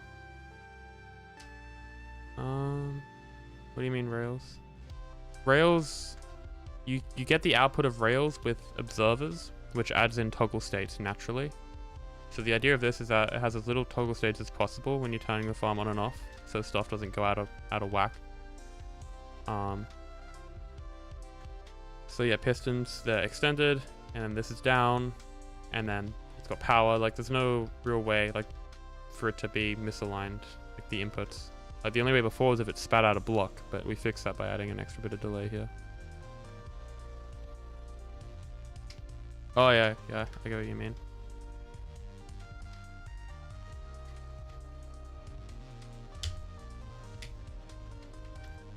Yeah, this one doesn't have the pitter buried.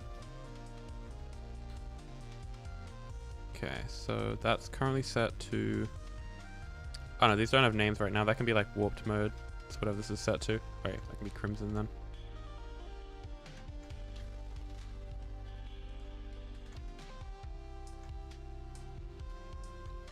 I just placed a block. Do you see that? I placed it behind me. That's crazy. Okay. I did it again. Okay, so this one can be for crimson. I'm just gonna chuck a sign to mark that. I'm probably gonna forget.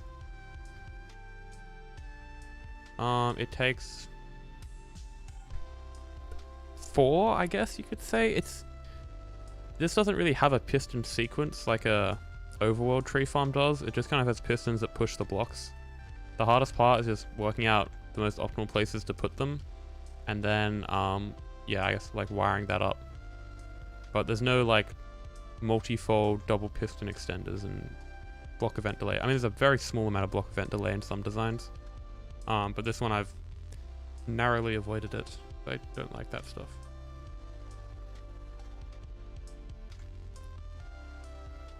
So yeah, if we chuck it on warped mode, it should switch that. There we go. Oh, actually, that's got 5, 4, 3, 2, 1. Oh, okay, doesn't make it. It's close.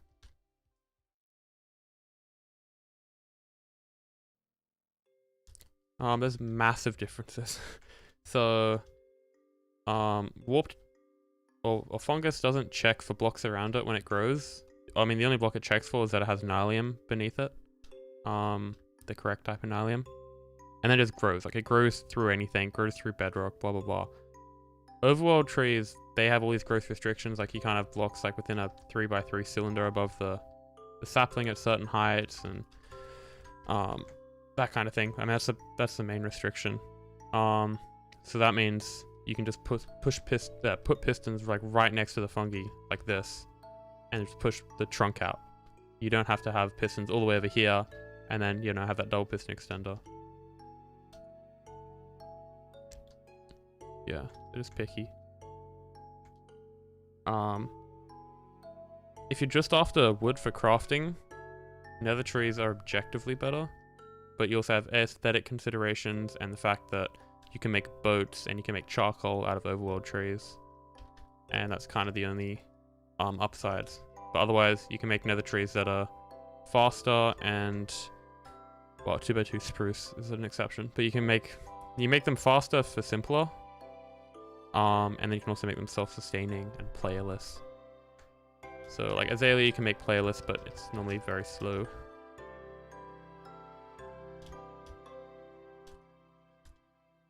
So yeah, it's kind of just the main differences. Okay, so that's the water stream.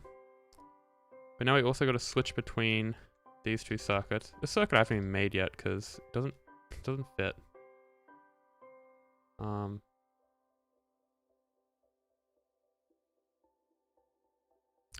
Just trying to think. The only thing I want to reuse this circuit, and I'm pretty sure I can, and it wouldn't be that hard. I just have to move something around. So I can add a switch that goes between these two comparator inputs, depending on the state of this redstone line, and then just feed that input into the one circuit instead of copy and pasting it.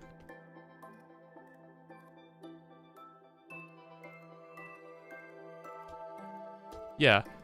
Yeah, the boat and charcoal are pretty weak arguments, but they are definitely, you know, like some people's playstyles revolve around getting a bunch of charcoal because they don't want to manually grind at a wither skeleton farm.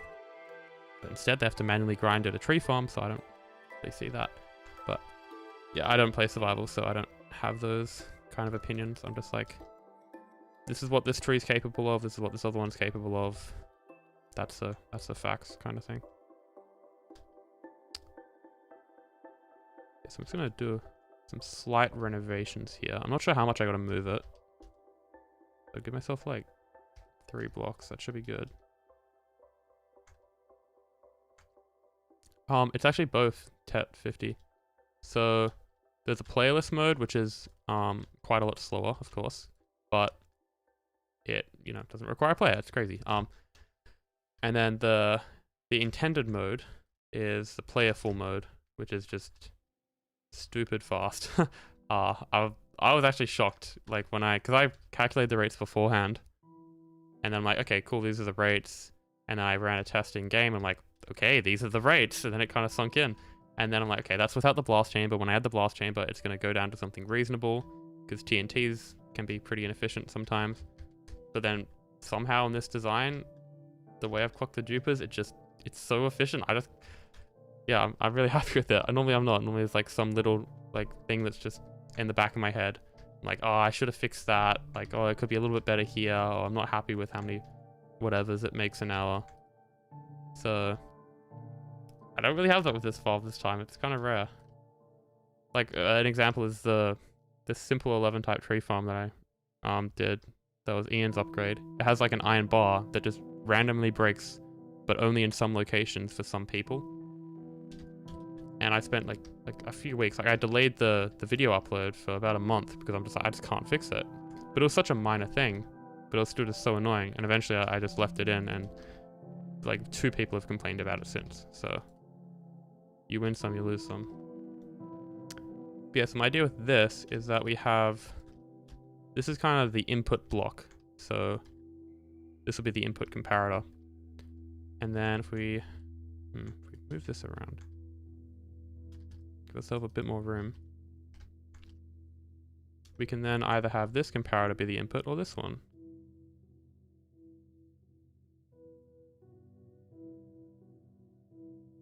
No, it's not. I checked different locations and all that. I think it's like, I don't know, I put stuff on the TNT help channel, but no one was able to find something. And there's differences in like running it in creative mode and survival mode. It was like the most obscure thing ever. I'm pretty sure it just breaks normally, in which case it also breaks in Ian's design. So I might test that one day if I'm bothered. Because I didn't make any change to the TNT setup. I didn't touch the iron bar. I didn't do anything like that. And I just did long tick warps, and I found it eventually broke. And I'm like, that's kind of weird. And then sometimes it instantly broke. I just don't want to go to, I hate it. I hated that issue. And of course it's the issue in like my most popular video, so it's just, yeah.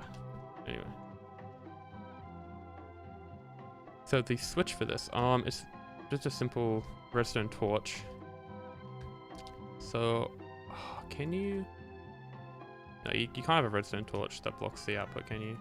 No, you can't. You have to be a repeater or redstone dust or something. Right? Yeah, go down.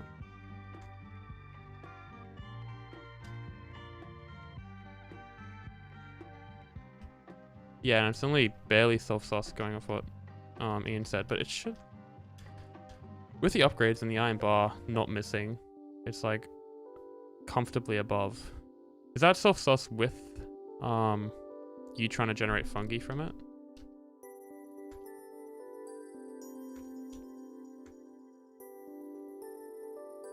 That's worrying then. Spigot. Oh yeah, it could be like clumping items together and then they like get blown up more. Because when the items are dispersed, the health is like distributed across and stuff like that. Because if you have like a low health item with a high health item, they like average the health and then normally it ends up getting rounded down. Oh, that water's kind of annoying. I wonder if I could just trapdoor.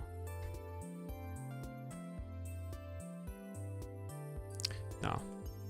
That's kind of scuffed.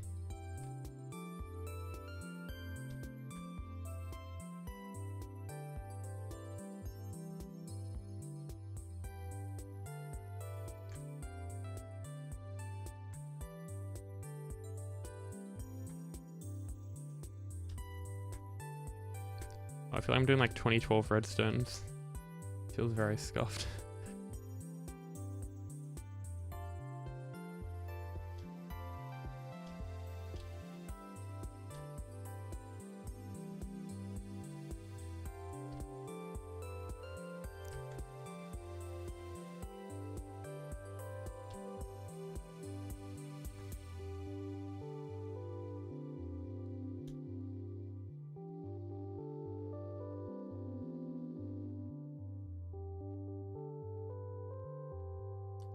Yes, my world is white stained glass. It's because it's just like a very transparent, basic default block. My brain doesn't have to process its color.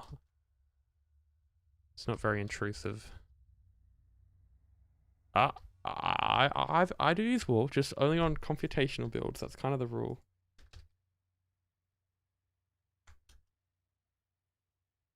Because these aren't really like dissectable circuits in a way, because a lot of them overlap because of the way things are optimized.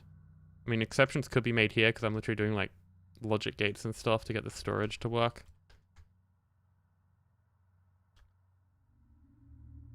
Yeah, so we got...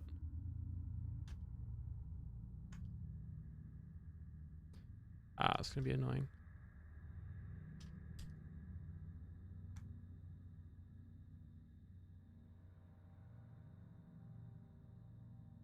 Okay. So then all we gotta do is connect this.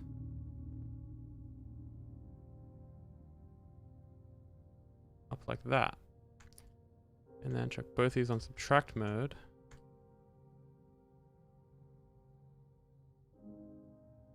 And then these should merge like this. Okay. So then if I depower it, that is off. And it's still off, and that's because there's nothing in either of these. Okay, so there's a bit more we have to test now. So if I go back here, check that's all good, yeah. Oh, I see. Okay, sorry. I thought that was just a random stab, yeah. There is no wool. I'm using very sweaty iron blocks and white stained glass. Is there any wool at all in this build? I think the only wool I have would be like the carpet counters, which I've removed now because I've got actual storage. But sometimes my brain just unfocuses and I'm like, wow, I'm just surrounded by random cubes that apparently do something.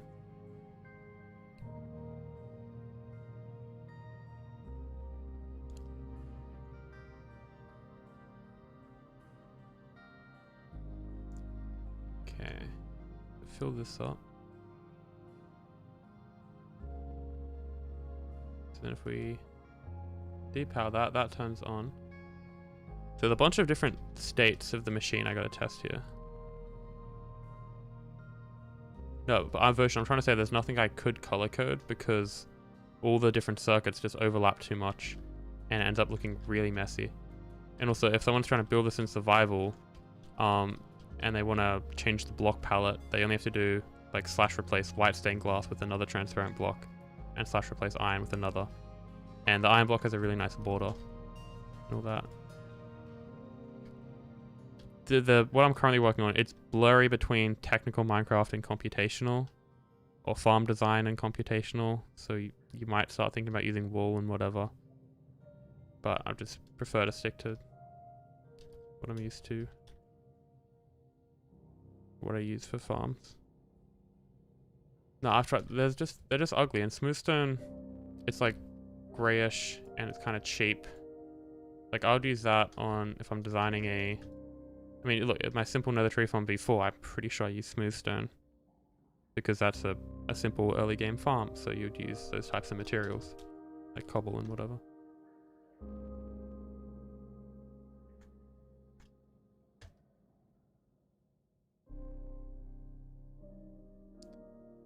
Okay. Yeah, but iron naturally has that border. So if someone doesn't have that resource pack, then they can still tell stuff apart. Okay, but right now I gotta go through the paces here. So at the moment the fungus farm is off, which it shouldn't be. So I don't think this is wired up yet. No, it's not. I'll explain it.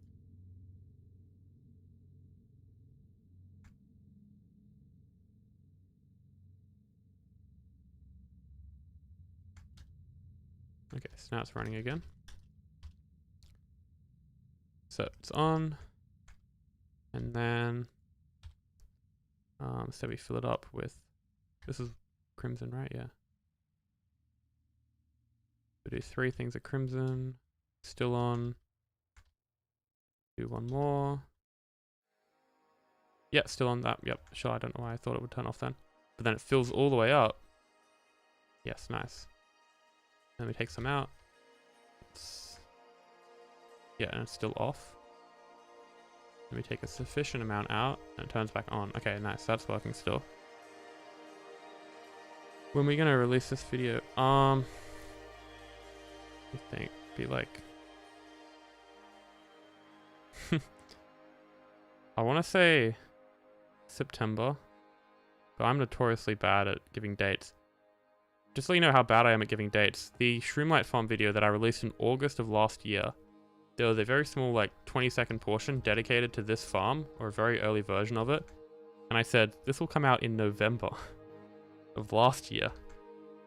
So I'm very glad I didn't do that, because a lot more stuff was discovered since then, which has gone into the making of this farm, which has made it better than what was shown in the video. But yeah, there's a lot of work that's going to go into this. Like, if you just watch the Shroomlight farm video, it's going to be of that style, but like remastered, and it's going to be more stylistic and a lot longer. There's a lot more to explain, and yeah, just gonna take my time with it. So that's still on, yeah. So if we switch modes, so when this is done, you won't have to put in any bone meal or saplings. Yeah, pretty much. You can supply like a shulker box or something just to get it going. And yeah, I'm gonna have to do a lot of testing to make sure everything's all regulated properly and reliable, so it doesn't like dip in bone meal and then the farm shuts off. Or at least if that does happen, very rarely, there's like safety features, so the player doesn't like just be running the farm without anything in it. I mean, that's fine, but it just adds unnecessary lag. You don't really farm anything. Okay, so if we change modes, that should stay. Okay, that stays on. Okay, so that's still running because there's only 4 in here. And there's only 3 in there. It should be warped. And now if that fills up, yep, turns off. Let's go. Then we take out that much. It's still off. Take out a bit more. It turns back on. We chuck everything back in. Turns off, and then we switch modes, and it should turn on. Crap. 3. Okay, so that should be on right now. Let's just see.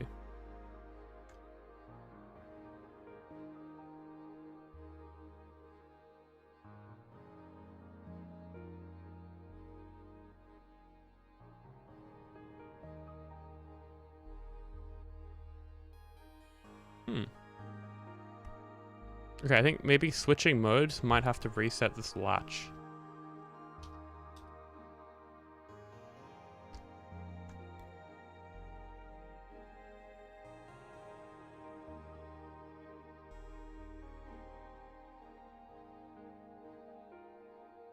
Oh wow, that's weird.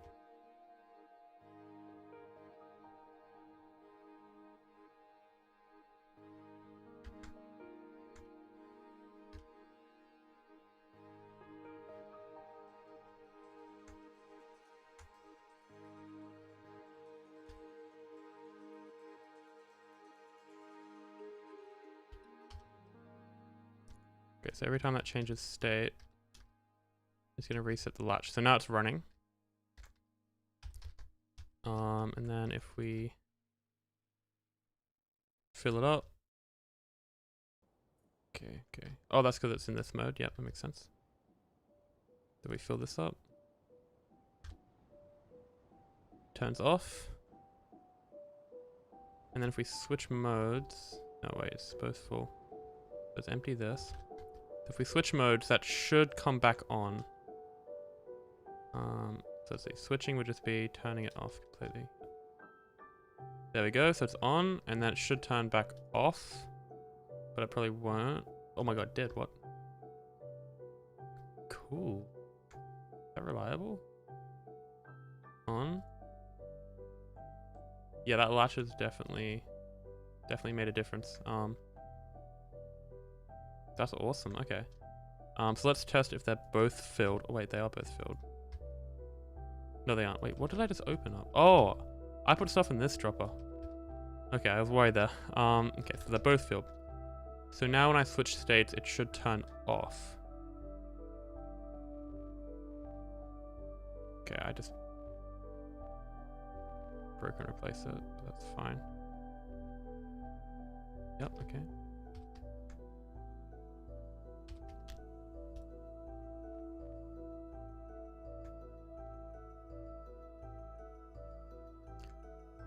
Let's try that again. So fill it back up.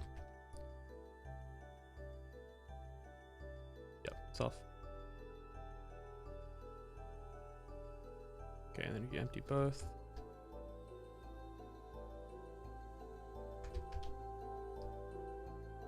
Should turn on, and it should stay on.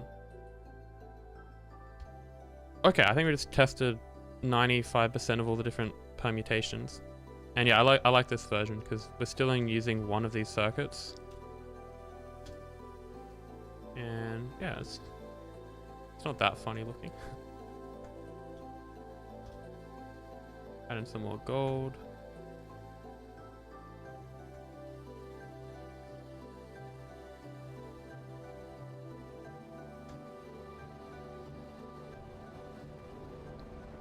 Okay. Hey, Pana. Panda. Just doing some logic stuff.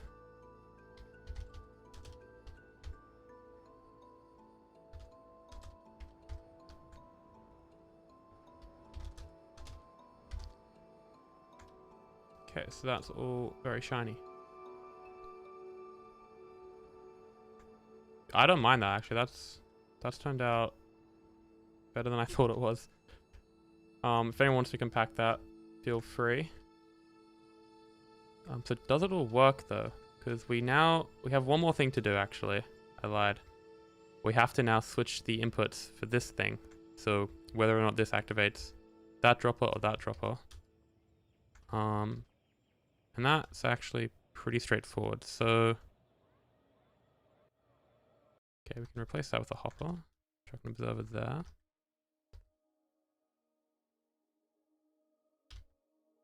All we need to do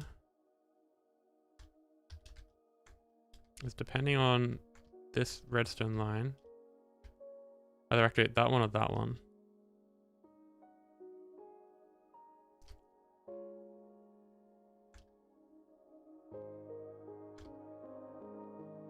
Yeah, okay, I think I got this. So does that pulse it? Yeah, it does pulse it. Oh, that's a shame.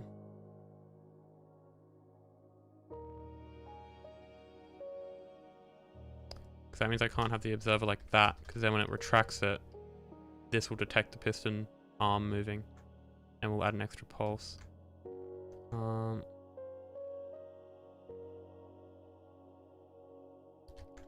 so I might just do this. And then that might detect that.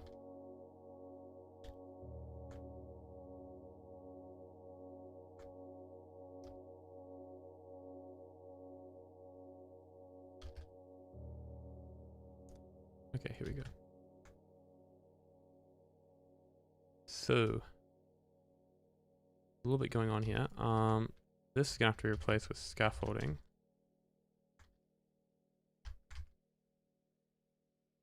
Hope that doesn't break much. And then if we want to...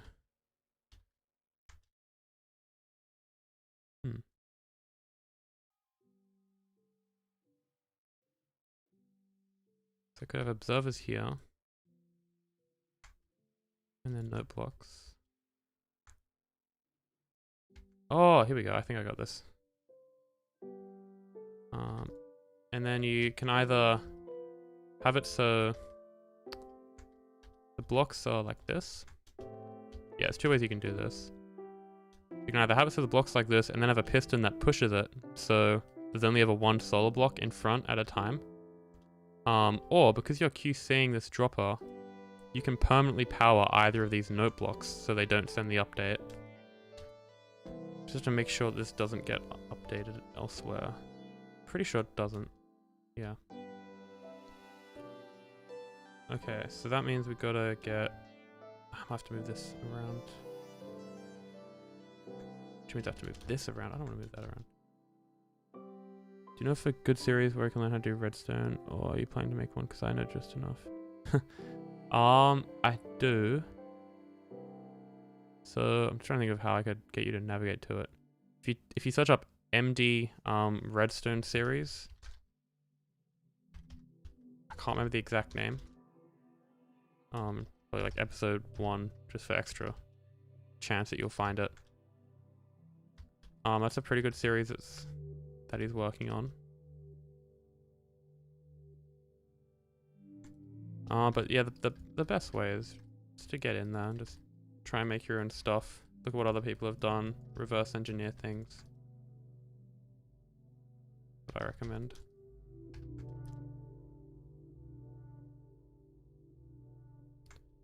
Okay, so yeah, MapBat, he does have some on Redstone, but that's computational Redstone, which is a bit different. I'm not sure if that's what you're after.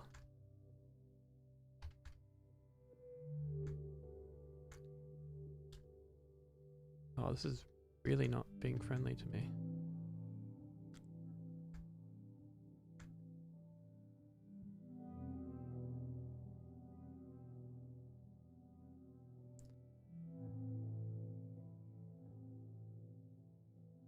Yeah, it's not survival friendly, but it's still really good to know.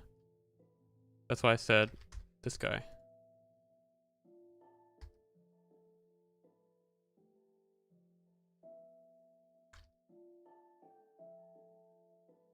We can search up VUF Iron Farm, and then then you can find his channel that way, because he's got a small channel, so it might not pop up on search results immediately.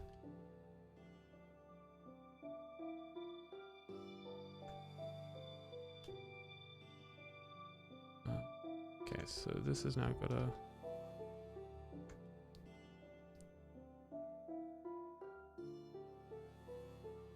What is this line doing anyways? Oh, the playlist mode. Yeah. Oh, nice.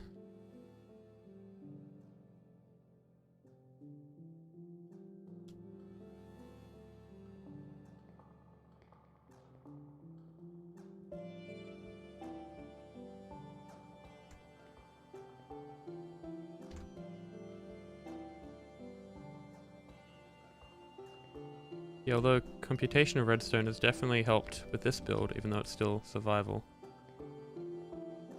Something you would build in survival.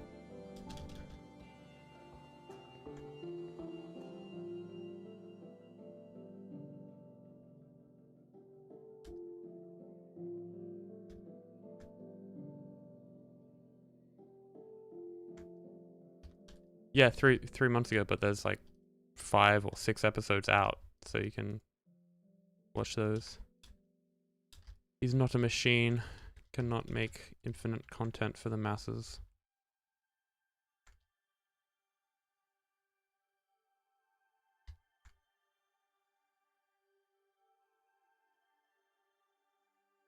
Oh, this is gonna be nice.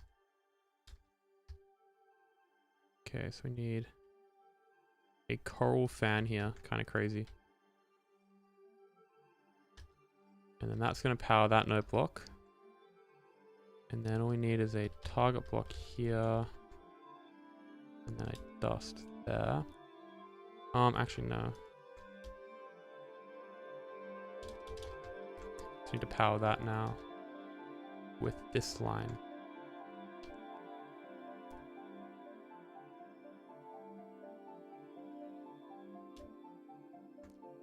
It can actually be done here.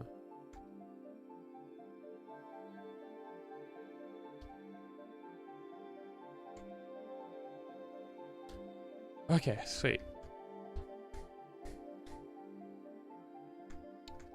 So both of these have fungi in them. And then when we activate, to simulate this, only one should produce fungi. Yep, crimson. And if we change the state, they don't produce any while changing state. Important feature.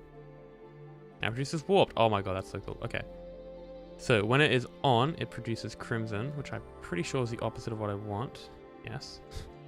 Lucky me.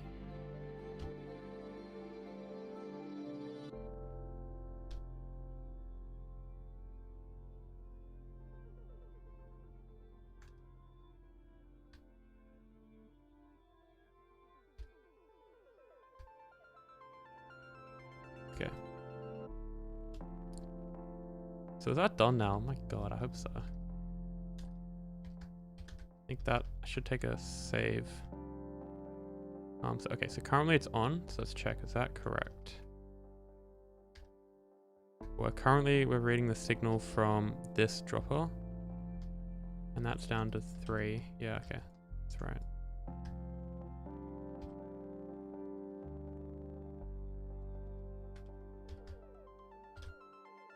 Okay, so in theory that part's done. But I assure you there's other issues with it. So say for example, in the water stream there's warped fungi that's going to this hopper, but then you change modes, then it's going to get pushed down, and the warped fungi is still in the item stream, and it's going to come over here, and it's going to go in there. So, I mean, hell, what you could do is you could add item filters, right? So only warped fungi goes in that one, crimson goes in there. I should probably do that instead of this, actually. That would make that reliable. Yeah, I'm gonna do that. I'm gonna do that, actually. That's gonna fix that problem straight away. And we only need to add item filters for one of them.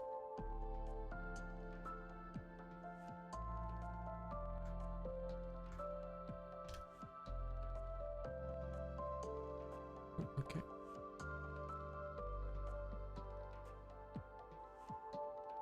This is weird. I'm getting like 140 frames, but it's still like jittery.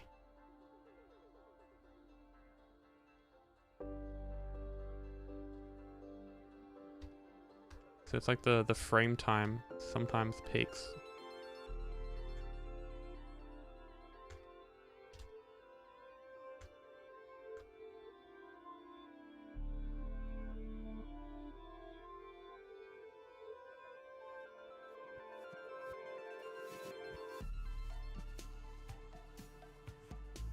Let's go down to that.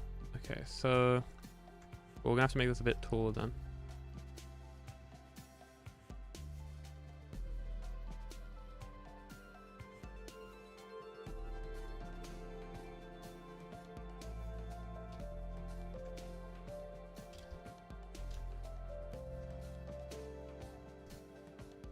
And okay, so we want to filter. What do we need?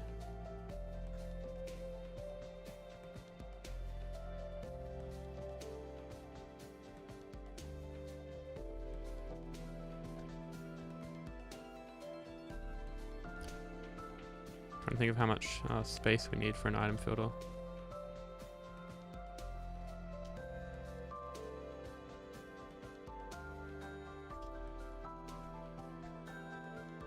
Yeah, okay, that much is perfect.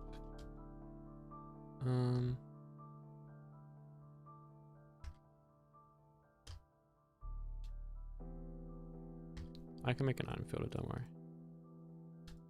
take me a second.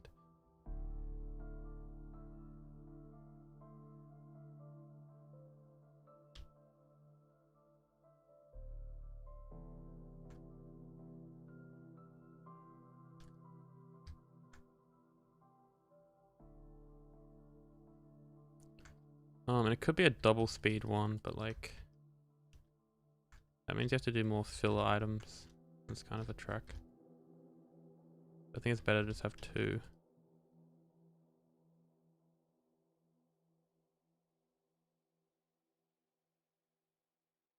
Yeah, because then that torch won't be messing with that dropper. Okay, that's definitely the right height.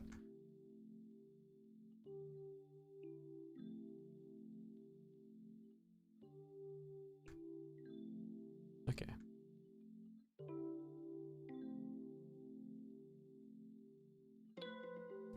Gonna do this and then make a save, and then that will probably be the stream.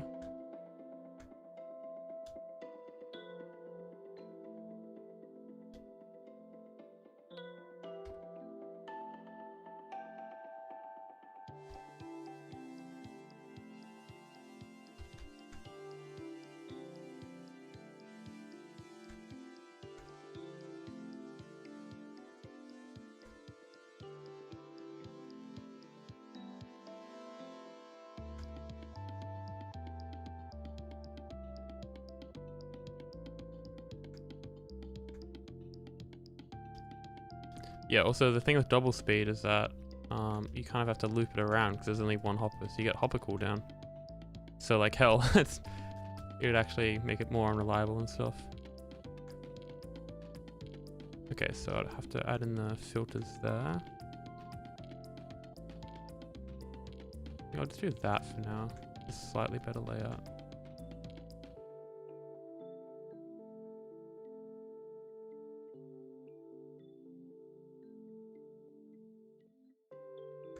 Okay, let's chuck in the filters for just crimson. Because there's only two item types, so if we filter out one, we're going to be left with the other. There's no point adding an extra.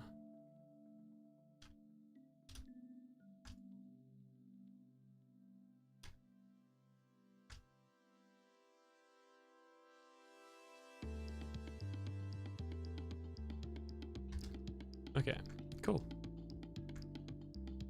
That simplifies things a little bit. I can get rid of this guy.